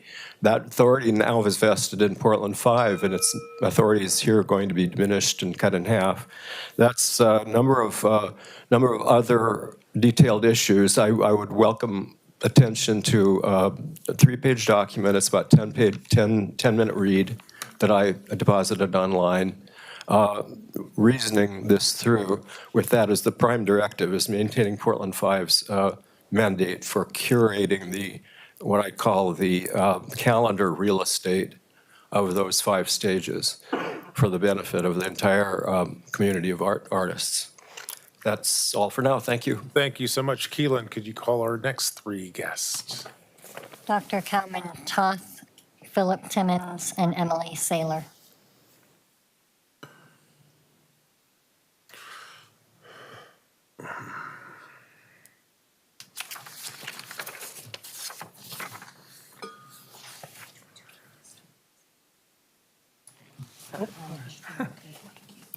Testing, testing. Sound great. Go ahead. Cal. Hey, Cal, it's all you. Cal. So my name's Cal Toth. I'm a member of the Downtown Neighborhood Association. A retired Portland State University professor as well. And I work in the area of software engineering, but I'm trying to take it easy these days. The main thing I'd like to do is avoid the gong. So I'm only going to say 2 things. In my opinion, the upgrading of the existing Performing Arts Center is the way to go for the Keller. Letting it, doing nothing to it, we'll let it go fallow, and who knows what will happen to it. It could get demolished. I don't know how that's going to impact jobs, but that would be a real disaster. So this is one big reason I support it. So I'd like to just say failing to add value to the Keller would erode the inner city's long-term potential as far as I'm concerned. And upgrading what we already have would invigorate Portland's cultural heart. So that's what I'd like to depart with. Thank you. Thank you, Dr. Cal. Please start. Good evening, Commissioners. My name is Emily Saylor, and I'm here to testify on behalf of the Oregon AFL-CIO, the statewide federation of labor unions representing over 300,000 working Oregonians. We act as a voice for all working people in the legislative and policy process. President Traynor was unable to be here today, but asked me to speak in his stead because I happen to be a member of the Screen Actors Guild, American Federation of Television and Radio Artists, and a 35-plus-year member of Portland's theater community. While we support addressing the Keller's structural needs and the needs of arts organizations for vibrant, state-of-the-art performance venues, the Oregon AFL-CIO does not endorse any one of the proposals currently before you. Our singular focus is on the affected workers and the economic impact to both workers and the community. The closure of Keller Auditorium for any length of time would be catastrophic for Portland's arts and entertainment workers, the arts organizations for whom they work, and the city's comeback. The arts community cannot withstand another shutdown. We are still recovering from the pandemic. But it isn't just artists who will be affected. It's the stagehands, the front of house workers, ticket takers, ushers, etc., the concessions staff, the building engineers, the musicians, the security workers, the truck drivers, and more. And this is just within the building. Beyond that, a closure would have a devastating effect on the local economy, from parking garages to restaurants to hotels. This would deal a severe blow to Portland's sorely needed revitalization. The Oregon labor movement expects that any future construction or renovations will be done under a project labor agreement, utilizing only high road contractors who take care of their workers and the community, as well as continued respect for the rights of workers to organize once any venue is completed. But we urge you to consult with all stakeholders, especially arts organizations, professionals, and the unions who represent them as you develop your plans. But the building, a fancy new or remodeled venue is just a building, no matter how beautiful. But the building doesn't create the art or the sense of community. A shutdown would effectively decimate our arts organizations and permanently drive off working artists who will look for a different market to find work in their craft. Then what good will a fancy new venue do? Protect arts and entertainment jobs, don't shut down the Keller. Thank you. Thank you. Keelan, our next three, or who's up next? Don Mazziotti, Rose Benetucci, and Chiquetta Johnson.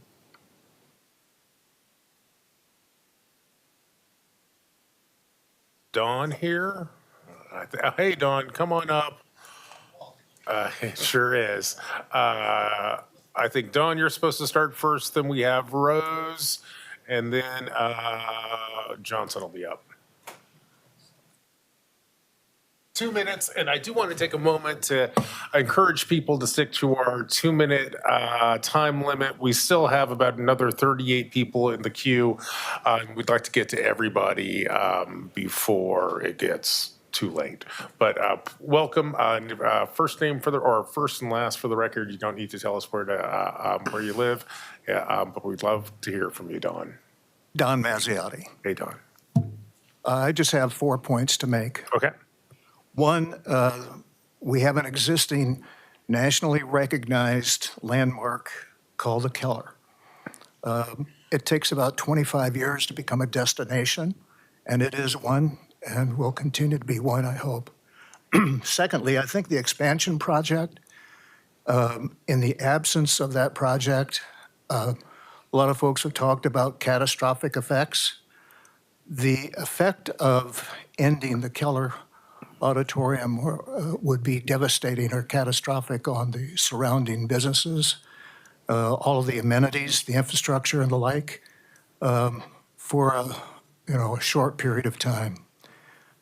Third, the proposal that is put forward by Keller is the least cost by far, looking at these proposals.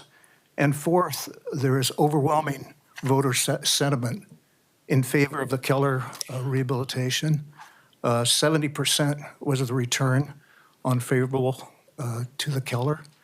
I would urge you guys to take a look at those factors.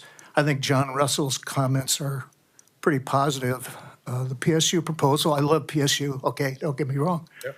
but it's extremely complex. I would not want to be the project manager. Having been the CEO of the Portland Development Commission, did about $8 billion worth of development in downtown. I think renovation of the Keller is essential. Thank you so much. You bet. Next up, we have Rose. Welcome, Rose.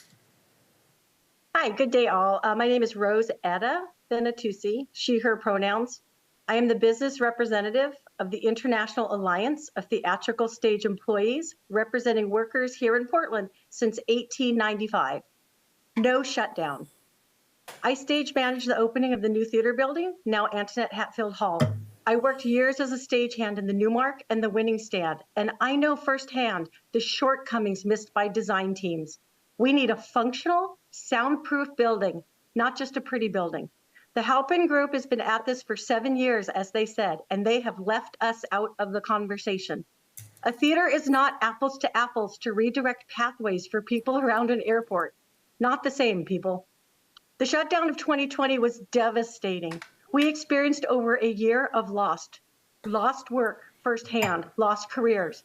How much will all the entertainment industry workers lose this time on purpose? What burdens will you, the city, have to deal with for all of these people out of work again? There are no simple answers. You still have homeless people from the shutdown. The groups that survived are not back to full seasons.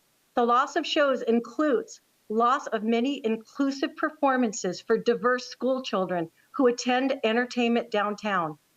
Portland has been the beacon of this for generations.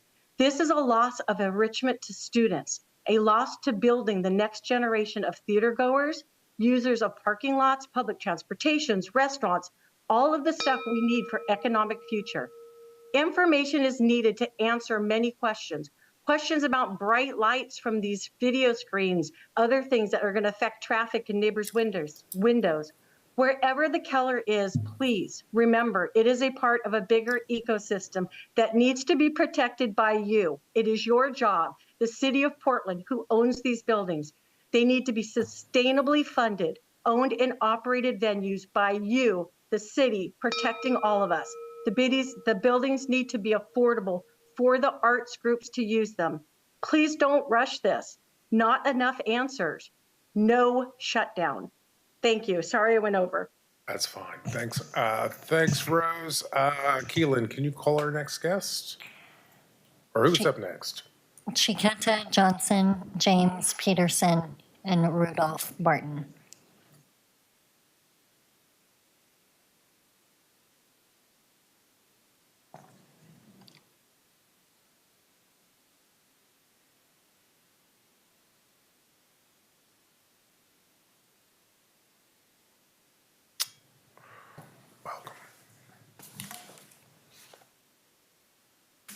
You're up. I'll take it away. Members of the council, good afternoon. My name is Rudy Barton.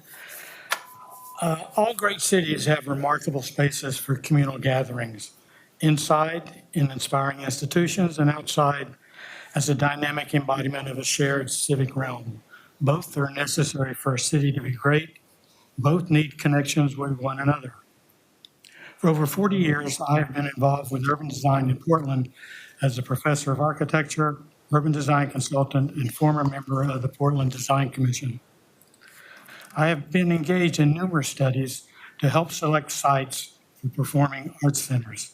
Such studies always involve evaluating objective and subjective criteria, including, among many, ease of public access, minimizing public infrastructure costs, and weighing short-term against long-term benefits. Yet evaluation is much more than an abstract matrix. For me, the most important criterion is which site can best maximize its halo effect. In essence, which site has the capacity to anchor and build upon Portland's adopted urban design programs. Which site can maximize connections with encircling properties. And which site can best stimulate and inspire the city's public life. I believe that the renovation of the Keller is the best option for you. It offers by far greater opportunities to reinforce decades of public investments.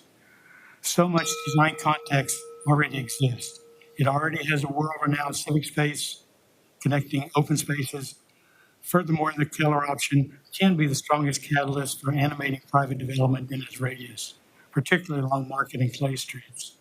With the revamped Keller at its center, brief walks connect cultural institutions, the riverfront, retail core, and southern residential areas. We've seen some very interesting proposals today, but they need to be in the right spot.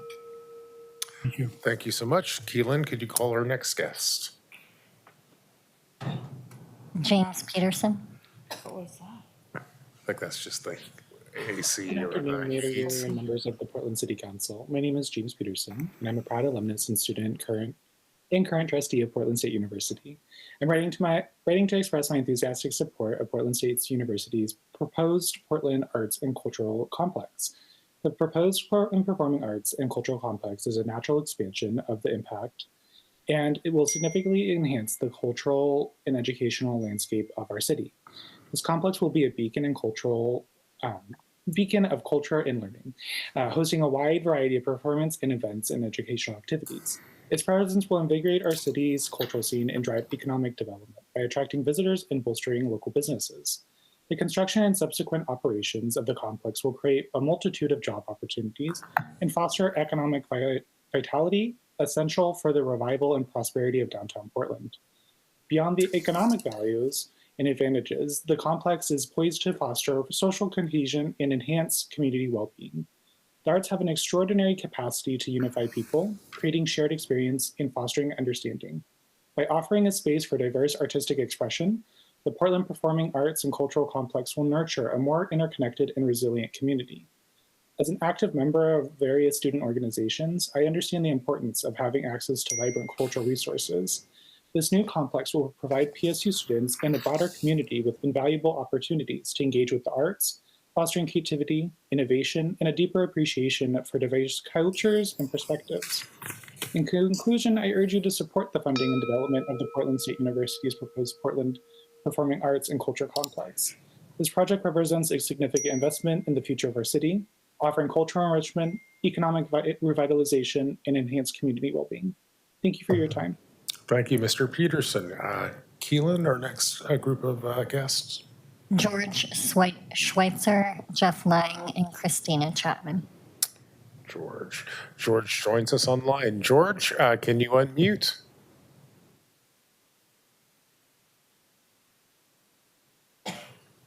There you go. I think we should be able to hear you. Can you hear me? Yeah, we sure can, George. You're coming through loud and clear. Great. Good evening, City Commissioners. My name is George Schweitzer. I represent Coast Hospitality, the owner of the Benson Hotel, as well as Portland Lodging Alliance, as an active member and its past chair. Portland Lodging fully supports the arts and resurgence of downtown, but it's opposed to the closing of the Keller Auditorium for any length of time, considering the fragile nature of Portland's downtown and its economy. Surely there's a way to keep the venue in the downtown core, either by renovation tactics similar to Portland Airport, since it can't close through its renovation, or through the PSU proposal. Portland desperately needs a shot in the arm to reclaim and revitalize the city. Reinventing the Keller can help in that regard. And just so you know, Portland State recently presented their proposal at a Portland lodging meeting. There was no negative feedback regarding a new hotel incorporated into the proposed site, since it would only be replacing a hotel that already exists at that location. So thank you for your time. Appreciate it. Thanks, George. And next, Jeff Lang, I think, or Keelan, who's up next? Let's see. Yeah, Jeff Lang, Christina Chapman.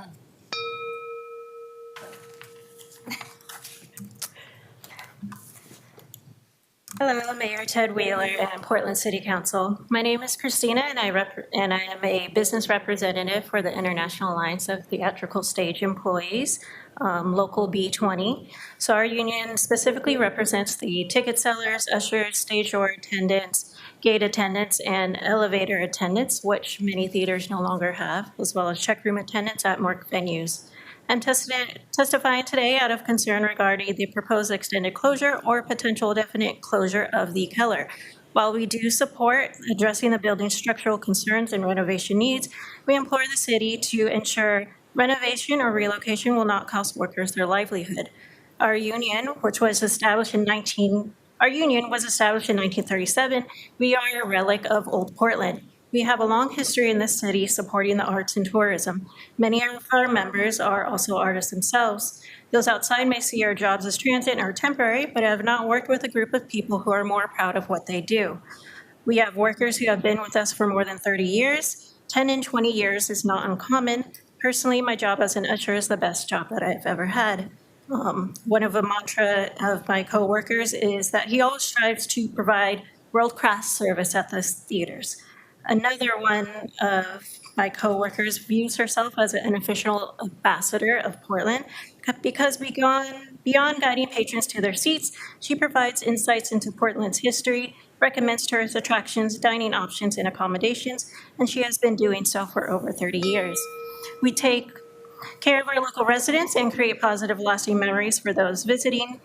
The possibility of losing these jobs would be devastating. Some people will lose their place to live. These are government jobs that provide stability and benefits that ensure accessibility for individuals from diverse backgrounds. These are union jobs that promote the welfare and rights of its workers. Finding another similar job for our members would be extremely difficult. So we do ask that whichever proposal you choose, that the venue will still employ us as our front of house workers. Thank you. Thank you so much. We call our next three guests. Chris Finks, Claudia Sanjor, and Bill Foster.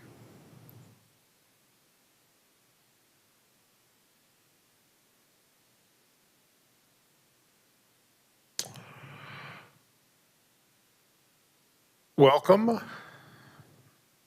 I think technically we have Chris up first, but whoever is ready first can go. Whoever wants to go first, can go first.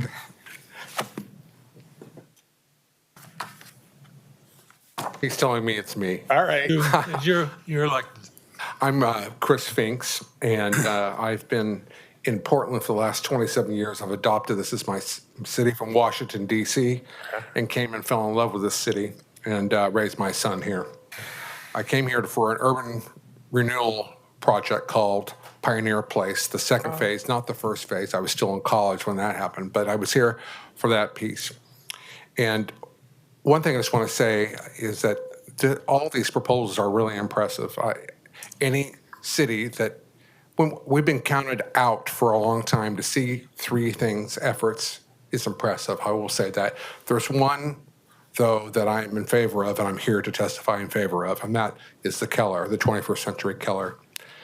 And we have considered jobs, and we can talk about that every single day there. And that's why we want to keep it there, because there are other jobs, including the jobs we were talking about today with the labor, and we take that very seriously. But there's jobs with the hotels and the hospitality and restaurants and retail all around that area that rely upon the Keller being in place.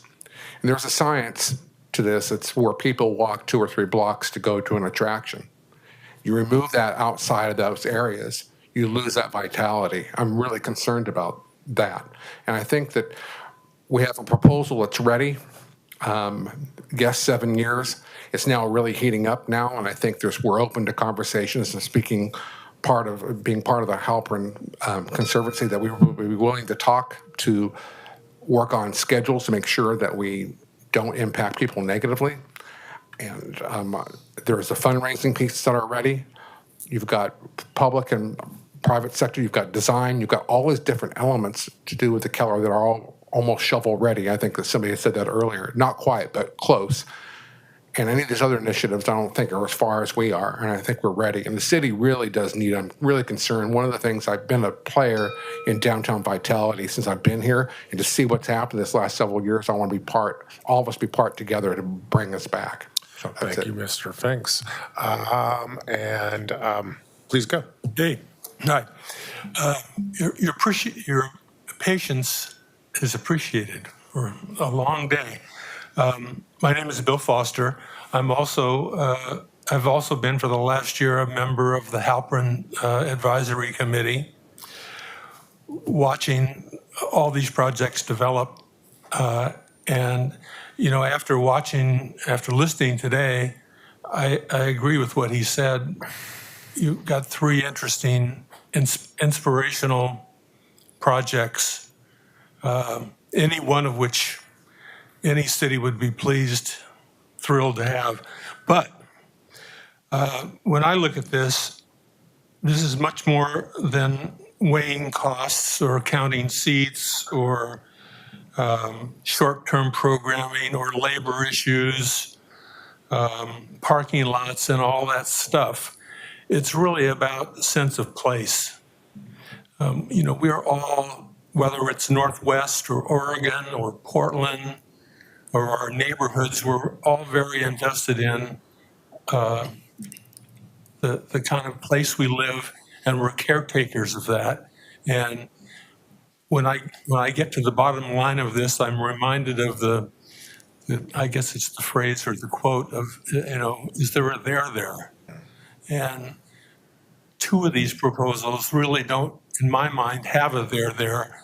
They're opportunities to create a new place, but we have a place, and we've got this amazing Keller Halpern fountain and the auditorium, at which millions of people have made their memories and shared experience. And I think that's where we need to build and continue to build. I think we're doing in Keller is really a vote for the future of downtown Portland. And so my vote, if I have one, is to do the Keller and make Portland great. Thank you so much. Keelan, could you call up our next three guests? Carl Abbott, Kate Dixon, and Marion DeBarda-Levin. Good job.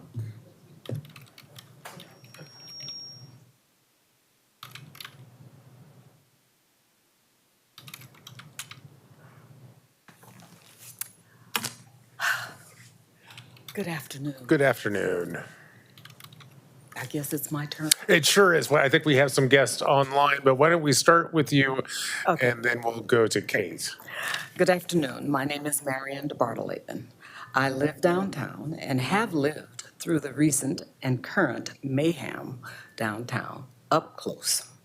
I voted for a council that would improve and build upon the plans and the visionaries who came before.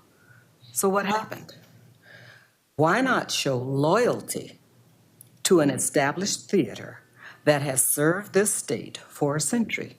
Show loyalty to the citizens who have generational traditions built around visits to the Keller Auditorium.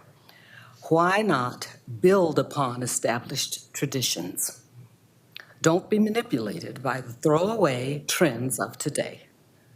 Why not build upon time-tested service from the Keller for our citizens of this state as well as visitors? Why not show resilience that Portland has after attacks from destructive elements which have sent many residents into panic and flight from our city? Show resilience and the confidence that Portland's have beyond disruptors. Reimagine the Keller in the established space we have all come to appreciate and love. Show appreciation for the businesses and the Halpern sequence that makes Portland's cultural center a destination spot. The Keller was and can continue to be a known and cherished auditorium for the next 100 years. Show loyalty and resilience to the Portland and citizens of Oregon. Reimagine the Keller. Thank you. Thank you so much. Ms. Dixon, you're up next. Well, thank you very much. Good afternoon, city councilors. I know this has been quite a long day, so I'll try to make my comments brief. I'm actually reading a set of comments that's been put together by a group of informal group of concerned citizens.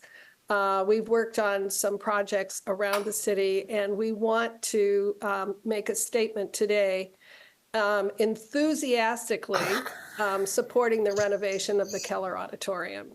The Keller, as you are well aware, but it is an integral part of Portland's arts and cultural hub. And we believe that the Keller is a sound option based on the sustainability and the fact that it's common sense. It makes more environmental and economic sense to renovate and improve the existing Keller building than to start over in a new location. I must say that I think that with the PSU proposal, and by the way, I'm a PSU retired adjunct. I love PSU. It serves the city so well. But to move all of the performing arts to one end of the city is not central downtown. It's not the core of downtown. But I do like the possibility of a 1200 auditorium there and a partnership between the Keller and PSU, if that's a possibility. I also, back to my prepared remarks, cost and time, renovating and improving the Keller will cost significantly less and be completed faster. The location and parking is there. The Keller is in the heart of downtown, across from the beloved and nationally renowned Fountain Park, which we've talked about today.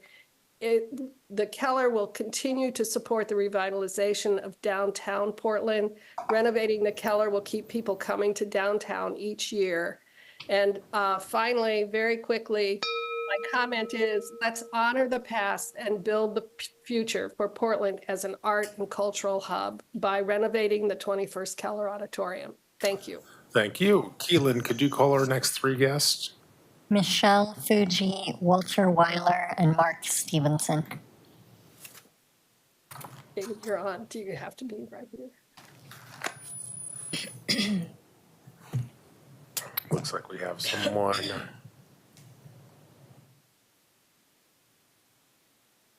Mark, I presume? Yes. Welcome.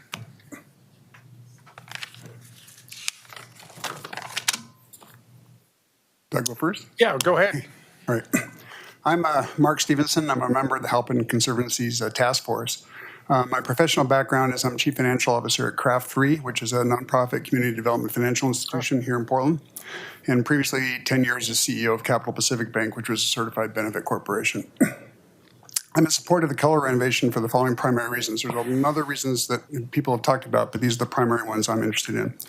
First, it's reassuring to hear results of the recent poll that shows strong voter and community support for the Keller rebuild. Second, I also believe that if we're serious about our civic commitment to rebuilding downtown, that the Keller is at the heart of our downtown district. Vacating the Keller would create a big hole in downtown and represent a significant step backward in our efforts to revitalize downtown. The Keller is not an isolated investment. It's at the heart of the Fountain and Cultural District and is surrounded by parking, restaurants, hotels, and other venues in the immediate neighborhood. Clearly, its absence would impact the immediate small business community in that area. PSU is close. It's a beautiful campus, an important asset to the Portland community, but it's peripheral to downtown. Finally, and maybe because this speaks to the financial person in me, I think a $300 million cost difference is a big deal. I don't know how we can ignore that. It's not just what the city is putting into it. I'm talking about total cost because total cost matters. I saw today the news about the study showing the direct and indirect costs over the 2 years the Keller would be closed for renovation. We've heard about a lot about that today in terms of the cost of labor. I think there's a couple of important things to note. First of all, the Keller cost does address those direct costs of closure, including those of the people that work at the Keller. Yes, there are indirect costs, which are the impact on the broader community, but those are short-term. No, it would seem important to do a study on the long-term indirect cost of the loss of the Keller to downtown. If we were to do a present value calculation on those long-term costs, I suspect it would be a very large number. Okay, thank you. Thank you. Keelan, could we call our next three guests? Remy Watts, Angela Jackson, and Bashar Wali. Remy, welcome. You're up first. Hi, thank you. Good evening, Council. For the record, my name is Remember Watts. I go by Remy, and I have been a resident of Southeast Portland for nearly 10 years now. I have received my master's degree in public administration about 10 years ago, and I've been working on nonpartisan policy analysis at the state level for quite a few years.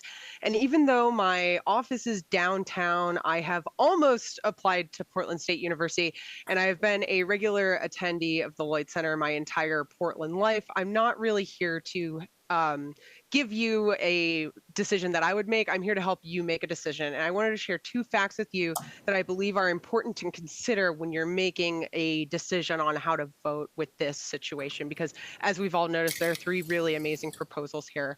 Number one, ensuring that inclusivity and equity in the final design includes size inclusivity. So Oprah Winfrey recently hosted a 1-hour Ozempic special, and Oprah noted that being fat is one of the only biases left that are acceptable in our culture. I would like to make sure that the city of Portland fully rejects that pervasive anti-fat bias and fully embraces inclusivity of all people. So we can make sure that we ensure accessible seats are installed, which include ample aisle room, making sure that the arms go up. I'm sure all of that will be hammered out in the implementation phase, but I want to make sure that you note that that is an important thing to stick to. And then something else I wanted to share was actually a quote from my A Budgeting Guide for Local Government, 3rd edition by Robert L. Bland, which I read in grad school, around this exact public administration theory. So the cases made for the public financing of arts venues is that these facilities either provide public benefit or contribute to economic growth. However meritorious, they do not meet the criteria of non-divisibility and non-excludability. Admission tickets are required to enter their events, thus they are not qualified as public goods. Anyway, I'm going to send you this passage. Thank you so much for listening, and good luck making a decision. Thanks, Remy. I think we have Angela up next. Yes. Good evening, counselors. Thank you for this opportunity. My name is Angela Jackson. I'm an investor and entrepreneur, co-founder of Portland Seed Fund in partnership with the City of Portland. I'm here to express my strong support for the proposed Portland State University Performing Arts Complex. In addition to my professional role, I actually have a deep personal connection to the performing arts. Dance was my first career back in Minneapolis. I actually was a teacher at Oregon Ballet Theater many years ago. My students performed on the Keller and the Nutcracker and other productions, so did my daughter. All of that said, my investor self, entrepreneur self also knows the time to look forward versus back with fond memories. The proposed Performing Arts Complex at PSU is just the kind of bold vision we need to revitalize downtown Portland now. Our state is depending on us. As someone involved in fostering innovation and economic development in our city, I believe this development will play a crucial role in reinvigorating our cultural and economic landscape. Many others believe this too in the investor, entrepreneur, philanthropic, bold leader community. I'll point to a couple that you will have in testimony, just a couple of notable quotes. The Verniers, who have now endowed the downtown Vernier Science Center, they said the Performing Arts Complex is more than just a facility for PSU. It's an investment in the future of Portland. Ken Thrasher, former CEO of Fred Meyer, has noted that Portland needs a project like this one to show the world we are open again for business. And finally, Walter Bowen, CEO of BPM Real Estate Group, used the word transformative in supporting this particular project. I think transformative is an important place to leave my comments. We have this opportunity to transform our city to a whole sort of new future. I believe this Portland State University Performing Arts Complex provides just this opportunity. I also want to take a minute just to thank you guys for your dedication to our city and the opportunity to participate as an engaged citizen in a civil democracy. I appreciate that. Thank you. Thank you so much. You're up next, Mr. Good evening. My name is Bashar Wali. I am the founder and CEO of Practice Hospitality, a hotel management company based here in Portland, and I live in the Southwest Hills with view of both the Keller and the PSU location. As a hotelier deeply committed to enhancing the cultural and economic vibrancy of our city, I strongly support PSU's plan for a new performing arts center. This project not only ensures the continuity of Portland's rich art scene, providing 2 state-of-the-art auditoriums, but also integrates a hotel, a conference center, and community spaces. Such a comprehensive development promises constant activity beyond event nights, benefiting local businesses and attracting visitors. The Keller, where it stands, is a dark, significant time of the year, throughout the day particularly. This project that PSU is proposing has already garnered interest from private investors, signaling confidence in its potential to bring millions of dollars to downtown Portland. By fostering a dynamic and inclusive environment, this initiative is a catalyst to revitalizing downtown Portland, bringing economic opportunities, and reinforcing our city's identity as a cultural hub. This Portland will become a Portland gravity center. Additionally, the opportunity to pioneer a hospitality program near and dear to my heart in my industry could further launch our city as a culinary and wine and spirits powerhouse, making this project reach far beyond our local community and giving it the potential to be a world-renowned destination for aspiring chefs, hoteliers, and sommeliers. Portland cannot afford any more plywood on windows. Shutting down the Keller will deal a big blow to our ability to recover, which is already hampered by what tourists see as they stroll our streets. Losing any jobs in this vulnerable time will only deepen our economic depression and delay our exceedingly fragile recovery curve. We need jet engines propelling our recovery, not roadblocks and speed bumps. Although this project may seem like a tall hill to climb today, we simply cannot move forward if we continue to look back. And it's our turn to dream big, think big, and finally play in the major leagues where Portland belongs. Thank you. Thank you, Mr. Wally. Keelan, can we call our next three guests? And I see our first one up is Stan, and Stan is on the line. Welcome, Stan. Yep, thank you, Commissioner. Hi, everyone. Sorry I couldn't be there in person today. I'm Stan Penkin, and I'm speaking on behalf of myself, although I will note that the Pro District Neighborhood Association does support the reimagined Keller. Imagine another big empty building in the core of downtown. That is what we will have if we don't move forward with the innovative plans for the renovation of the Keller Auditorium. The proponents for the reimagined Keller have created a world-class design that addresses and resolves the current flaws of the building. But this is more than just a building. It's about a holistic plan that also activates an important core of our city by creating friendly and welcoming gathering spaces and generating connections to the surrounding area. To again be a thriving and vibrant city, we need a downtown core that people want to visit from all across Oregon and the entire country. We should be improving what we already have rather than trying to build something new at greater expense and which is not in the city core where we already have a viable neighborhood, existing parking, restaurants, and hotels. Leaving a black hole in the heart of downtown would haunt us for years to come. Portland needs wins, and this is an opportunity for a big win that will serve Portland for many, many years. I urge City Council not to pass up this opportunity. Thank you. Thank you so much. Keelan, I jumped in front of you. Do you want to call the next three? John Liu, Kathleen Miller, and Randy Gregg.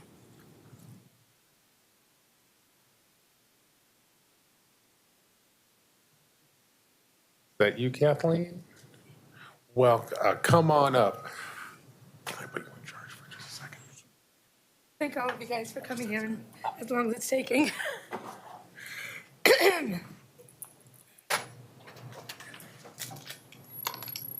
Yes, my name is Kathleen Miller, and my husband and I, we both live, good night. We both live in the Portland Plaza, and for most of our windows, we can look right out and see Keller. And I remember 27 years ago, I was in high school in Battleground, Washington, and I was taking a theater class, and the theater teacher, she said that anyone who was willing to pay for it, she had gotten an agreement with whoever was running the Keller, and that anyone who wanted to pay would get a seat in the next performance. And I was ecstatic, because even as a little kid, I loved to be going to see plays. And so we went, and the one night we were going to, it turned out to be Les Miserables. And I was in awe. I loved it. I still remember, I've seen it now more than a few times, because my husband and I, we live right there. And we do year-long Broadway shows. And so I've seen that one probably about 4 or 5 times. But it's not about me. But I did fall in love with the Keller Auditorium and the people who are there and their performances. But what is being examined here today? Man, I just shut on water. But what is being examined today is not specifically the Keller, but when if it is removed, then it will take everything away in Portland that made Portland so great. And so what I read from somewhere else, what is being crafted will create an exciting destination for downtown Portland that is not just a building. Something will be an exciting, interactive space that brings together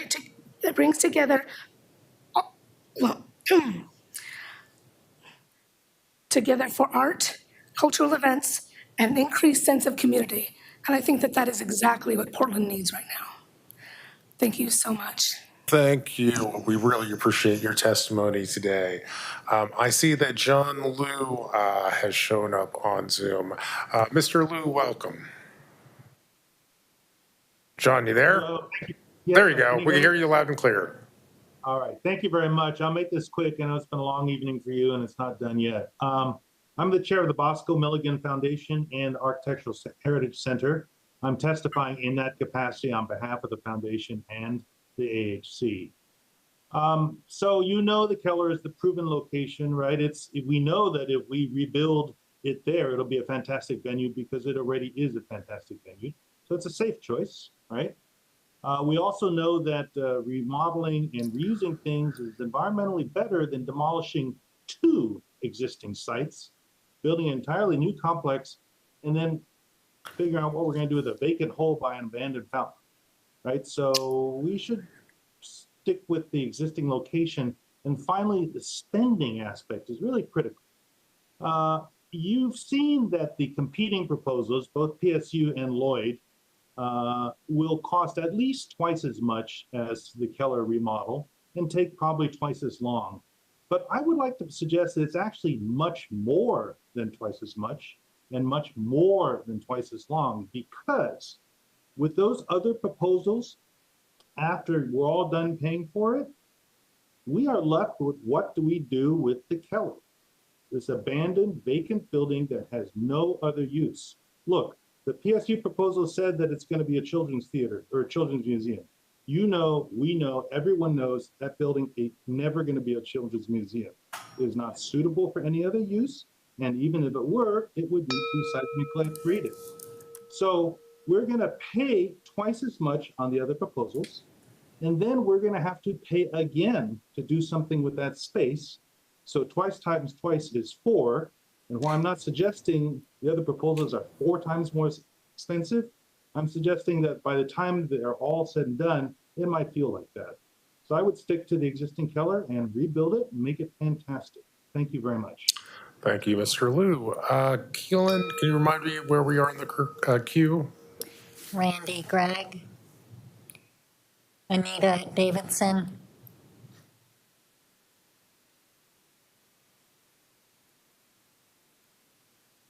There we go. Welcome, Anita. You're muted right now. There you go. You're close. There you go. Okay. Good evening, distinguished commissioners, and thank you for this opportunity. My name is Anita Davidson, and I'm a condominium owner downtown. I'm here to ask your support for renovation of the current Keller. Many of my reasons have already been expressed. Renovation is the greenest option, downtown core location matters, and what happens to the Keller if it's shuttered, and also be mindful of the public cost of construction. But this is not merely a construction decision. It's also an operational decision with very long-term implications. What happens after construction? If we compare operations of the current Keller with the PSU proposal, the Keller outshines. The current Keller holds established and straightforward relationships and processes for its day-to-day operations. Known and straightforward have value. Contrast that with PSU's plan, which introduces complexity, unknowns, and risk with its commercial condominium structure. First, a commercial condominium will not manage itself. It will require additional city staff for the next 50 years to participate with the condominium board, contracts, budgets, reserve studies, and potentially conflicting interests. If the PSU site is built, additional city staff will be needed at a level more demanding and more costly year over year than the current Keller operations.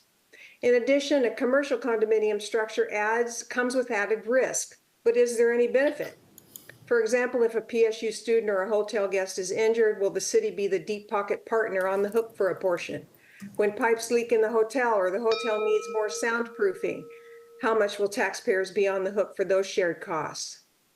The bottom line is that there will be increased risk and public costs to operate a city auditorium as part of a commercial condominium structure. Construction lasts 3 to 5 years, while operations will continue 50 years beyond.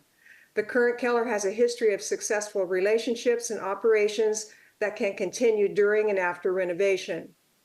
The labor issues are real, but also manageable. And it seems to me we could have both. PSU can build its 1,200-seat auditorium, hotel, and conference center, and the city can renovate the Keller. We could get it all. Thank you for this opportunity. Thank you so much. Keelan, could you call our next 3 guests? Robert Grummel, Brad Perkins, and Vadim Mazierski.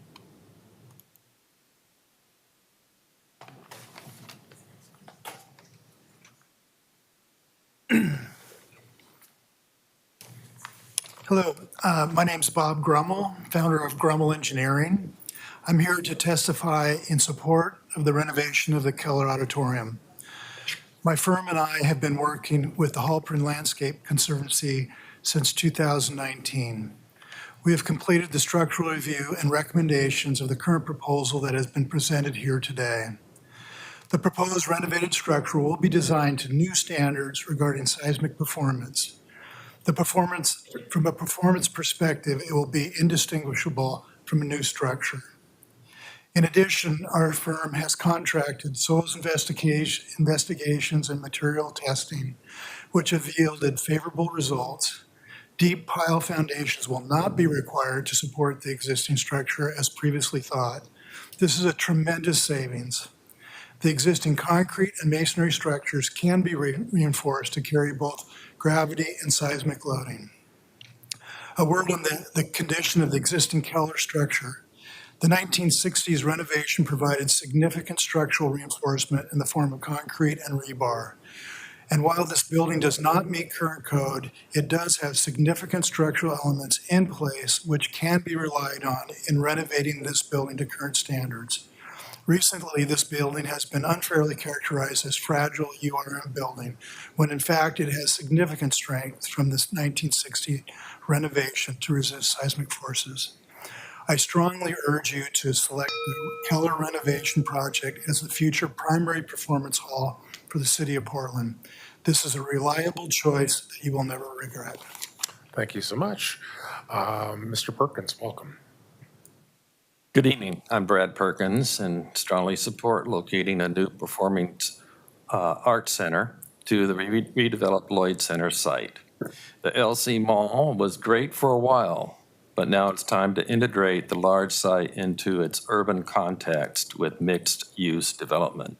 A new performance hall will help rebuild the LC area and thus strengthen Portland's Central East Side community's income and ethnic diversity versus PSU's proposed freeway site. The performance hall at Lloyd Center is greatly benefited by being less than 10 minutes walk to the Rose Quarter, which is central to all carbon-reducing transportation networks. The RQ is to include privately initiated plans for the development of Rose Quarter to Gorge Trail and Cascadia High-Speed Rail. As co-owner and CEO of CHSL Bullet Trains, it is our goal to use mostly private funding to develop bullet train service between Eugene and Vancouver, BC for theater goers and others. Imagine Portland's Veterans Memorial Coliseum interior is renovated to facilitate bullet train station that is connected to all transportation systems and acts as a catalyst for development of new housing, stores, offices, and entertainment uses in the depressed East Side. Visualize how people can walk from the Rose Quarter transportation hub on Multnomah Street that goes under I-5 to Grand Avenue and becomes an exciting 44-foot wide pedestrian outdoor marketplace in the middle of the street to the new Arts Center.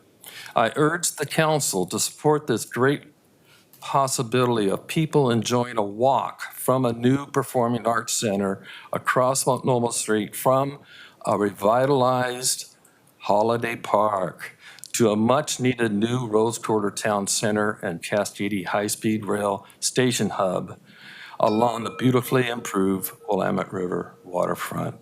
Thank you for your consideration in these economic development plans for a more livable Portland.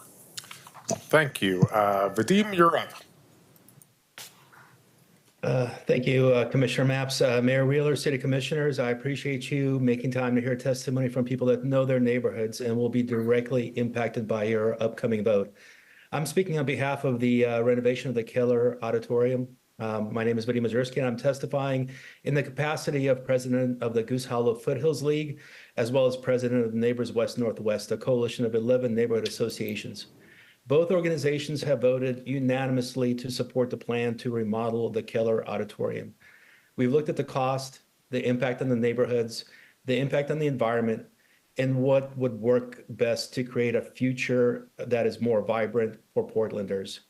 All those indicators weighed in favor of the Keller renovation. We all talk a lot about revitalizing Central Portland, which has gone through some devastating circumstances over the last few years. And this would go a long way to revitalize Central Portland. It would anchor a walkable restaurant and entertainment area for residents and visitors alike. On the flip side, building an auditorium elsewhere and taking needed business and foot traffic away from the heart of downtown will be yet another devastating blow to the downtown and Central Portland area. You've heard a lot of testimony today, including what I suspect is from people that don't even reside in Central Portland. I urge you to listen to the people representing thousands of residents in downtown, Goose Hollow, Old Town, Pearl, Northwest District, and numerous other neighborhoods. We know the needs of our neighbors, and the needs include a remodeled, renovated Keller and a re-energized downtown core. Let's stop talking about revitalizing downtown and begin the process of accomplishing that by renovating the Keller Auditorium. Appreciate it. Thank you. And next up, we have Derek Trost. Welcome, Mr. Trost. Thank you. Good afternoon, evening. Thank you for the opportunity to testify in support of the PSU proposal for the new Performing Arts Center. My name is Derek Trost. I'm a graduate of the architecture program at the University of Oregon and specialize in the design of live performance venues and recording studios. I serve on the city's Noise Review Board and serve as Vice Chair on the Music Policy Council, on whose behalf I'm speaking today. We represent performers, composers, stagehands, promoters and bookers, venue owners, and operators in our community. Collectively, we believe that PSU's proposal stands head and shoulders above the rest for all concerned, revitalizing downtown with a brand new state-of-the-art venue that will lead us to important redevelopment of the adjacent neighborhoods and integration with the university campus. During construction, the public will enjoy uninterrupted opportunities to attend shows that employ hundreds of local performers, technicians, and stagehands. Once complete, a world-class venue awaits all of these folks, providing a massively improved experience Portland will simply never see at the current Keller site.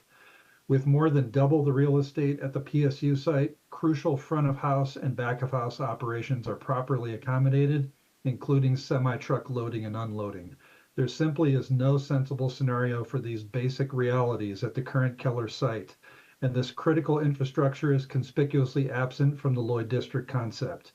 PSU and Bora Architecture have demonstrated they actually understand how to make this building work. And believe me, folks who work these shows talk with folks who book these shows. The realities of the venue are known and considered when it comes to future and ongoing opportunities. Shows that would otherwise drive right by us on I-5 will include the Portland market in their national tours. Council, please join us in supporting this well-conceived proposal for a new downtown performing arts complex. Let the show go on. Thank you so much. Keelan, could you call our next three testifiers? Stephen Koch, Mary Coolidge, Mark Montgomery.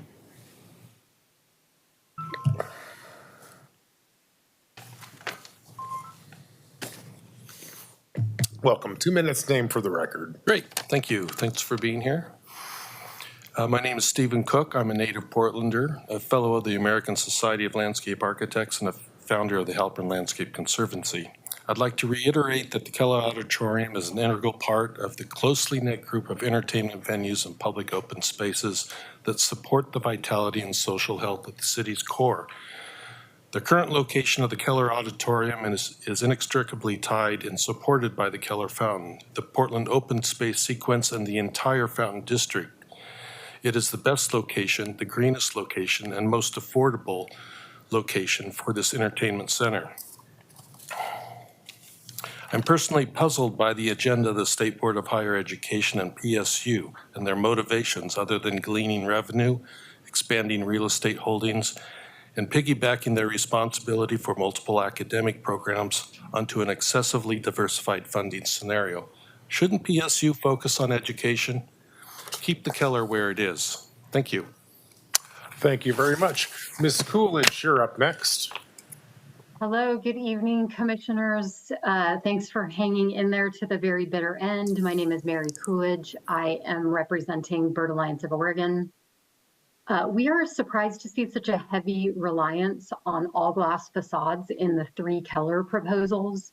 So we urge you to direct project teams to scale back from the all glass building concept in order to better meet Portland's climate action goals and to design a building that will more thoughtfully meet the exterior glazing standard in the Central City Plan, as well as bird safe standards in the City of Portland's and Metro's green building policies. The all glass building is less energy efficient, increases HVAC demand, reflects heat into the surrounding area, exacerbating the urban heat island effect in an existing climate crisis, poses an undue risk to birds, and greatly increases the amount of light trespass from the facade when the building is occupied after dark, which the Keller will be. Bird safe glass can certainly be specified for an all glass building, but this is the least sustainable approach to building design in terms of collision mitigation, light trespass, and energy efficiency. There are many other exciting and beautiful building design approaches that aren't transparent vessels, as we heard about today. Therefore, we urge you to ask for an innovative redesign of the chosen proposal to reduce the all glass facade. Of the three proposals, we would support the Marking Keller renovation by Henneberry Eddy with modifications. This is the only one of the three that mentions bird diversity in Portland at all, clearly identifies the need for bird safe glass, and renovates an existing building, which is the most environmentally responsible approach. That said, the renovation renderings do depict a brightly lit all glass building, which will operate in after dark areas or hours and create significant light spill into the surrounding area, which will impact residential buildings in the adjacent area, as well as the health of our urban ecosystem. So we would support this proposal if the design were modified to reduce the glass exterior and to incorporate responsible management of light spill from both the building as well as the fountain. Thank you so much for your time. Thank you. Keelan, could you call our next three? Lisa James, Marion McNamara, and Yoko Kinoshita.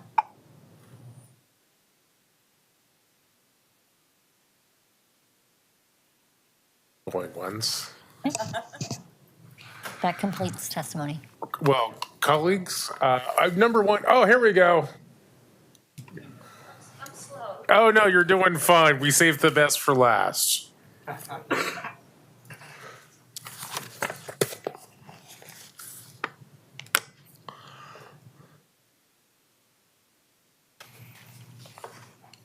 Well, thank you for staying and catching the last one. Thank you for your patience today, and everyone who stuck around to hear testimony and to testify. We really appreciate your patience. Clearly, these projects resonate with folk. I'll turn the floor over to you.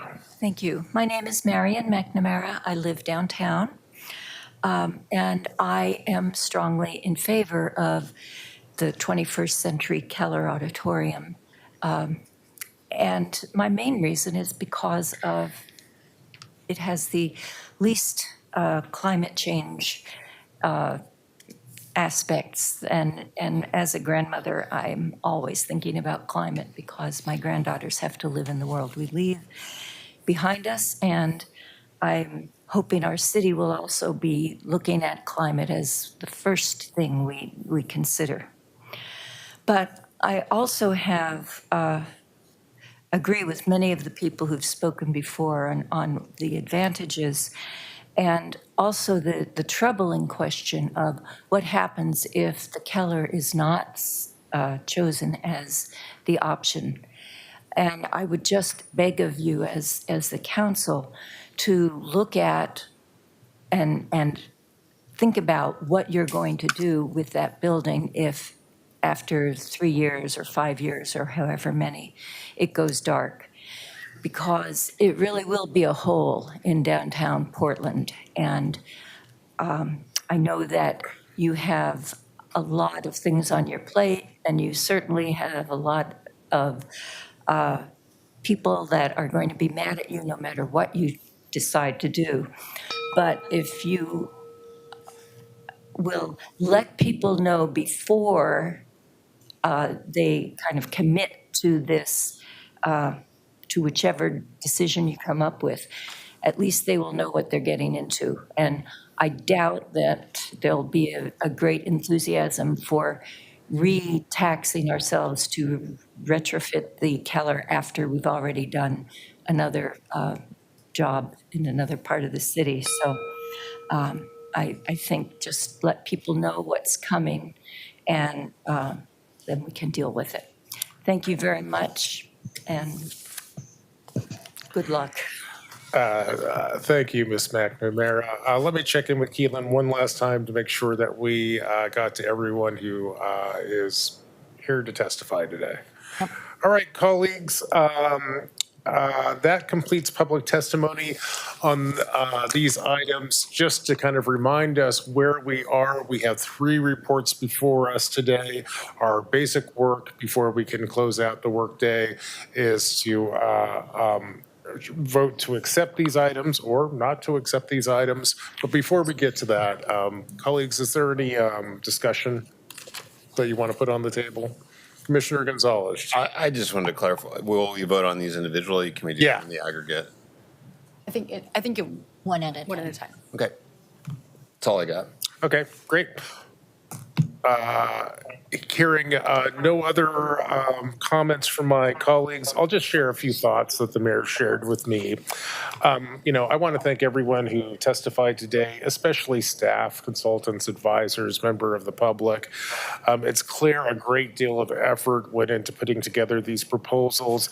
And on behalf of the city and on behalf of this council, I want to thank all of you. This is clearly a passion project for so many folks. I think there's a lot that everyone in this town should feel great about.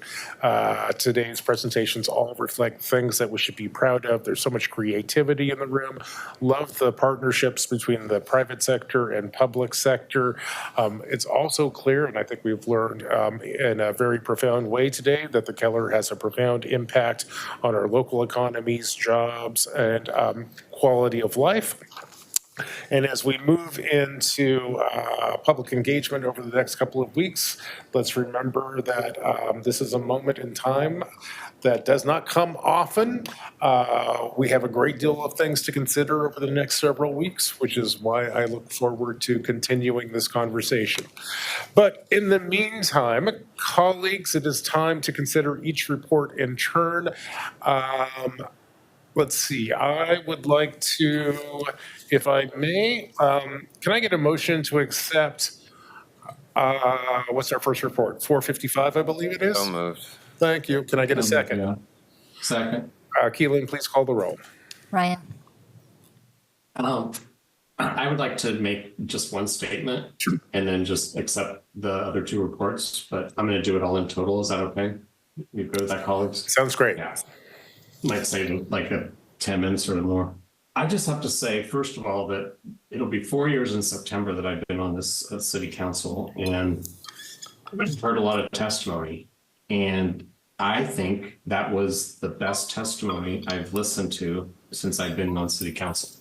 It was just so, all of it was very bold and exciting and inspiring, and everyone was thinking big. And people use the word restoration in different ways, obviously. And it was just really refreshing to see so many civic-minded, enthusiastic people come forward and take time because they love their city so much. They love the arts so much. They love downtown so much, the whole central part of the city so much that they wanted to be heard.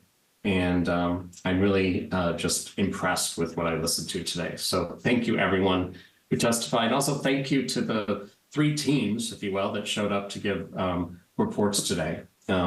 They were all outstanding. They were all thought-provoking. I learned a lot. And when you have a job like this, it's always about, I'm curious, or I would have applied for a job like this. And it was just, everything was outstanding to just absorb. So being in a sponge mode this afternoon and evening, it was a treat. So I just want to say that thank you all for thinking big. I think what I also heard is Portland needs a big win. There's urgency around this. I do think we're going to have to make a decision, definitely this summer. I think the date is in July. Is that the date? Do you have it in front of you, Maps? I don't. Okay. But soon. I can't recall if the mayor set the date. I think it was in late July or something. But I know that we will be making a decision. And I think that our city deserves us to make a decision so we can move this forward, because we do need that big, exciting win. So I just really am here to say thank you, everyone. I'm taking it all in, and I look forward to mulling it over. I look forward to how each one will evolve. And I accept the report for this, and I will say aye to the other two. Thanks. Aye. Gonzalez. I want to acknowledge both the gravity of the moment and the inspiration of the moment.